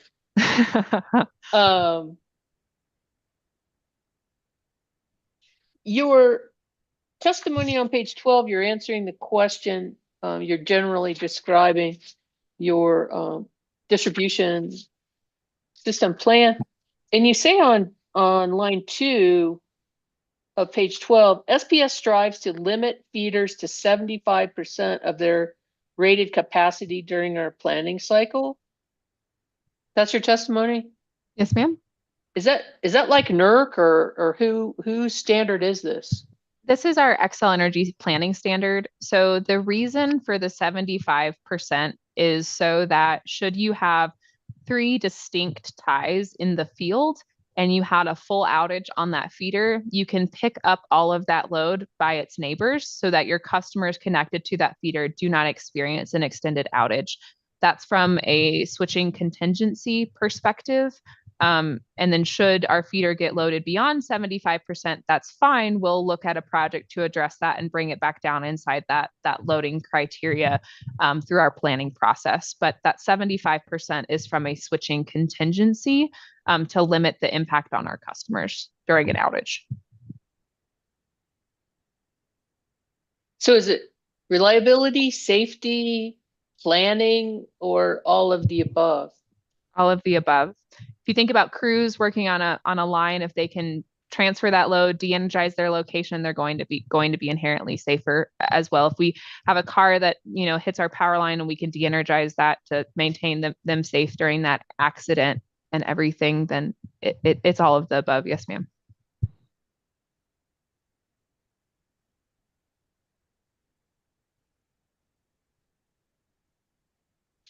And you may have been asked this, but I'll go ahead and make sure I understand.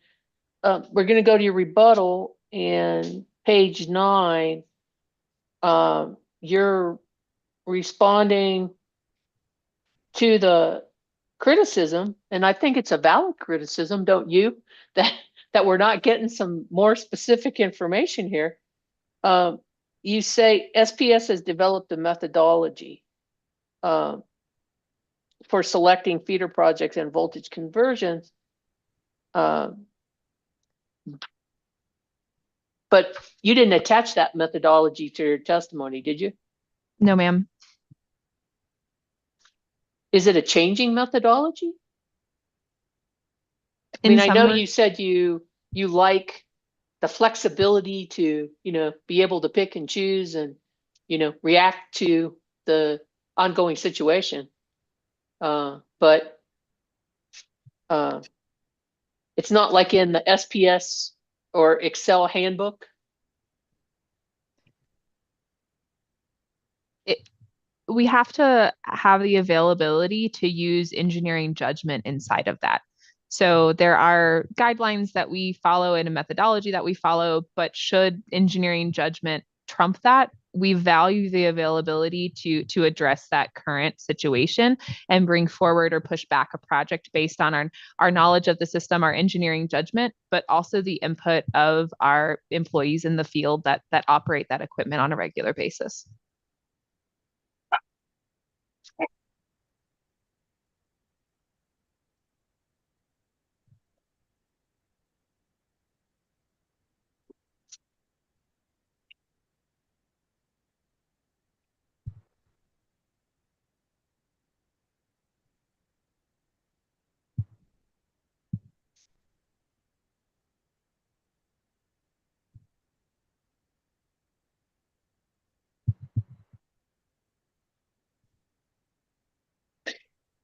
In your conclusion, in your rebuttal, at line 4, you indicate that previous EV low has been absorbed.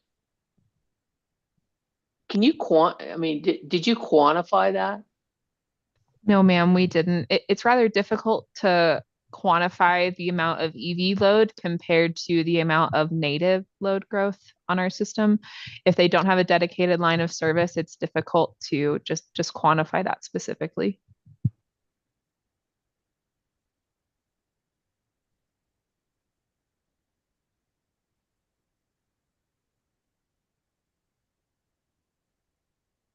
See, and that's what I'm kind of wondering. I mean, just going from the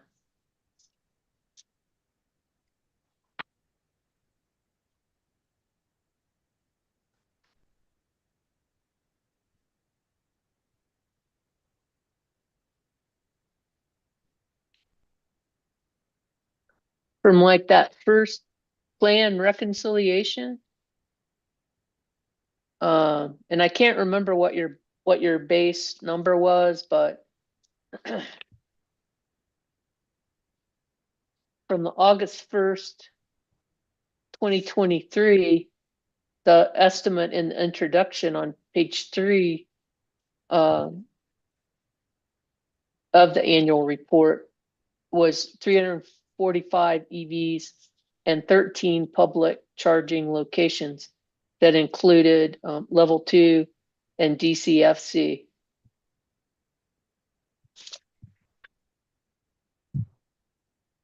Right?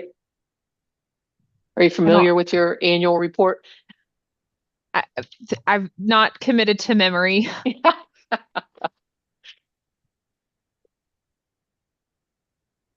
And it doesn't look like I have the one I had yesterday. I'll take your word for it. That's somebody. Well, I was just going to try to compare. It seemed like it was 150 was your new number, and it's like, yeah, here it is. It's like, man, I hope somebody didn't get my office and take my report here. The August 1st, 2024, you were up to 490 EVs and 18 public charging stations. So yeah, around 150 more EVs. I mean, you think that information is correct? I mean, when you get that information, as opposed to me reading that information, when you get that information and you're trying to figure out exactly what the load is, and you're trying to figure out what you need to do for these proposed discretionary distribution investments, what other things are you looking at other than what's in your annual report for where you were? You can look at your load numbers, and then you look at your projections, like you put in like SPS put in the TEP, right? Yes, ma'am. The challenge is the spatial allocation. So that's where we have to use some of that judgment, right? In our forecast, we say that across our territory in New Mexico, but is all that EV going to be focused in one neighborhood in one city? Is it going to be spread out? That spatial allocation is really where it becomes a more difficult problem to solve. We all know that forecasts are challenging in and of themselves, but now let's spatially allocate that forecast, and that adds another layer of complexity. So that's where the availability to assess and address as we move forward, use our engineering judgment, take a look at, like you said, our feeder forecasts, our feeder peaks, where they are this year compared to where they were last year. Where are we seeing that growth to really develop the best project for our customers, and the best project to increase the use of electricity as a transportation fuel in the short and long term? And I guess I'm just wondering how you actually isolate out of all those numbers and all that information what you need to dedicate to EV. I mean, as opposed to all your other, I mean, I can't tell you how many cases I've heard, of SPSs, at least recently, where, oh, we have all this load growth. We have all, everybody else is looking for it, but SPS has it, right? Oh, we have all this load growth, and, and it's, and it's not coming from EVs. Right? So the challenge that we've been faced with in the past is the load growth, to kind of, as you allude, it's in a nice little pocket in Southeast New Mexico, and we're all aware who's causing it, right? Or who's asking for it. Not causing maybe is an appropriate term. The challenge with that is it pulls your focus to that area, so you lose sight of the growth in your city centers. I think the value of our distribution investment that we're proposing in this TEP is it's earmarked for TEP.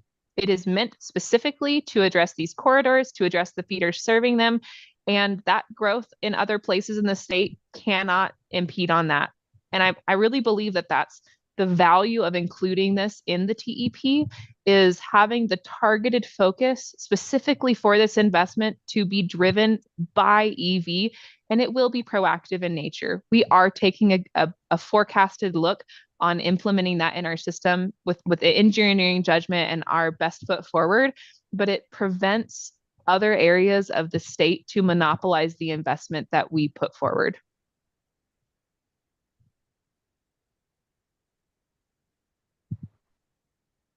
Okay, I missed that last part. It prevents what prevents that we have it someone specifically that we have it specifically earmarked for transportation electrification and the goals associated with that program. Yeah, it's earmarked for it. It's meant and allocated to transportation electrification, and that is where those projects will be identified based on the framework included in my testimony here. We will not be pulling that funding to put in other places. Okay. I think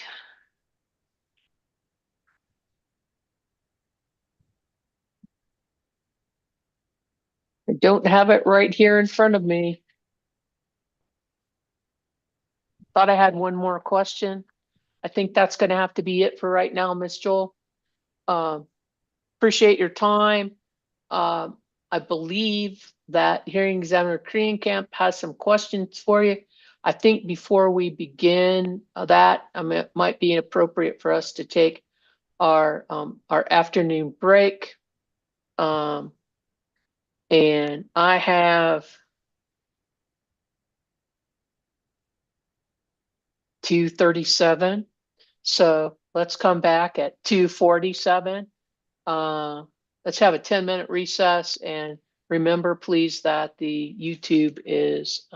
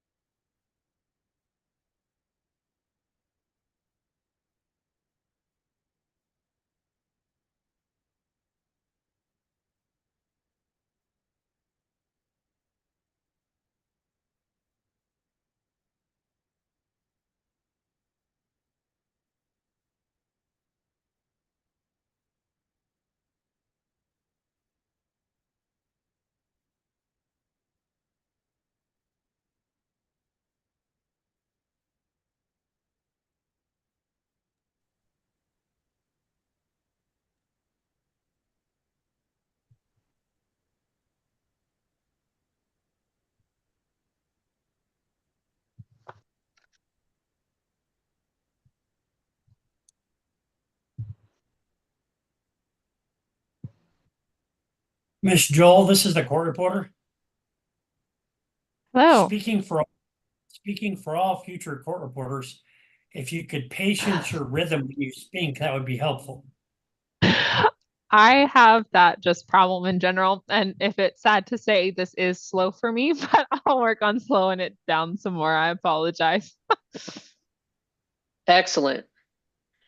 I believe that hearing examiner Greenkamp has a few questions for you. Hi, good Go ahead, afternoon sir. again, Ms. Joel. I want to take you back to your line of questioning from Mr. McMillan. His first line of questioning about he asked you the question about whether there was anything that would prevent SPS from making these distribution investments outside of the TEP through the normal process. And you explained that you are not intending, or SPS is not intending, to wait for a feeder to go over that 75 threshold, and that you wanted to be proactive. And I understand that so far.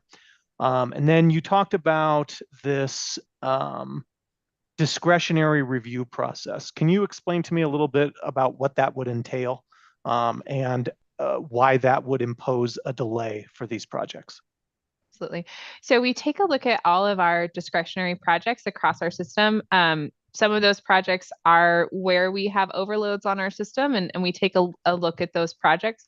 We use, I believe it's a 9-step process to go through, identify the project, identify the risks and mitigations to address the concern on the system, score it, look at the budget funding, the estimated cost of the project, and then use a risk scoring methodology to get and score those projects, then look at our available capital funding and what we have available to access for that capital funding.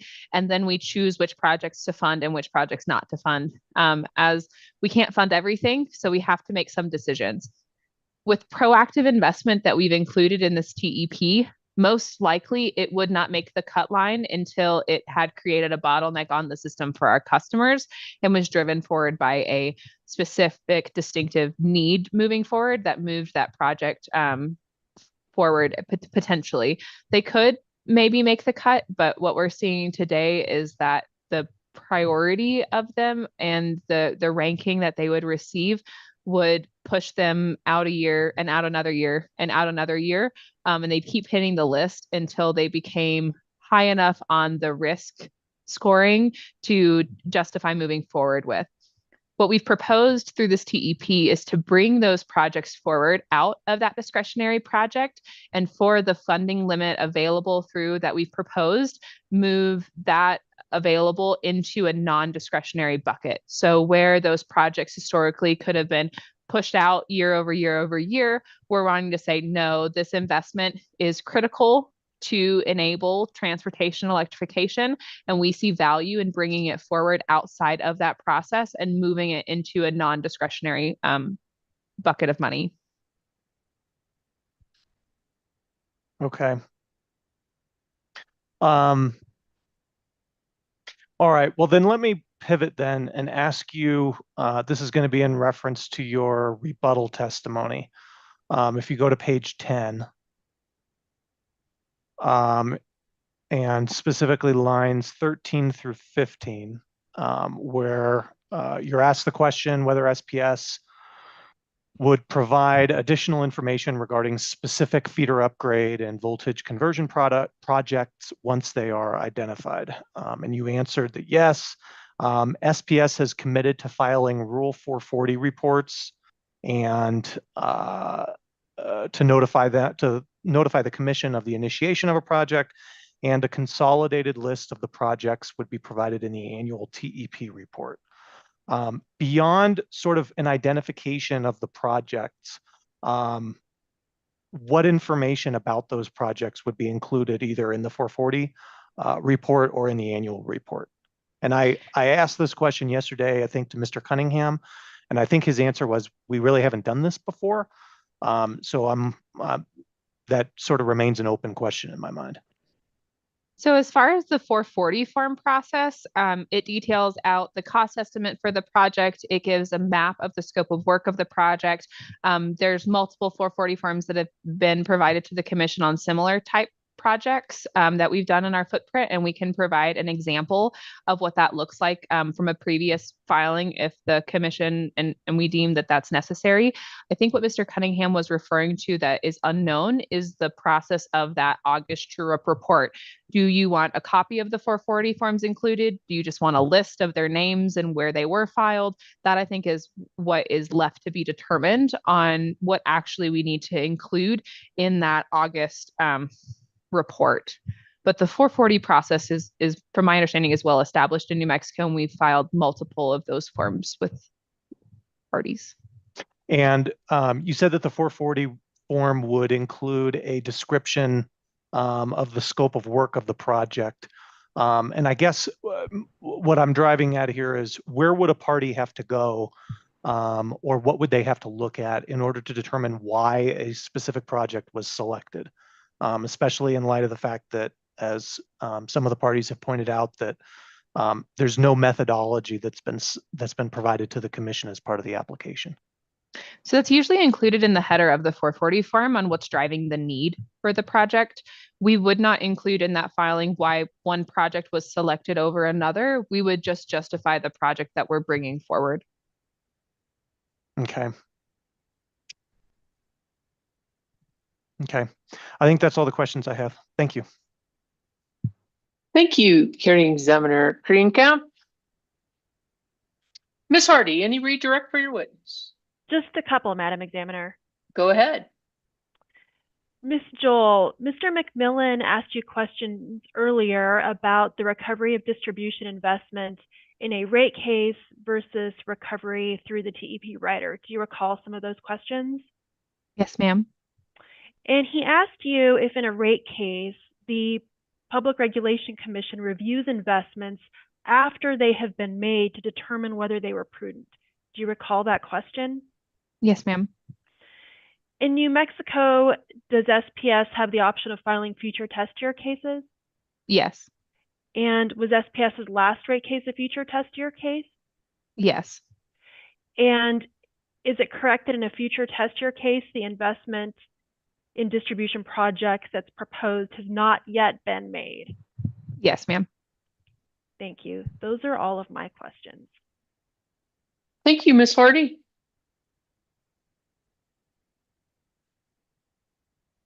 Mr. McMillan, anything further? No, Your Honor.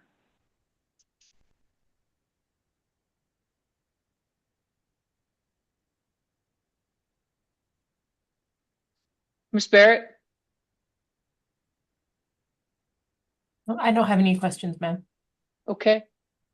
Mr. Rossi? Yes, ma'am. Go ahead. Does the current demand or need of the projects you've been discussing rise to a level where these projects would be funded outside of the TEP process? Not today, no, sir. So at this point, is there a demonstrated need for these projects, or is it only looking into the future? They're meant to be proactive to support the transportation electrification growth that we expect to have on our system, specifically geared towards public-facing charging. There are additional benefits that the projects provide outside of that forecasted need. So at the moment, there's not a demonstrated need, though. There's not a demonstrated requirement. Okay. No further questions. Thank you. Does, in your mind, does proactive mean future? Yes, ma'am. We want to get it. We want to make that investment early so that we're not having to wait on it to be able to connect those customers. Okay. Any other party have any questions? Not hearing anyone. Let me just say, Ms. Joel, congratulations. At least for now, you have survived. I don't know if you have to come back, but on your first testimony, I think as Mr. Lee, who's the court reporter's always the most important person in my hearing, as indicated, if you'll just try to slow down a little bit. But I have to say, in my experience, we have not seen many female engineers. I can tell you that here at the commission, I recall only working with one. And she was a water and wastewater engineer. So welcome, and you are excused. Thank you, ma'am. Thank you. Ms. Hardy, Ms. Huell, anything further from SPS? Nothing further, Madam Examiner. How soon am I going to get my other 4 responses? Your Honor, I've been in touch with the team while sitting second chair to Ms. Hardy this morning, and we have the answers compiled. I just need to review them. Okay. So I expect that Ms. Hardy and I can review them tonight and either submit them this evening or early tomorrow morning. Is that okay? Yeah, that would be great. The sooner Okay. that you can do that, because I'm going to ask for the party's position about whether or not anybody's going to have an objection to me entering the bench request responses into the record. And as you all know, since we're having expedited time frame on this case, I would need to know in my consideration, like I say, if there's going to be any objection. So with that, I believe we can go on to our next witness. But you did, Madam Hearing Examiner, you yes. did receive the first 4 Yes. answers. Okay, great. Okay. The first 4? I believe you had the first 4 questions from yesterday. I believe we responded to all of those. And see, I haven't read it. I just saw I got an email that said something about a bench. Okay. Yeah, I think it was titled response to the first bench request, and it was like 1-1, 1-2, 1-3. Okay. 4. So Yeah. then what you're telling me is it contains the answers to 4 of my 5. Right. It should contain all of the answers from yesterday's session. Okay. So you just have the one then from today? Correct. Okay. Thanks for that clarification. Yes. Okay. Our next witness in our order, I believe, is your witness, Mr. McMillan. Is that correct? Yes, Your Honor. My hope is that Mr. Lee is in the waiting room. He is in the waiting room, and I have just connected him. It looks like Mr. Lee is connecting to the audio. Hello there, Mr. Lee.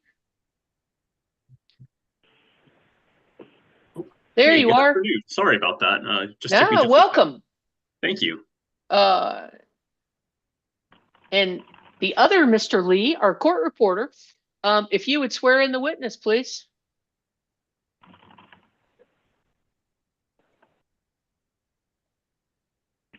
Mr. Lee, if you would please raise your right hand.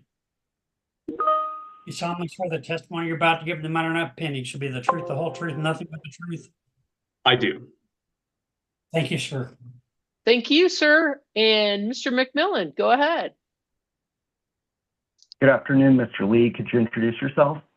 Yes, my name is Jonathan Lee. I'm a regulatory consultant affiliated with J. Pollock Incorporated. And Mr. Lee, do you have in front of you copies of OPL Exhibits 1 and 1A, which are your direct testimony and the work papers to your direct testimony? I do. And do you have any changes that you'd like to make to those documents? No, I have no changes at this time. And if I asked you those same questions here today, would your answers be the same? They would. Your Honor, I offer OPL Exhibits 1 and 2, or excuse me, 1 and 1A. Are the answers, Mr. Lee, to your testimony true and correct to the best of your knowledge?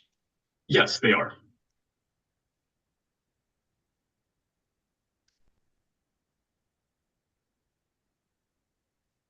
Any objection to what's been identified as Mr. Lee's direct testimony affirmed by him as OPL Exhibit 1 and 1A. Hearing no objection, Mr. Lee's direct testimony and his work papers are admitted. Mr. McMillan? With that, Your Honor, we present Mr. Lee for cross-examination. Very well.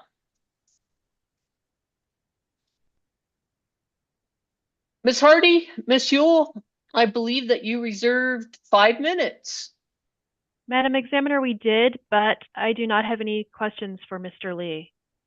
Very well. Mr. Rossi, I believe that you are the other party who reserved time for Mr. Lee. Go ahead. Thank you, ma'am. Yes, I did reserve time. At this time, I have no questions for Mr. Lee.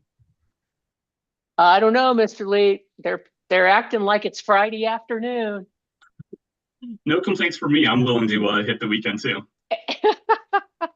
Well, I have a few questions, but not too many. Of course.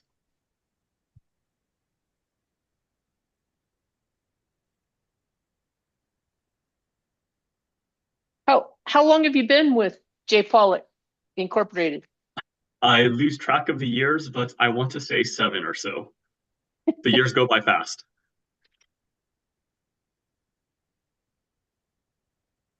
And have you testified here in New Mexico previously? I have. I've previously participated in a CCN proceeding for an SPS case. Because I think I usually see your coworkers. Yeah, they're certainly a little more well-seasoned than I am. And I'm told that they are quite familiar as well.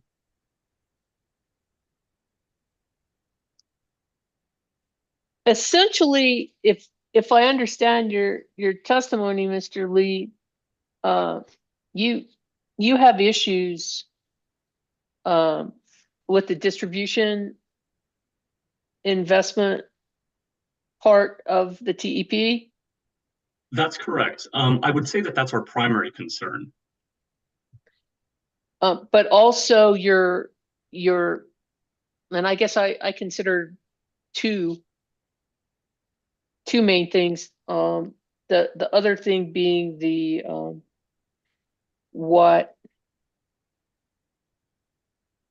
method of what I would what I would characterize as I think it's your position that it's inappropriate to allocate distribution costs to non-distribution customers. Is that right? That's correct.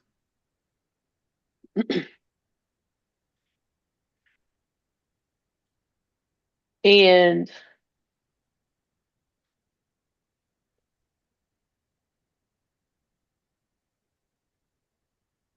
with regard to the inclusion of the distribution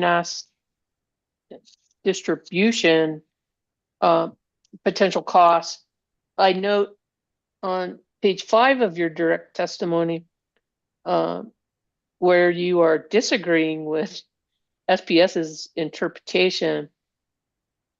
I always like those statements when they start out, although I'm not a lawyer. Because it's important that I cover my bases. But as you know, and most of the people that testify in these regulatory administrative proceedings, some leeway is given to allow expert witnesses to give their interpretation based on their knowledge and experience of how rules and statutes impact a particular subject in the proceeding, right? That's correct. And so even though you're not a lawyer, you indicate on page 5 that you believe it's more appropriate that these types of distribution investments proposed in the TEP are more appropriately addressed in base rate proceedings, correct? That's right.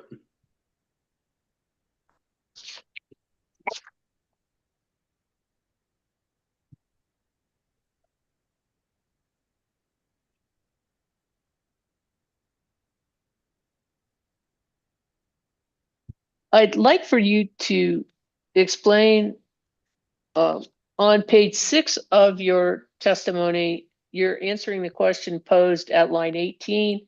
Has SPS demonstrated that the functionalized costs of the TEP are proportionately equal to a customer's base rate charge? That's a mouthful.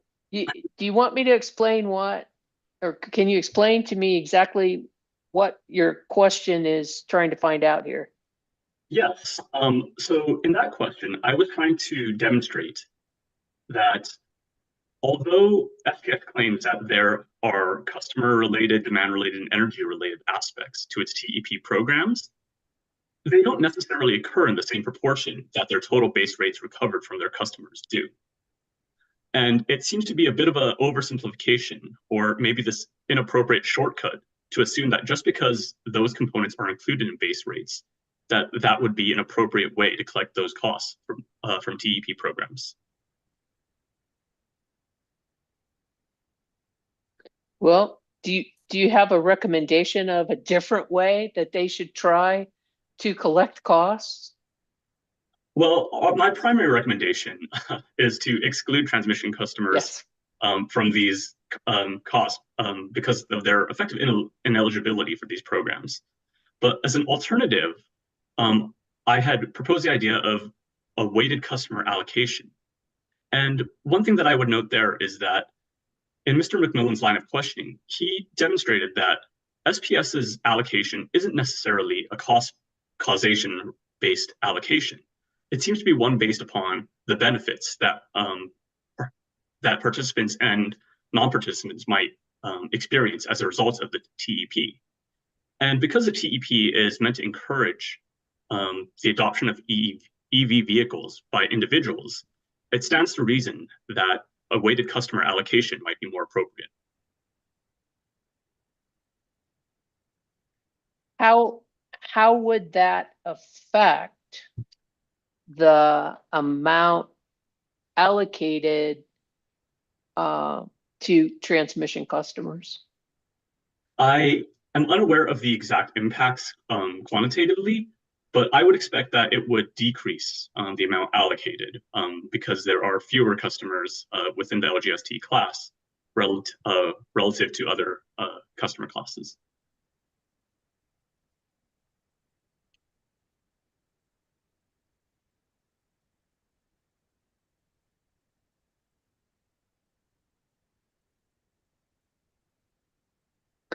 Can you define for me what overly reductive means? Yeah, overly reductive is I guess similar in nature to the comparison to an overly simplistic comparison that I had made earlier between the base rates.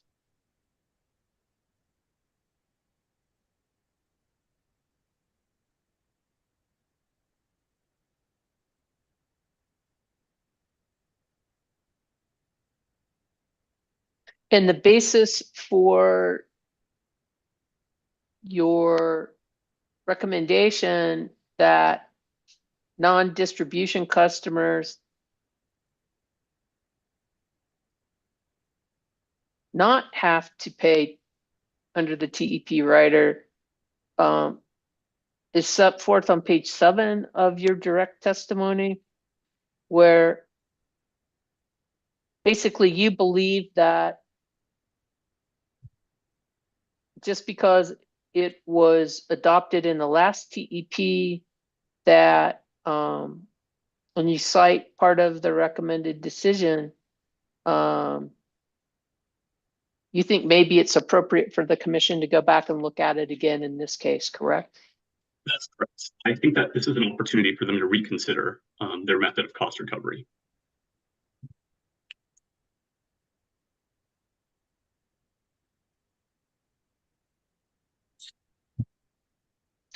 And tell me a little bit more about your testimony on page 8, where you're talking about a weighted customer count basis.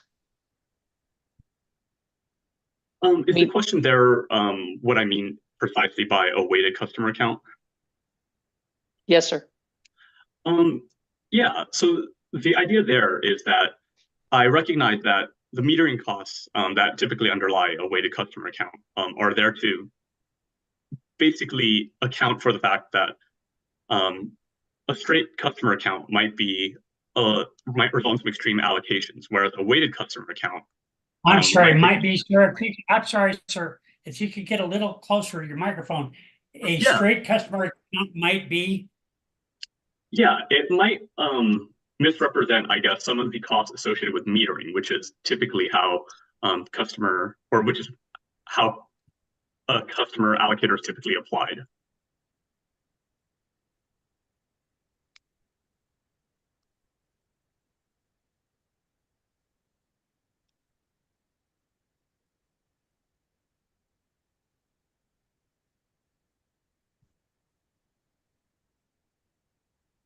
Well, do you mean just like a flat charge? Not necessarily, or yeah, sorry. I guess the result of that would be a flat charge because you would be allocating these costs on a customer basis to the various classes. The rates could be designed in such a way that they could be applied as a flat customer charge or a per kilowatt charge based upon those allocated amounts.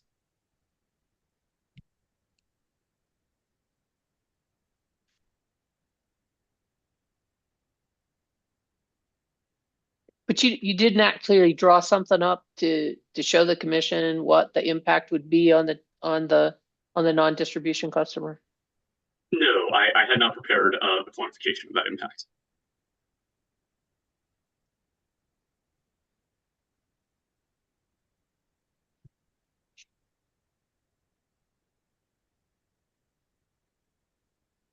I just recommend to you that if you're going to ask the commission to adopt your recommendation to allocate something a certain way, you might want to actually give the commission specifics on what numbers you actually want the commission to adopt.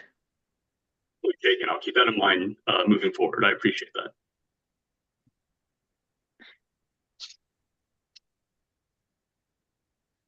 Also, sir, finally in your testimony at page 9, again, your recommendation,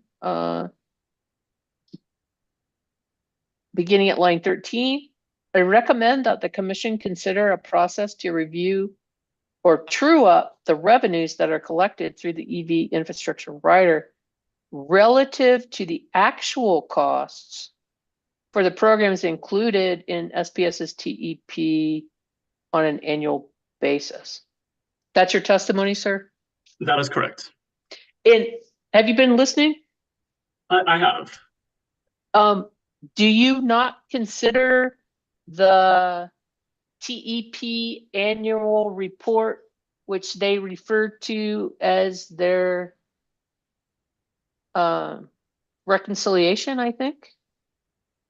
Well, I'll just call it the annual report. Do you not consider that what you're asking for?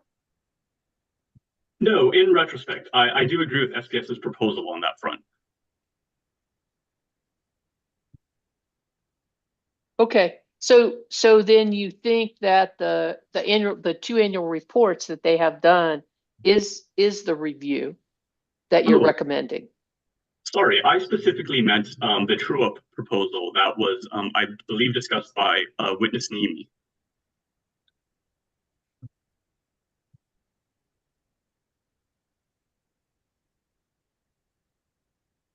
Okay, so you want something in addition to this report that they file? That's correct. One that would actually make customers whole for any potential over or under recoveries resulting from the EV rider. But isn't that what they already do, or they say that they do in their reconciliation process?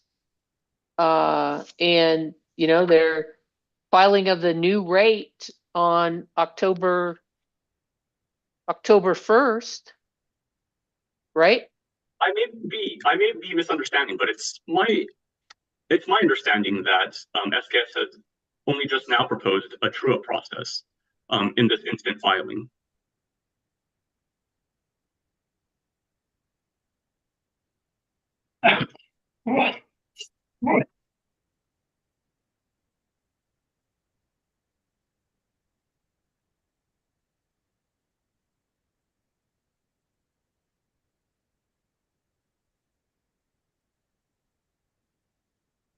So you don't think that's what they were ordered to do in the initial case 20-00150?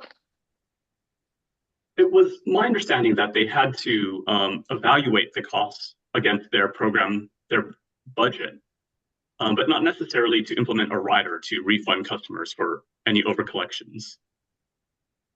Well, I mean, isn't that part of it, that they look at it and then they look at the over and under, and then that's what goes into their calculation of the new rate?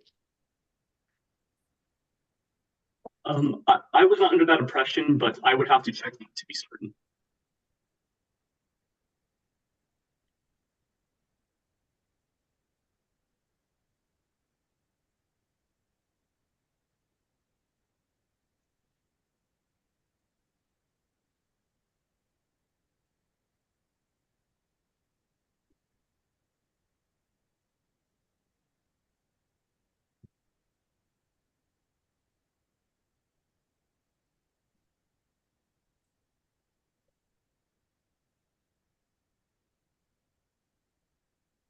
Well, in Miss Nimi's testimony, her direct testimony, on page 10, we know that the rider starts on January 1st. The proposed rider will utilize forecasted information to calculate a projected revenue requirement, which is then charged for the upcoming year. On October 1st of each year, SPS will file the projected revenue requirement and rates with the commission. Once the year is completed, the projected revenue requirement will be trued up to actual cost, and SPS will file the true up of August 1st of each year. The true up will also reconcile projected revenue to actual revenue. Any true up amounts will be included in the October 1st filing as an adjustment to the projected revenue requirement. Is that your understanding of what SPS does? I had misunderstood that to be a new proposal. I wasn't aware that such a true-up process was already contemplated in the EV rider. Okay. And I will obviously look back at 2150 because I didn't think it was new, but okay. I believe, sir, that that's all the questions that I had for you. Hearing examiner Krienkamp, do you have any questions for Mr. Lee? Yeah, I think just one or two. Good afternoon, Mr. Lee. Oh, good afternoon, hearing examiner Krienkamp. Can I ask you about page 5 of your testimony? You talked about how investments in SPS's distribution system are at best tangentially related to supporting EV adoption. And as I read that, I wonder, I mean, as you see it, could distribution investments on SPS's part ever be more than tangentially related to supporting EV adoption? Or, I mean, by definition, in your view, is it only tangentially related? I think at this point, I view them as tangentially related, especially in comparison to the other costs that are included in the TEP. This seems to be kind of a huge expansion of the costs that are already included in the TEP. I could imagine that one day, if EV adoption is truly more widespread, and it's beyond kind of a more speculative, prospective point, that distribution investments might be included in the TEP. But for the time being, it seems a little bit of a moonshot to consider such costs within the TEP. Okay. All right. And then relatedly, if you go to the previous page of your testimony, page 4, you talk a little bit about the significant risk as according to your testimony, that the rate of electric vehicle adoption will lag behind SPS's forecast. And I ask this, I'm not entirely sure of the answer, but notwithstanding what may have happened with their previous TEP, EV adoption rates are increasing nationwide, are they not? Would it stand to reason that their forecast might fare better in the next 3 years than it fared 3 years ago? I would agree to that, but with kind of a caveat. I will say that I'm not a forecasting expert, but just the magnitude of difference between SPS's previous forecasts and what actually materialized gives me reason to be a little skeptical about the success of their forecasting methodology. All right. And then I guess sort of a related question with respect to the rate of EV adoption, I mean, among their ratepayers, among their customer base. It would seem to me that that would only be part of the story, right? We've heard from them. Several of their witnesses have testified about, the traffic that they would have potentially from EV owners from other jurisdictions traveling through their service territory. And so if EV adoption rates are increasing elsewhere, that would still affect, the load on their system. Isn't that true? At least to an extent? Yes, to an extent, I would agree. Okay. That's all I had. Thank you very much for your testimony. All right, thank you. You hearing examiner Kringkamp.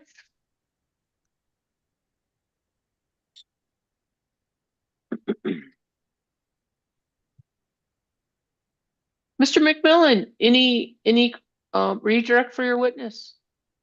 No, Your Honor. Very well. Any other party have questions for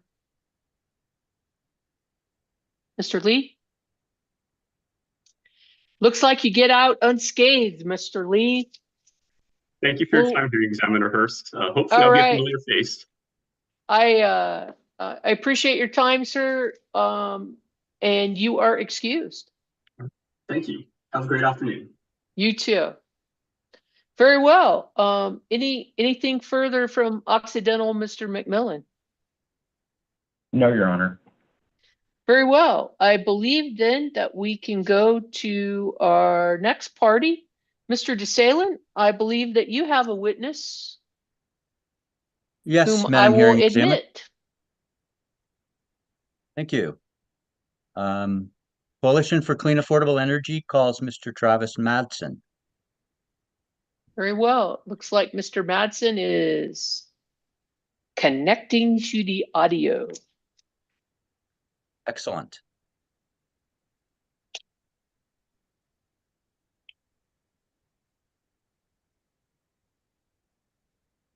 There you are, Mr. Madsen. Good afternoon.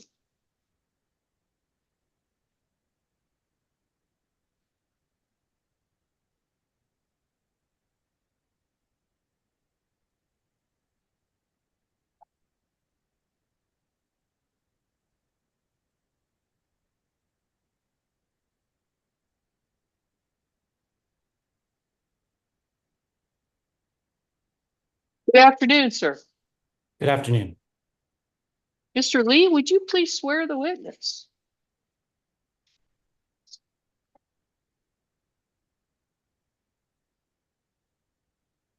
Mr. Madsen, would you please raise your right hand? You solemnly swear the testimony you're about to give, no matter not opinion, should be the truth, the whole truth, nothing but the truth? I do. Thank you, sir. Thank you, Mr. Lee. Go ahead, Mr. DeSalen. Thank you, Madam Hearing Examiner. Good afternoon, Mr. Madsen. Could you please state your name and spell it for Mr. Lee, our court reporter? It is Travis Madsen, Madsen. And where are you employed, Mr. Madsen? I'm the Transportation Program Director at the Southwest Energy Efficiency Project, or SWEEP. Okay. Now, I'd like to refer you to a document that has been marked as CCAE Exhibit 1. Can you identify it, please? That is my direct testimony. And did you prepare it? Yes. And are there any changes that you would like to make to your testimony? No. And do you adopt it as your sworn testimony today? I do. And are there any attachments to your direct testimony? Yes, there are 5 attachments. Okay, could you identify them, please, starting with attachment 1? Attachment 1 is my resume. Attachment. I'm sorry, go ahead. Please go ahead. I was just going to ask you if you prepared it. Yes. And is it accurate and up to date? It is. Okay. And please identify attachment number 2. It's a report by MJ Bradley and Associates entitled Plug-in Electric Vehicle Cost Benefit Analysis, New Mexico, dated January 2020. And could you identify attachment number 3? A similar report by ERM titled New Mexico Advanced Clean Cars 2 Program, July 2023. And attachment number 4, could you identify that? A report by ERM entitled New Mexico Clean Trucks Program, dated January 2023. And finally, attachment number 5, please identify that. A policy brief by Synapse entitled Electric Vehicles Are Driving Electric Rates Down from 2022. Okay. And the documents that are marked as attachments 2, 3, 4, and 5, are they the sort of documents that experts in your field normally rely on in forming opinions? Yes, groups that like CCAE and Coalition Allies commission those documents, and we rely on them in our work. Okay. And did you rely on these documents in forming your opinions in this case? Yes. Okay. And are these documents accurate to the best of your knowledge? Yes. Okay. Now I'd like to refer you to a document that's marked as CCAE Exhibit 2. Can you identify that, please? That's my rebuttal testimony in this case. Okay. And did you prepare it? Yes. And are there any changes that you would make to it? No. Do you adopt it as your sworn testimony today? Yes. Are there any attachments to your rebuttal testimony? No. Okay. Madam Hearing Examiner, I'd like to move for admission of CCAE Exhibits 1 and 2. Mr. Madsen, are the attachments 2 through 5 to your direct testimony complete? Yes, I don't believe they're missing any pages, although I have not double checked that inside the Dropbox for the hearing. And I'm just trying to make sure that they're not excerpts from a certain paper or study. They're the complete document as you've represented them, correct? Yeah, the complete report. Each one should be a complete report. Very well. Any objection to what's been identified as CCAE? Mr. Madsen's direct testimony as affirmed by him here today.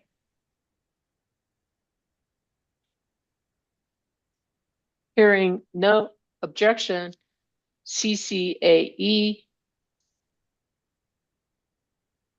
Exhibit 1 is admitted. Is there any objection to what has been identified as CCAE Exhibit 2?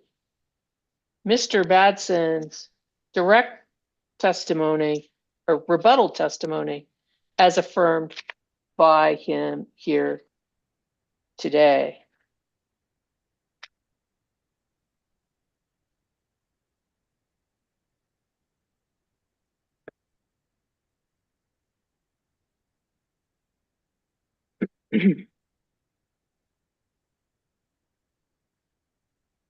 I just note, as I have noted with some of the SPS witnesses, that the Commission Rule of Procedure 1.2.2.35N is the definition of rebuttal testimony.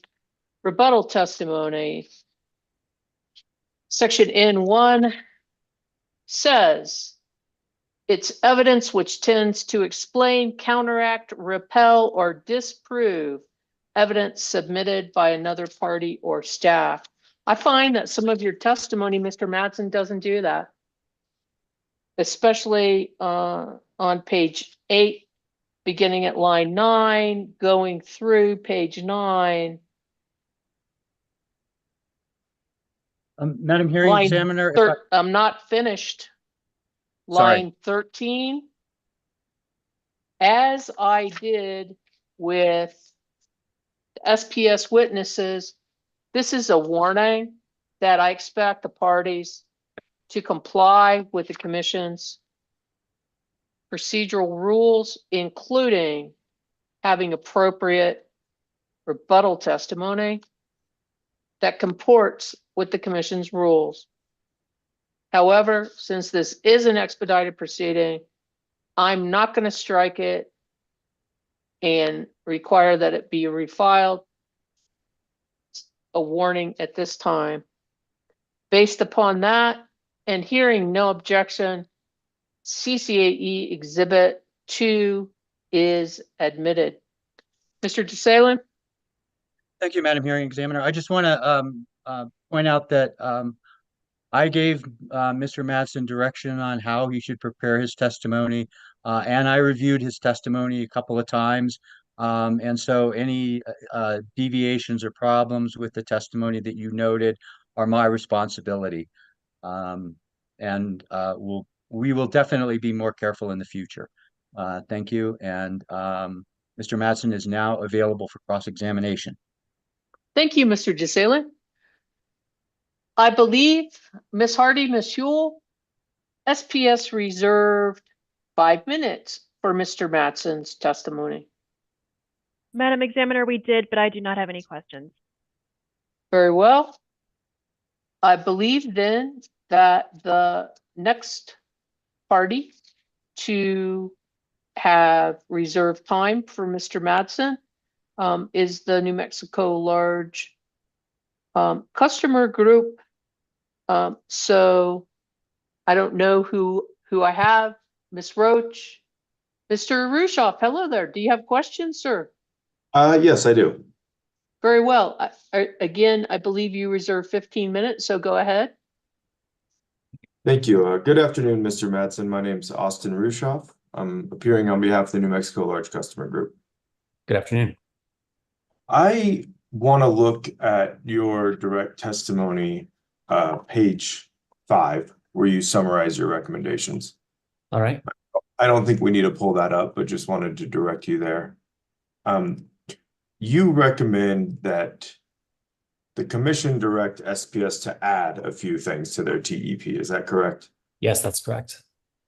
And one of those is an income qualified residential electric vehicle purchase rebate. Is that right? That is correct. Okay. And you recommend a budget of $800,000 for that program, correct? Yes, that is correct. Okay. And you also recommend the addition of an income qualified electric bicycle rebate with a $200,000 budget. Is that right? Yes. Okay. And then finally, you recommend that the company offer a commercial EV purchase incentive or demonstration program. And you recommend a $3 million budget for that. Is that correct? Correct. So these three recommendations combined are an additional $4 million budget. Is my math correct there? Yes, $4 million. Okay. And if these programs were added to the SPS TEP, those costs would likely be recovered through the EV rider as combined with all the other TEP costs. Is that your understanding? Yes. Have you analyzed the EV rider rate impact of your recommended additions to the TEP? No, I did not include such an analysis in my testimony. Okay, so we don't know how much those recommendations, if adopted, would increase the EV rider for customers, correct? Well, I can do the math in my head, at least describe how it would be done. It would be the $4 million spread out over 10 years, amortized. So the cost would be recovered, like the other rebate costs proposed in the original TEP, spread out over 10 years. And that's assuming that the 10-year amortization as recommended by SPS is adopted, correct? Yeah, and CCAE supports that treatment for rebates. Okay, but just to clarify, we don't have anything in the record with the specific EV rider impacts. No, I did not do my own calculation for what an updated revenue requirement would look like. Okay. I left that to the company. Okay, thank you. On the next page, page 6 of your direct testimony, I just want to clarify, you recommend that SPS move cost recovery of the proposed distribution investments out of the TEP and into a general rate case or other proceeding, correct? Yeah, specifically, I was talking about there the $6 million in distribution system upgrades and not the line extension part of the proposal. Okay, those are all my questions. Thank you. Thank you.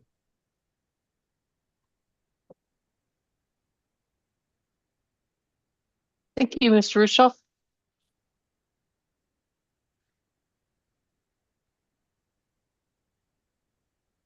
That was a fast 15 minutes. Mr. Rossi, you reserved time for questions for Mr. Madsen. 5 Yes, ma'am. minutes. Correct. Go I do ahead, have sir. A couple questions. Thank you. So I want to talk with you a little bit about your request for card readers on charging devices.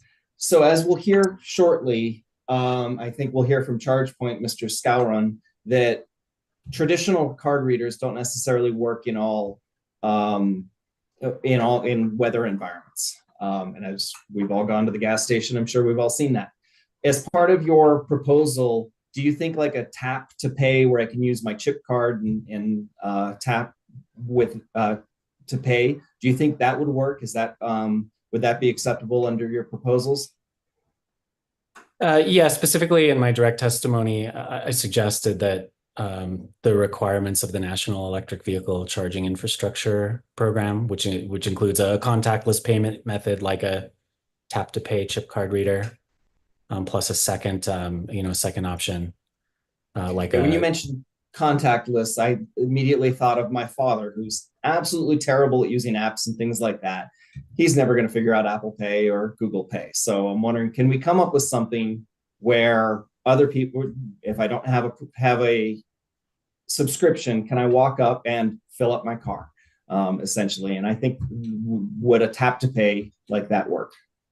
Yeah, I think in general, CCA is interested in having a consistent payment experience for customers that are using public charging across New Mexico and frankly across the whole country.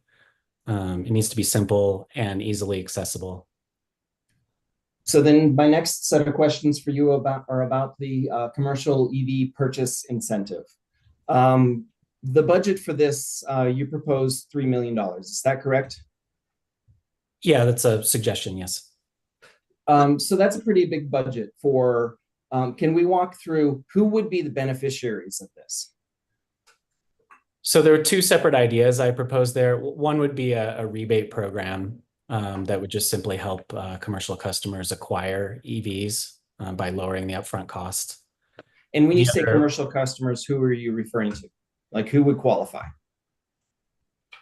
Any customer that's not a residential customer that has a vehicle fleet that takes service from SPS. Okay, and it looked like I cut you off there. What was the second half of that? any customer that's not a residential customer that takes service from SPS and also has a vehicle fleet. Okay. Or And is then how interested would in this, purchasing a vehicle. and then how would this program be paid for? The same way the rest of the TEP is paid for via inclusion in the EV rider. So a rider on basically all the types of charges, including residential. Yeah, I would include this as just a part of the budget for the TEP, and you know, it would slot right into the proposal that the company made for how to recover costs and allocate them between customers. So like a residential customer that's making, say, 201% of the federal poverty level, somewhere around $44,000, they're helping to fund this commercial EV purchase program for large companies. Would you agree with that statement? All customers that are paying the EV rider would help advance the goals of the transportation electrification plan. And as I detail in my direct testimony, I believe this is a public interest activity in which the revenue generated from the additional load added to the system would pay for the transportation electrification plan, the additional infrastructure required to support the new load, and then some, providing some gentle downward pressure on rates that would benefit all customers. But the people who are just double the poverty level, or maybe below, depending on what incentives they qualify, will still have to pay for this. Would you agree? Yes, I think the EV rider, as the company has proposed it and was approved in the previous TEP, applies to all residential customers. Okay, thank you. I have no further questions for this witness. Thank you, Mr. Rossi. Good afternoon. So I've got a few questions for you. And I guess I want to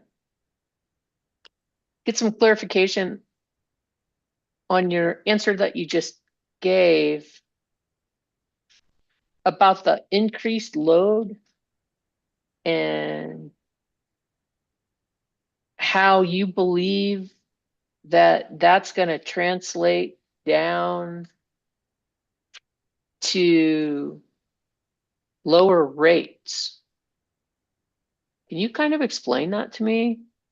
Sure. What we're doing here when we add electric vehicles to the system is spreading the fixed cost of the system out over more electricity sales. So in other words, we're getting more useful work out of the investments we've already made in the power plants and the transmission lines and the distribution systems. And if you look at attachment 5 in my direct testimony, that's an analysis from Synapse that looks at transportation electrification plans in California as the state that has the largest number of EVs deployed, presenting evidence that the transportation electrification riders there, you know, the amount that customers are paying for the transportation electrification plan itself, and then for all the associated infrastructure necessary to deliver electricity to the vehicles, the cost of that is less than the cost or than the revenue that's coming in from the fact that people who charge EVs are paying for the electricity. In other words, this is a smart business opportunity. The utility is going to bring in more money than it costs to run this program. And some of that money is going to be returned to customers in the form of lower bills.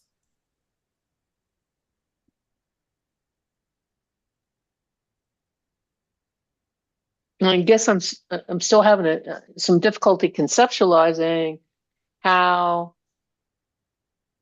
SPS's customers are going to be paying for this transportation electrification program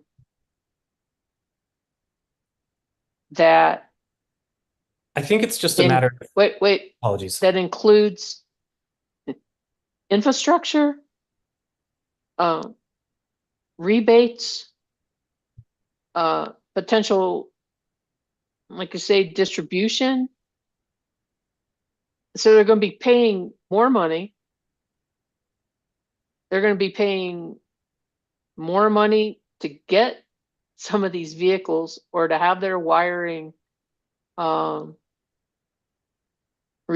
so that they can avail themselves of these programs,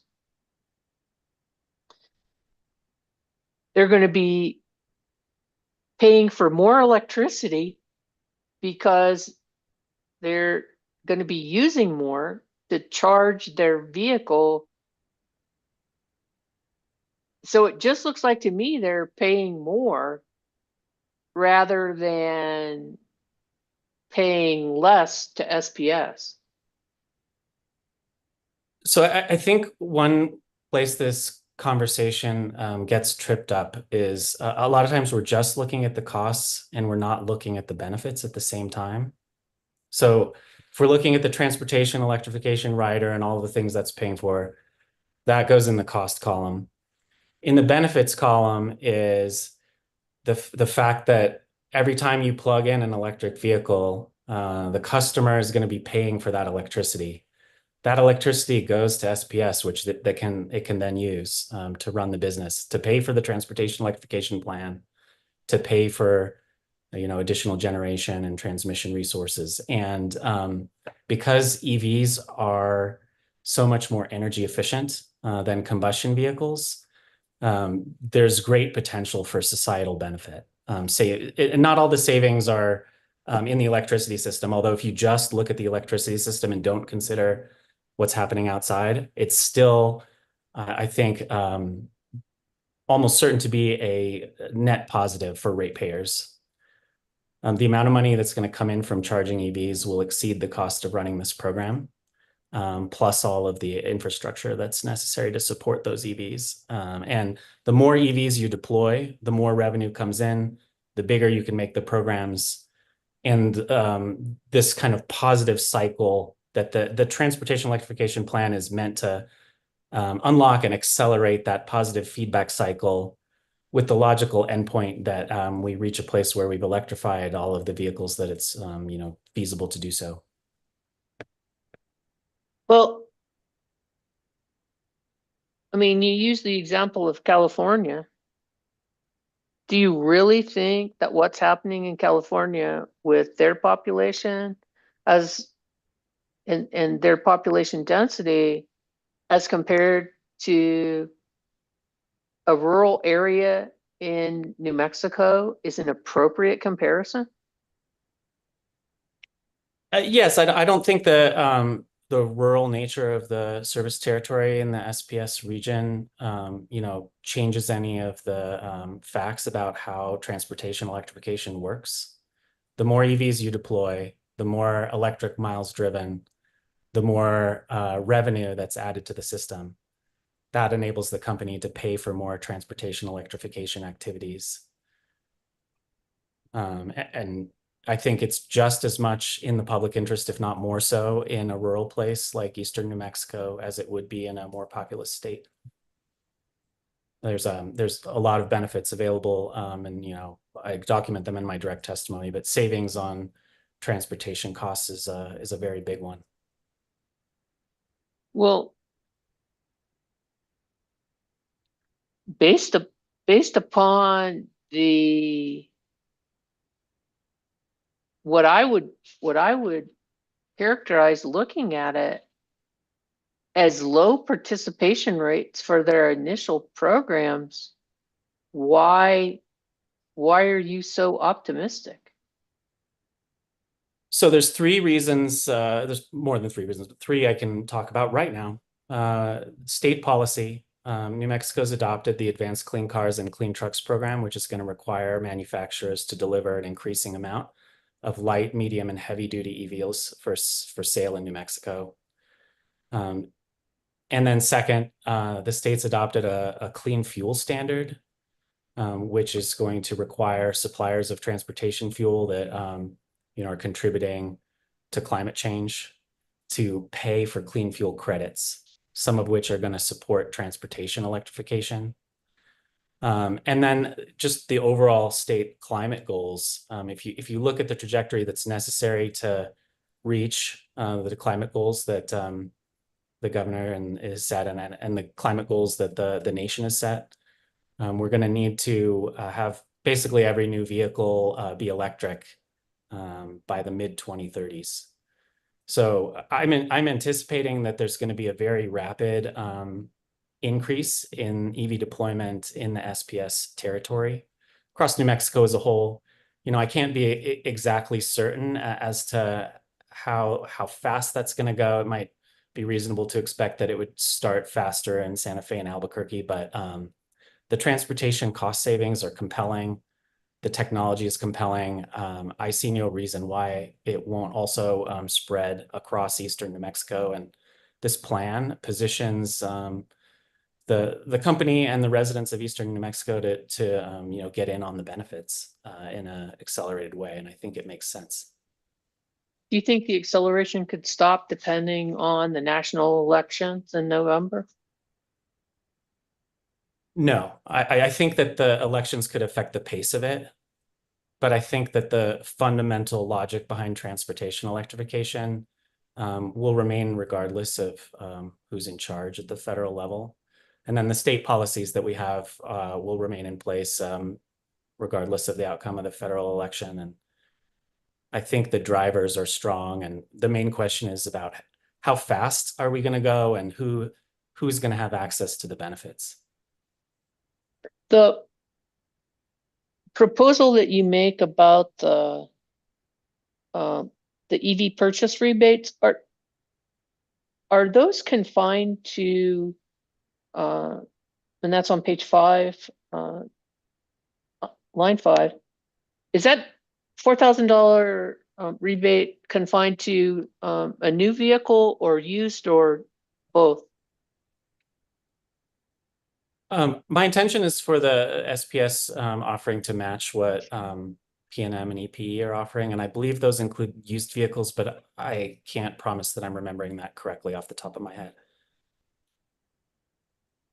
Okay, well, it's your recommendation, so you need to tell me if you think it should apply. I think it should include both. used vehicles, but Okay. I want it to align with what the other investor-owned utilities are offering in New Mexico. Okay, and also with regard to this e-bike program,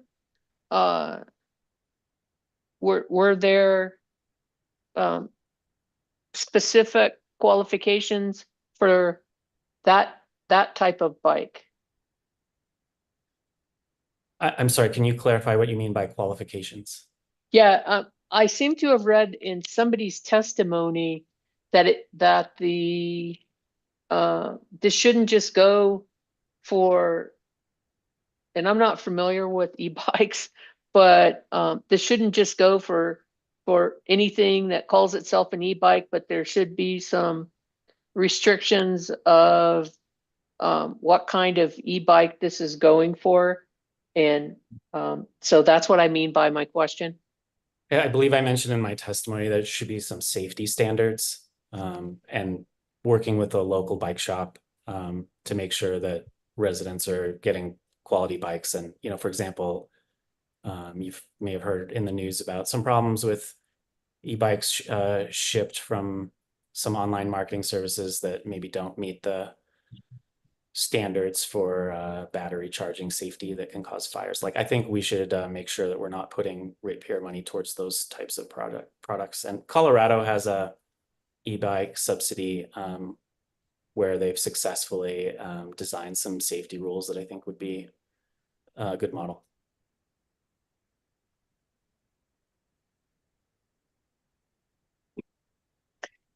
I believe in response to a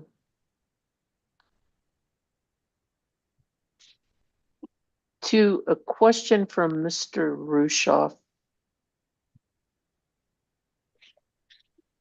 you indicated that your proposals 1 through 3 on page 5 would add an additional $4 million to the 20-some million dollar proposed budget. Is that right? Yeah, if the commission were to agree with me and order the company to add those programs. Is there any limit to what you would propose for a TEP budget for SPS? Well, I think the program is well designed in that the amount of money the company will be spending is very closely connected to the customer uptake of electric vehicle technology. So a customer that's using a rebate to purchase an EV, or using a rebate to install some electric vehicle supply infrastructure or a charger, those customers are deploying an EV, and that EV is going to be using electricity to drive, which is the source of the public interest benefits that I talked about in my direct testimony. So to the extent that spending is directly linked to EV deployment, I think the program is designed to provide public and ratepayer benefits. The company wouldn't be spending money without an actual EV being deployed. So as long as the budget, is large enough to accommodate customer demand for the technology, then I think the upper limit of the budget is not the main factor I'm looking at. It's more, what can we do to stimulate the market, to help customers understand there's an opportunity here, to help them access the technology and deploy the technology and use the technology, and then unlock all of the benefits that will be available for ratepayers and society as a whole. So the budget needs to be bigger than public demand, and the program needs to be designed to drive demand. And I think in large part, what SPS proposed is going to be effective on that score.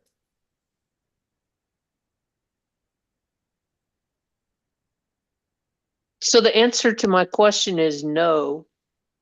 There is no limit to how much you think should be in a TEP program, as long as you believe that there's going to be a demand for it and that it actually results in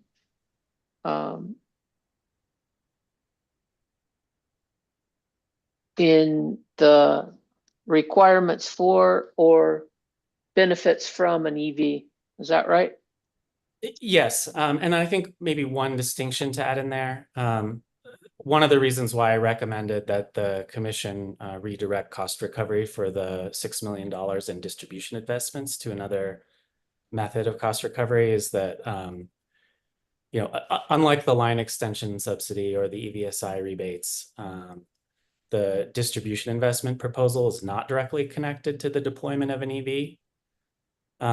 So I'm drawing the line right there that the transportation electrification plan should be about infrastructure and marketing designed to accelerate EV deployment, and that more general issues about the distribution system or the transmission system or the generation assets should be handled in a different place.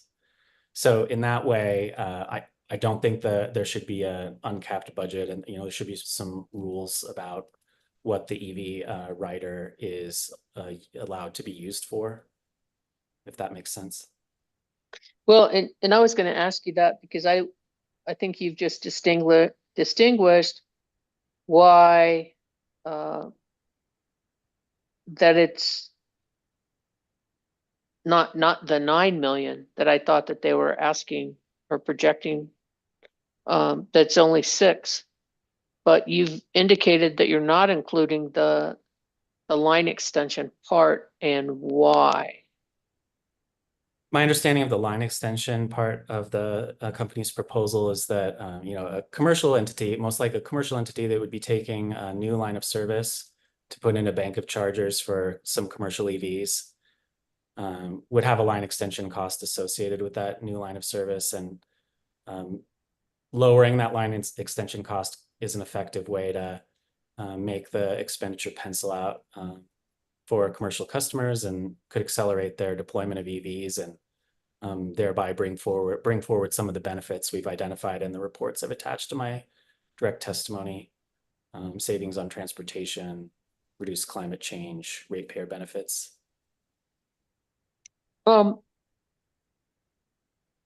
wanted to ask you about your information that you give on page 8 about Chavez County.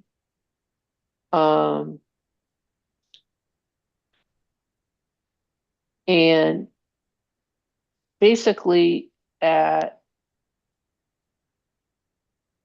line 7 on page 8, you say, for example, a typical household in Chavez County currently spends $3,000 per year on gasoline at July 2024 prices. Yes. That's, yeah, you put that in there, sir? Yes, I did that calculation. How did you define a typical household? So the link in footnote number 9 goes to a website by the Center for Neighborhood Technology called the Total Driving Cost Index. Mm-hmm. They've analyzed based on census data. I think I'd have to go back and look exactly where they're pulling the information from, but I think it's mostly census data. So average household by census tract, and then cross-reference that with some estimates of how far folks drive. So looking at a family of, let's see here, I'm looking at it right now. So the regional typical household in Chavez County owns 1.88 cars and drives them 20,000 miles a year, 20,745 miles a year. So that's the estimate I'm using in this calculation. Okay, I just wanted to make sure that I understood because in the electricity business, for example, in a rate case, the companies usually will come up with an average number of usage for a customer class, and some of it call the average customer. I think SPS has always called it the typical customer. So I wondered if that's who you were talking about. Is that customer that uses like, 900 per month, or if your typical meant something else. So I think you've answered that. So yeah, so it's a household with 2.7 people. I don't know how that compares with how SPS defines a typical customer. it's all usage based. Okay. It's how much that particular customer class, person, household, entity uses. Your footnote 8, are you referring back to your footnote 7? You just have note 5, page 17. Yeah, I believe that's correct. Let's see here. That figure, yeah, so the footnote 8 is for that figure. That figure is reproduced from the American Council for an Energy Efficient Economy report cited in note 5. Okay.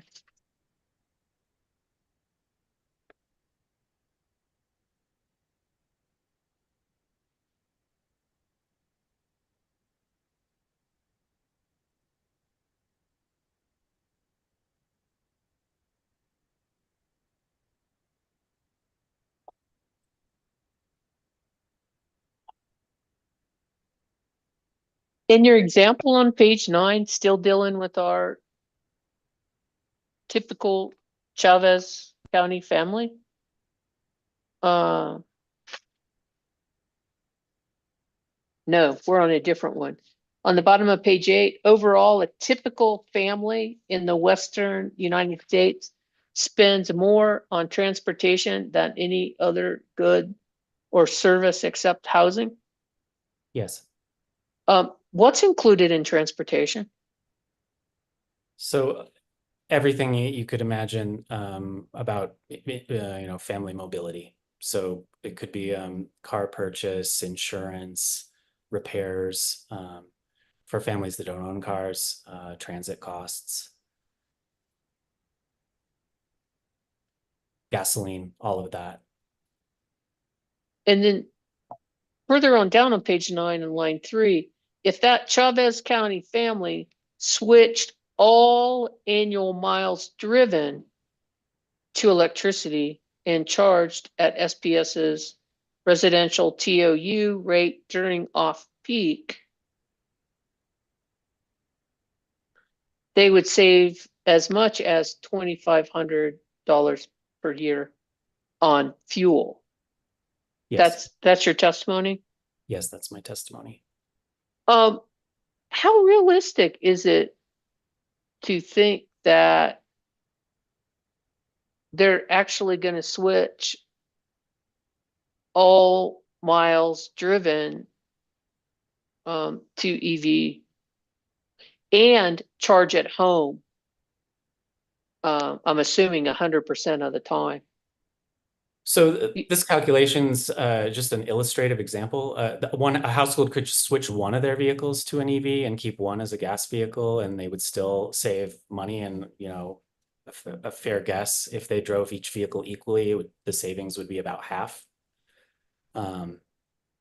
Customers don't have to switch all of their vehicle miles traveled to EVs in order to access benefits. You could just switch one vehicle to an EV.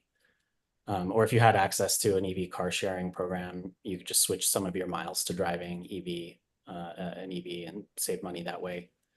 So I think if a family acquired an EV, it's realistic to assume they would shift a significant fraction of their driving to electric. When my family got one, and we had a gas car too, my wife would always take the EV and make me leave me stuck with the gas car.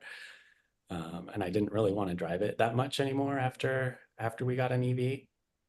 So I think that once people have access to the technology and deploy one, they're going to drive it a lot. You live in Boulder, don't you? I live in Denver. Don't you think that there's more accessibility for EVs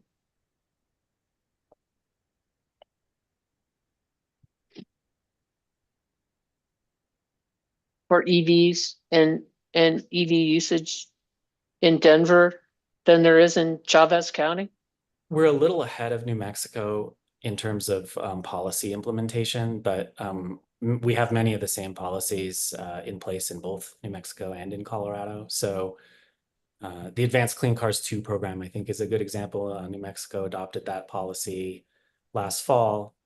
It's going to require manufacturers to deploy an increasing amount of EVs to dealerships across the state. And it'll be up to the manufacturers to decide exactly how they want to distribute those vehicles across the state. But I do anticipate that it will dramatically increase the availability of EVs in places like Chavez County, and that the savings potential of owning one is an attractive thing that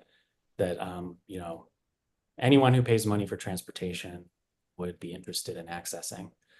And as long as a customer has access to a place to park the vehicle with an outlet nearby, or the ability to run an extension cord, you can charge an EV on a wall outlet at 120 volts.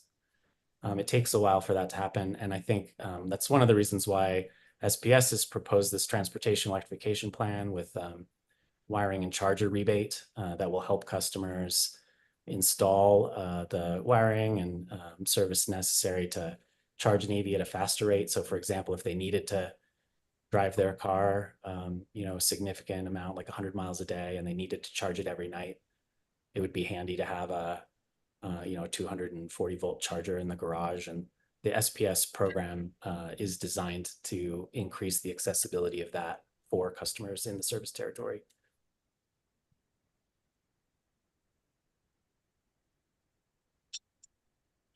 Does your example of that Chavez County family who switched all their annual miles, does your calculation include the additional cost of the EV, the any wiring upgrade, the cost of a charger, and the cost any other potential line extension costs in your calculation? No, that calculation is just looking at fuel costs. There are some citations lower in the testimony about that look more generally at like what's the all-in cost benefit of adopting an EV. And I think it varies a lot depending on individual circumstances and what kind of vehicle that a customer buys. But you know, all in, I think savings of around $1,000 a year are accessible. That's what my family calculates our all-in savings on the total cost of ownership of an EV is versus the combustion vehicle we owned before. And if it's a Consumer Reports study that I cited on, I think it starts on page 15.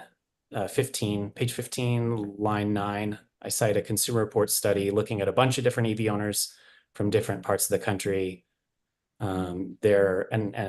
Research found a total net cost of ownership savings over the whole lifetime of the vehicle of in the range of $6,000 and $10,000. What is the life of a EV vehicle? I think 10 years is a reasonable estimate. I don't think that like it's still pretty new in the technology, and maybe they'll last longer. You know, I'm aware of some Teslas that have been used as taxis that have gotten up into the 500,000 mile range, but you know, I don't think I know exactly what the life of an EV is yet. Well, do you think that's a fair comparison? I had a Toyota 4Runner I had for 22 years, and it's still, I don't have it anymore, but it's still going. So you think that's an appropriate comparison to compare a 10-year vehicle to a 22-year vehicle lifespan?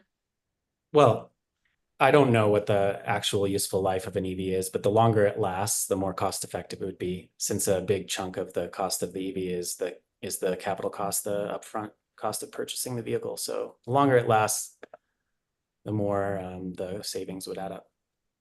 Well, let me ask you about page 16 of your testimony, where you're talking about medium and heavy duty EVs.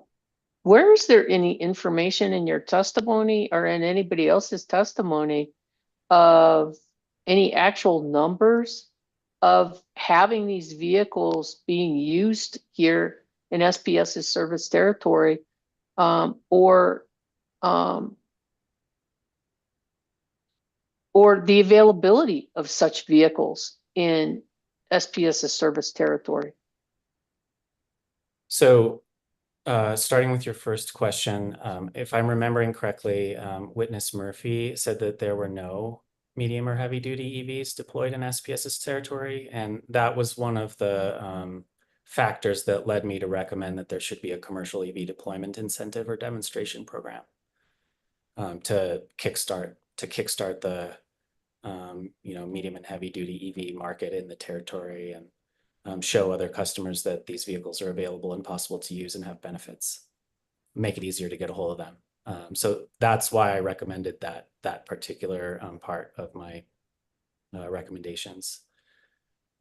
And then availability, I can't remember whether I put this in my testimony or not, but CalSTART, which is another nonprofit, keeps a catalog of all the different types of medium and heavy duty EVs that are available for sale in North America. And there's, hundreds and hundreds of different models of pretty much any type of vehicle you could imagine, from electric school bus to, a medium duty urban delivery vehicle to like a front loader, off-road diggers, and pretty much anything with wheels. Somebody's making an electric version of it. It's possible for customers in any part of the United States to order one and get one. And there's a lot of financial incentives that are available to do that through the Inflation Reduction Act. And I'm expecting there'll be additional incentives to do that that will happen as a result of the clean fuel standard that is in development at the New Mexico Environmental Department right now. Did you participate in the initial DEP? I did. I adopted the direct testimony of Max Baumhefner from NRDC. Sorry, I did, and you're trailing off. Sorry. Max Baumhefner from NRDC wrote the testimony for CCA during the initial TEP. And then he went on parental leave, and I adopted his testimony and appeared at the hearing last time around. Did you make any recommendations similar with regard to commercial programs, or like you are in this case, in the initial TEP? I can't say that I remember perfectly, but nothing specifically like a commercial EV incentive or a commercial EV demonstration program is coming to mind. Why not? Well, I think New Mexico adopting the Advanced Clean Trucks rule last fall significantly changed the potential for deploying these vehicles in New Mexico. That policy was not in place during the first TEP. And I think, it's going to be the harder part of the market transformation effort. And it made sense at the time for SPS to start with some more basic things. And then I think it makes sense now to be looking more towards what's coming in the next 3 years. Well, and I'm just wondering why, looking at their restrictive commercial program, where, no one was providing for public charging except for SPS. And there wasn't the availability, if I'm understanding this correctly, in the original program, for, say, a commercial customer to be able to even charge or provide a charging station for fleets under the original TEP. Yeah, well, right? I guess the way I would characterize that is that the company was not offering a rebate or a financial incentive for a corporation to deploy a fleet EV in the first TEP. And I think that the company recognized that that was a hole in their program and proposed some corrections to that in this TEP. And I think that was a good move. Or include, so for example, like I say, I did the P&M one, and P&M's program not only offered that kind of incentive, but even went further to include potential inclusion of like city buses and those kind of things. And I guess I was just surprised not to see some similar offerings in SPSs. In the previous TP, you mean? Yes. Yes, I think that was an omission in the previous TP, and I think the current TP would enable those sorts of customers, including city buses, to work with the utility to deploy electric vehicles.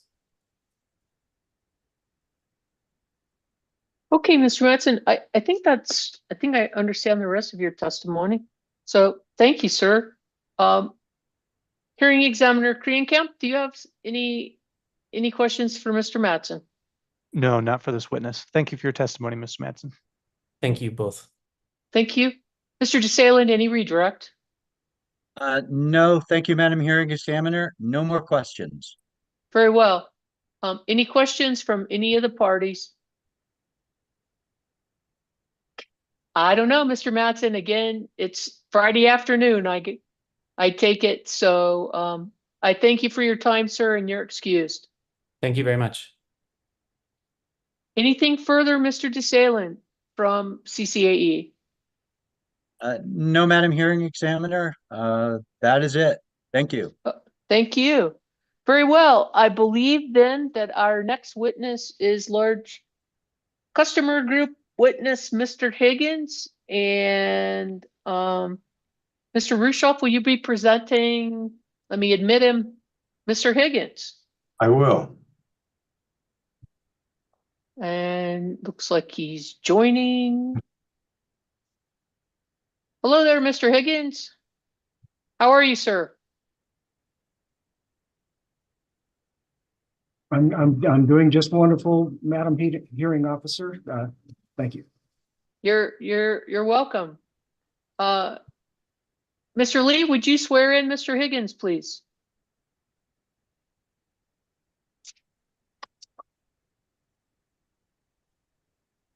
Mr. Higgins, would you raise your right hand, please?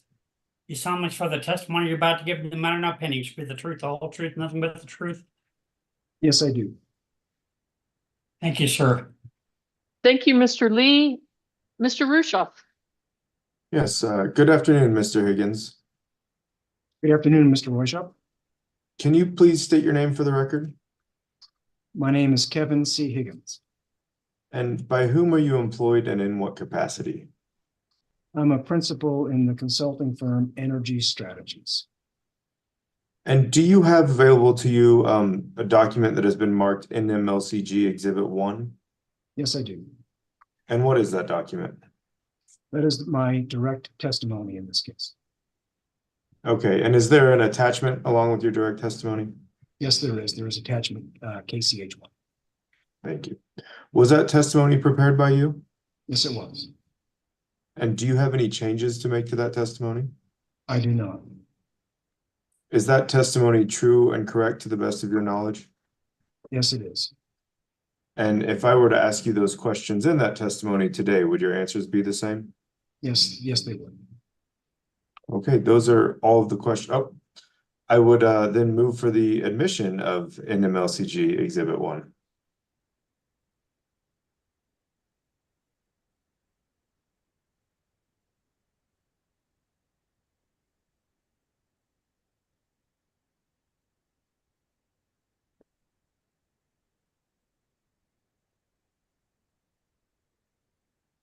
Any objection to what's been identified as NMLCG Exhibit 1, the pre-filed direct testimony of Mr. Higgins as affirmed by him here today?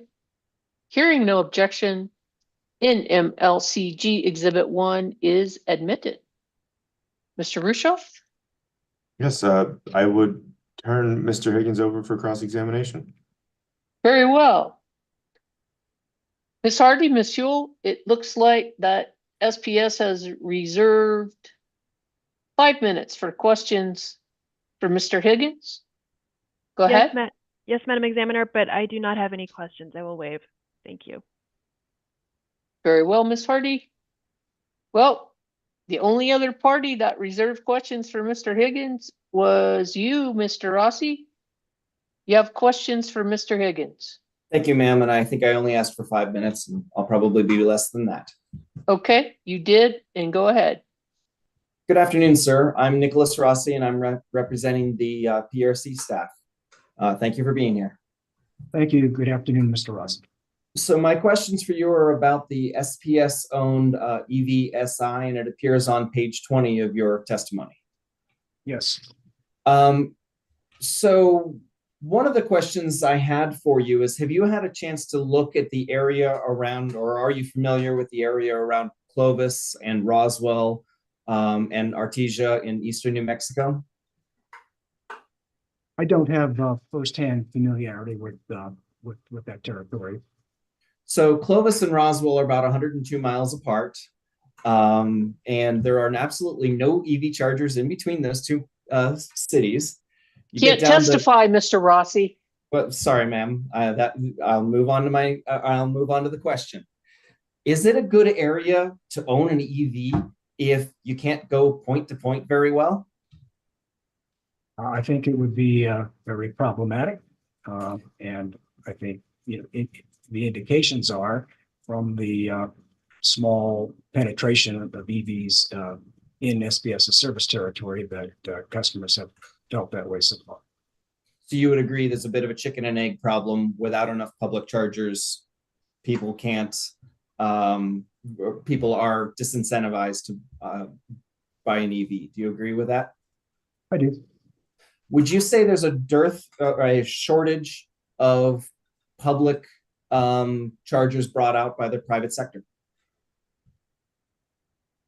I would say that the it probably reflects the economics of making such investments at this time. But my understanding is that there are not many of these facilities available, especially in rural parts of the United States. If the private sector hasn't stepped up and installed these, shouldn't SPS do that? I would say that not necessarily is my answer. I believe that what's important is to strike some balance here. I'm aware that the National Electric Vehicle Infrastructure Program is going to be making funding available. I do believe that's a useful source, a proper source for those kinds of investments. And I think that it's questionable in my mind whether the residents in a rural area who are likely not to receive the initial round of funding from the Navy should actually bear the burden themselves of subsidizing a program that perhaps would be used as much by folks who are passing through the service territory as much by residents. So I'm not saying that investments shouldn't be made. In fact, my testimony does not propose eliminating the rebate programs that the company has proposed. But I do think that it's fair to question whether the residents or the customers in rural service territory should bear an unreasonable burden in having to underwrite the costs of a program like this at this time. Doesn't it I'm benefit sorry, them? underwrite the cost. I'm sorry, underwrite the cost, and your voice is trailing off, sir. The cost of a program like this at this time. Thank you, sir. Doesn't it benefit them, or at least say business owners in that area, if someone stops, gets a cup of coffee, has dinner while charging? Isn't that some sort of a benefit as well? Well, that could be an indirect benefit, but I still think it raises a fundamental question as to whether it should be the electric customers in that particular service territory who should be bearing the responsibility for subsidizing the program. Okay, thank you. I have no further questions for this witness. Thank you, Mr. Rossi.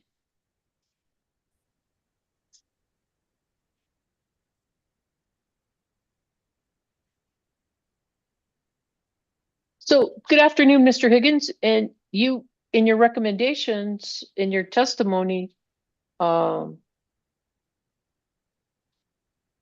the recommendation 3 on page 5,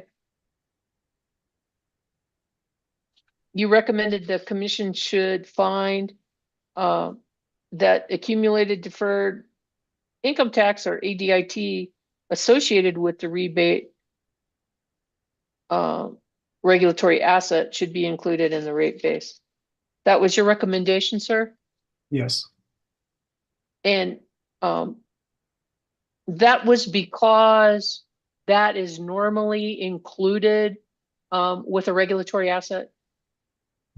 It's because it is normally included when there is a timing difference between how a utility treats a cost for tax purposes versus regulatory recovery. And so in this particular case, the company is proposing a 10-year amortization for its rebate program. But for tax purposes, the company was going to expense it in 1 year. Whenever was going to expense it in 1 year. Thank you. Whenever you have a timing difference between how a cost is recovered in rates and how it is treated for tax purposes by the utility, you create a need to recognize the accumulated deferred income tax and rates. And in essence, what happens is that difference gets reflected as a credit in rate base.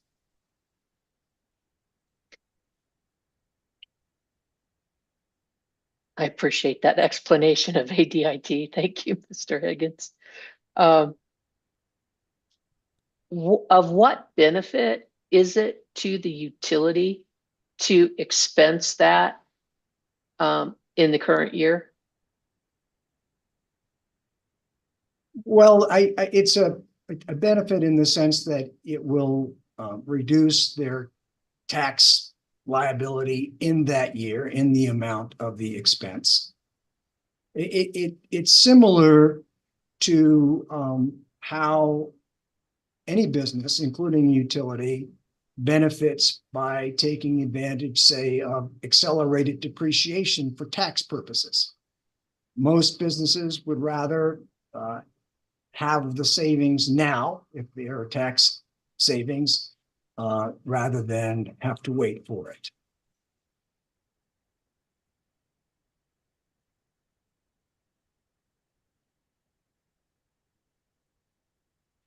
You have also recommended in your testimony that the distribution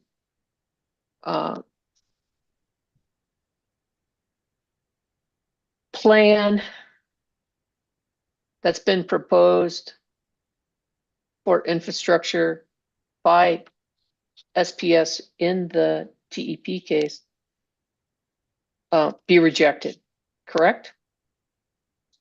Yes, but I want to be clear that I'm not recommending that SPS not be allowed to make these investments or to recover their costs in a conventional way in a general rate case. Right. But I do recommend that including these costs in the TEP and including them for recovery in the rider be rejected. Right. So basically, they should go into a base rate case. Exactly.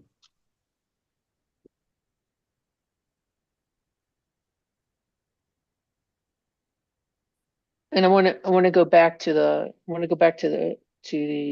regulatory asset on the rebate. You have also recommended that the TEP rebates be amortized over a 3-year rather than a 10-year period. Is that correct, sir? Yes. And why is that? In making that recommendation, I'm trying to strike a balance between two countervailing rate impacts. On the one hand, amortizing the costs over a period of time does bring down the current rate impact.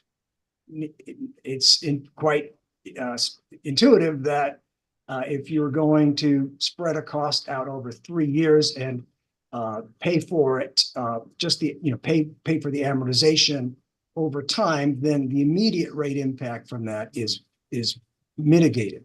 But at the same time, I want to be cognizant that these regulatory assets have carrying costs.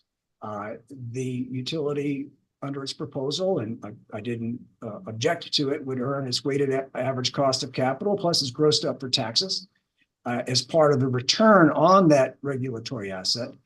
And by shortening the period of recovery from 10 years to 3 years, my intent was to lower the long-term cost of carrying those regulatory assets.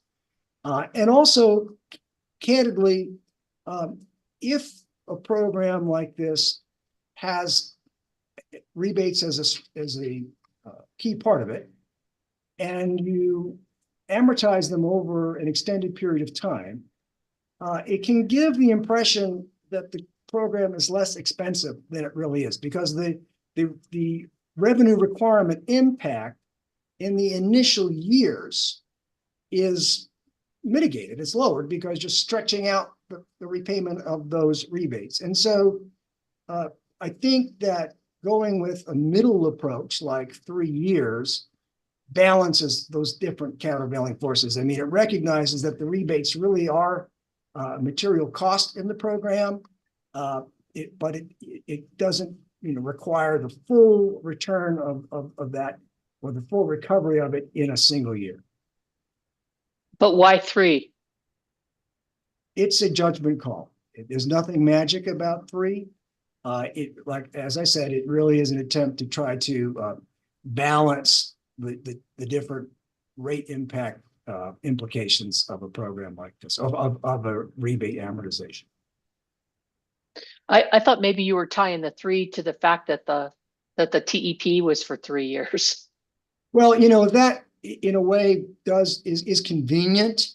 It's convenient because it is a 3-year program, but settling on the right amount of the amortization period is a judgment call. Do you know, and that's my bench request from this morning, is I wanted to know what the full amount of the 10-year amortization carrying cost would be.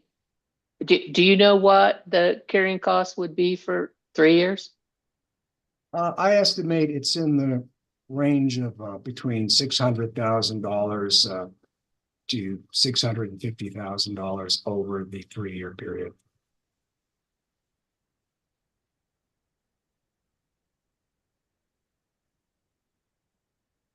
So then basically we have, if it all was expensed in the first year, there would be 0 carrying costs, right? Correct. And you've estimated between 600 and 650,000 if it was amortized over 3 years, correct? Yes. And then we're waiting to find out how much the carrying cost would be if it's amortized over the full 10 years. Correct. So that gives the commission some information about potential options, right? Yes. I wanted to ask you about your testimony on page 11. You're answering the question that was posed at line 1. Please describe the evaluation budget item. And then on line 2, you say SPS is contracted with Opinion Dynamics to perform a formal evaluation of the TEP programs, including program data collection from participants as programs achieve participation milestones. SPS will provide a final evaluation report in 2028. That's your testimony, sir? Yes. Did they do something like this for the initial TEP? I do not know. Are you familiar with Opinion Dynamics? I am not.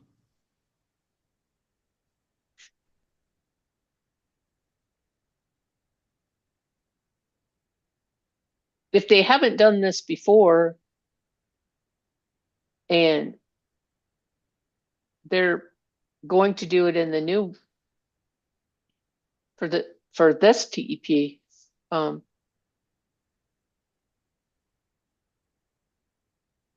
think that's going to be helpful? Potentially. I don't comment positively or negatively about this part of the company's proposal. I don't recommend an adjustment to remove the costs. So I think an evaluation could, conceivably be helpful.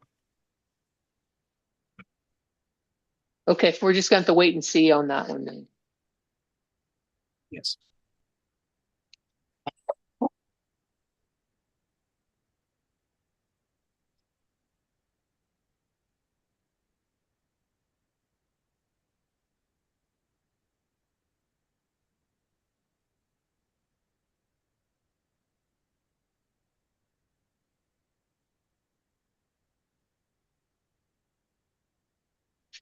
Your testimony on page 16 you are testifying about the distribution cost and whether or not you agree with SPS's recovery, and no, you don't. But you're concluding that beginning at line 9, SPS's proposal to receive special EV rider cost recovery for distribution system investments may unreasonably incentivize SPS to expand its distribution system rate base and shoulder ratepayers with unreasonable costs that may not be offset by increased EV charging revenues. That's your testimony, sir? Yes. What are you referring to as an unreasonable cost? An unreasonable cost is one that would be made for an investment that did not bear fruit. Let me give you an example here. We've seen through the company's first program that there was very little participation in the program. And the intent here is for there to be larger participation this time around. And the company is asking for special rate-making treatment for distribution investments. And it's conceivable that, those investments could be made without sufficient participation on the other end, but by customers who are in fact using or making investments in EV infrastructure themselves, putting in charging stations and so forth. And so I think it's a better regulatory dynamic for the utility to be making its distribution investments in its normal course of business. Again, seeking recovery through general rate case. And to the extent that the company sees that the distribution investment is going to be needed to meet, EV related demand, they can do that through their normal investment process, rather than having to have a special tool, special regulatory recovery mechanism. Were you listening to Ms. Joel talk about about low voltage and Portales? I did listen to her testimony. So, thinking about that potential example as a project where they know eventually something's going to have to be upgraded or changed. You think that allowing them the opportunity to push that kind of project ahead in their, as she called it, discretionary project, you think that allowing them this freedom, I guess, to include such a project now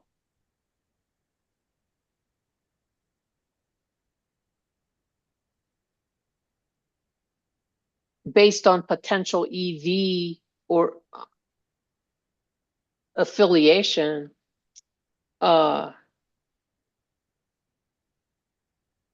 you think that SPS is going to go ahead and do that project if they think they can go ahead and collect on it now? I think that, allowing recovery through a rider can distort the investment priorities of a utility.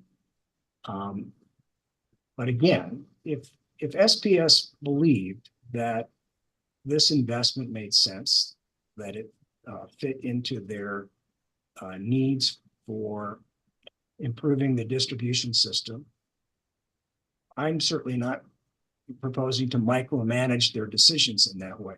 I would leave it to SPS to make those decisions and to seek recovery for those investments in a general rate case. In my observation, in general, not just for EV programs, but in general, working around the United States in lots of different proceedings, is that utilities often prefer to have special rider mechanisms to recover their costs as opposed to seeking recovery in a general rate case. It speeds up their recovery. It's more convenient for them in many ways.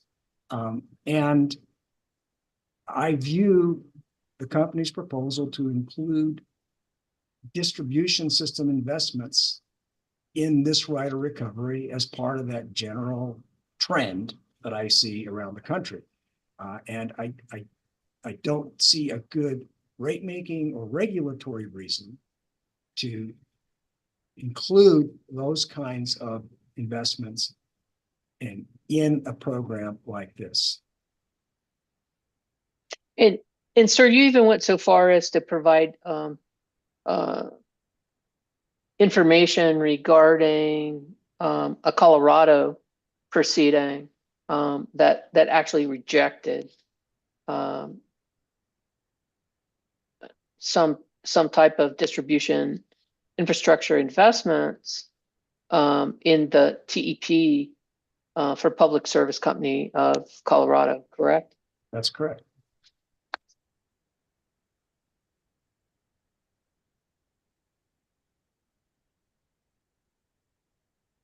And then I guess finally, part of what your testimony includes is the difference between SPS's owned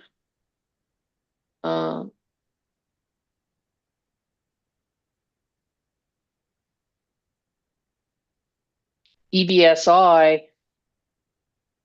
as opposed to your belief that the private sector should be encouraged to provide those facilities, correct? Correct. And I'm recommending that the private sector be incentivized through the rebate program.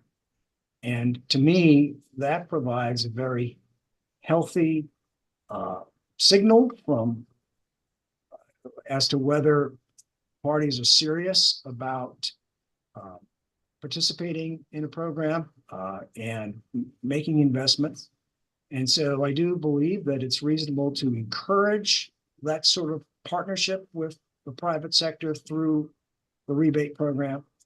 And I also believe that that will help mitigate risks for the customers in the SPS service territory, that there isn't a sort of a overinvestment, you might say, by the utility using ratepayer funds for infrastructure that might not be utilized. Establish the rebate program, get private parties interested and motivated to participate through it, and you use that as the primary vehicle for this 3-year TEP, particularly while the folks in the SPS service territory wait for later rounds of NEVI funding to assist in putting infrastructure in their part of the state. Very well, sir. Thank you. I think that concludes the questions that I had on your testimony. Hearing Examiner Kreenkamp, questions for Mr. Higgins? Yes, thank you. Good afternoon, Mr. Higgins. Good afternoon. I just had two questions for you. I appreciate your testimony today. My first question relates to the distribution investments and some of the testimony that we've heard previously today, which it sounds like you were listening to. SPS testified, one of their witnesses testified that the distribution investments are important from a timing standpoint with respect to when they are expecting EV load to sort of ramp up on their system. Can you speak to that at all? Do you find that to be a reasonable explanation for what they're asking? Well, as far as it goes, I don't dispute that timing is important, but they are free to make their investments to address the timing. My issue isn't whether or not they make these investments in the distribution system. My issue is that it's unreasonable to recover those standard business investments through a special rider. Yes, if SPS wants to be responsive to anticipated EV infrastructure that parties wish to put in, and the utility wishes to make distribution investments in support of that, I'm not recommending that they be impeded. They should just seek recovery for those costs in the normal course of business, just like all the other investments that they make to serve customers. And my other question to you relates to the issue of amortizing the rebates. The company's asked, is proposed to do that over 10 years, consistent with what was authorized in their previous TEP. And I guess my question to you, because I read your testimony, I think I understand it, but I think what I'm still trying to wrap my mind around, is there a benefit to the utility in amortizing the rebates over 10 years as opposed to 3 years?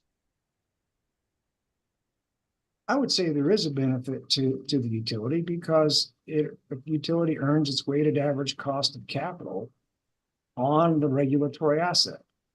And, in a discussion like this, the utility will characterize that weighted average cost of capital as their cost. It's their cost of finance. But in fact, earning its weighted average cost of capital is the business model of a utility.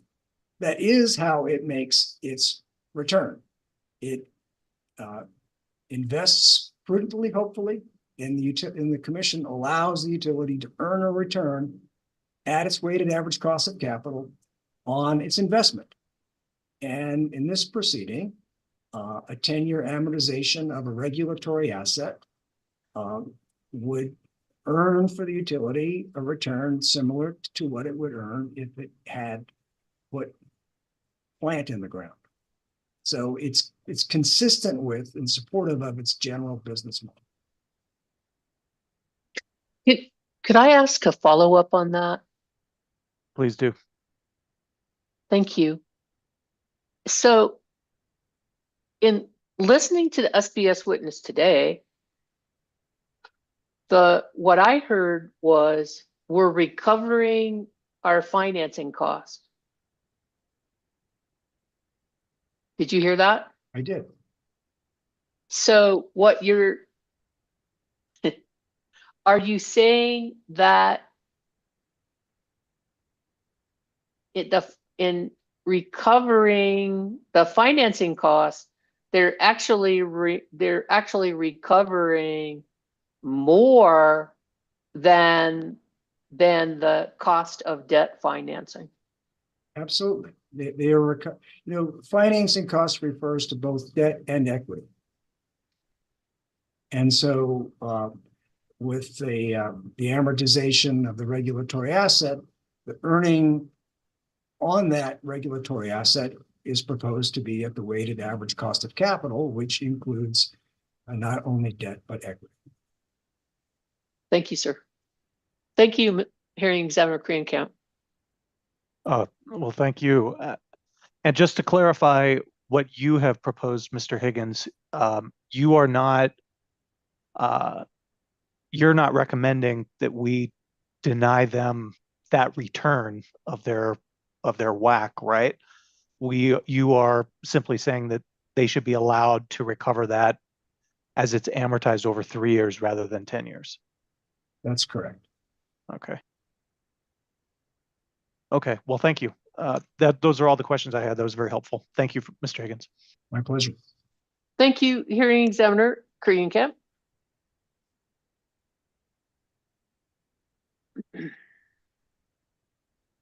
Mr. Rushoff, any redirect for your witness? Yes, I just did have one question. Go ahead, sir. Mr. Higgins, one of hearing examiner Hurst's first questions to you was about your recommendation regarding the treatment of ADIT. Do you recall that question? Yes. Is it your understanding that the company agreed with your recommendation to that point? Yes. Okay, thank you. That was my only question. Thank you. Any questions for Mr. Higgins? All right, no follow-up. Thank you, sir. Good to see you again, and then you're excused. Thank you very much. Have a great evening. You too, sir. Very well. I believe we are almost at 5 o'clock. So I guess my note indicates our next witness would be Ms. Scowron, and she needs to appear Wednesday morning, and she will be the first witness tomorrow at 9 o'clock. After that, I believe then we will have witness Lane, witness Porter, and then the 3 staff witnesses. And there's not much cross-examination for any of the staff witnesses. So I project that we will finish probably by luncheon tomorrow.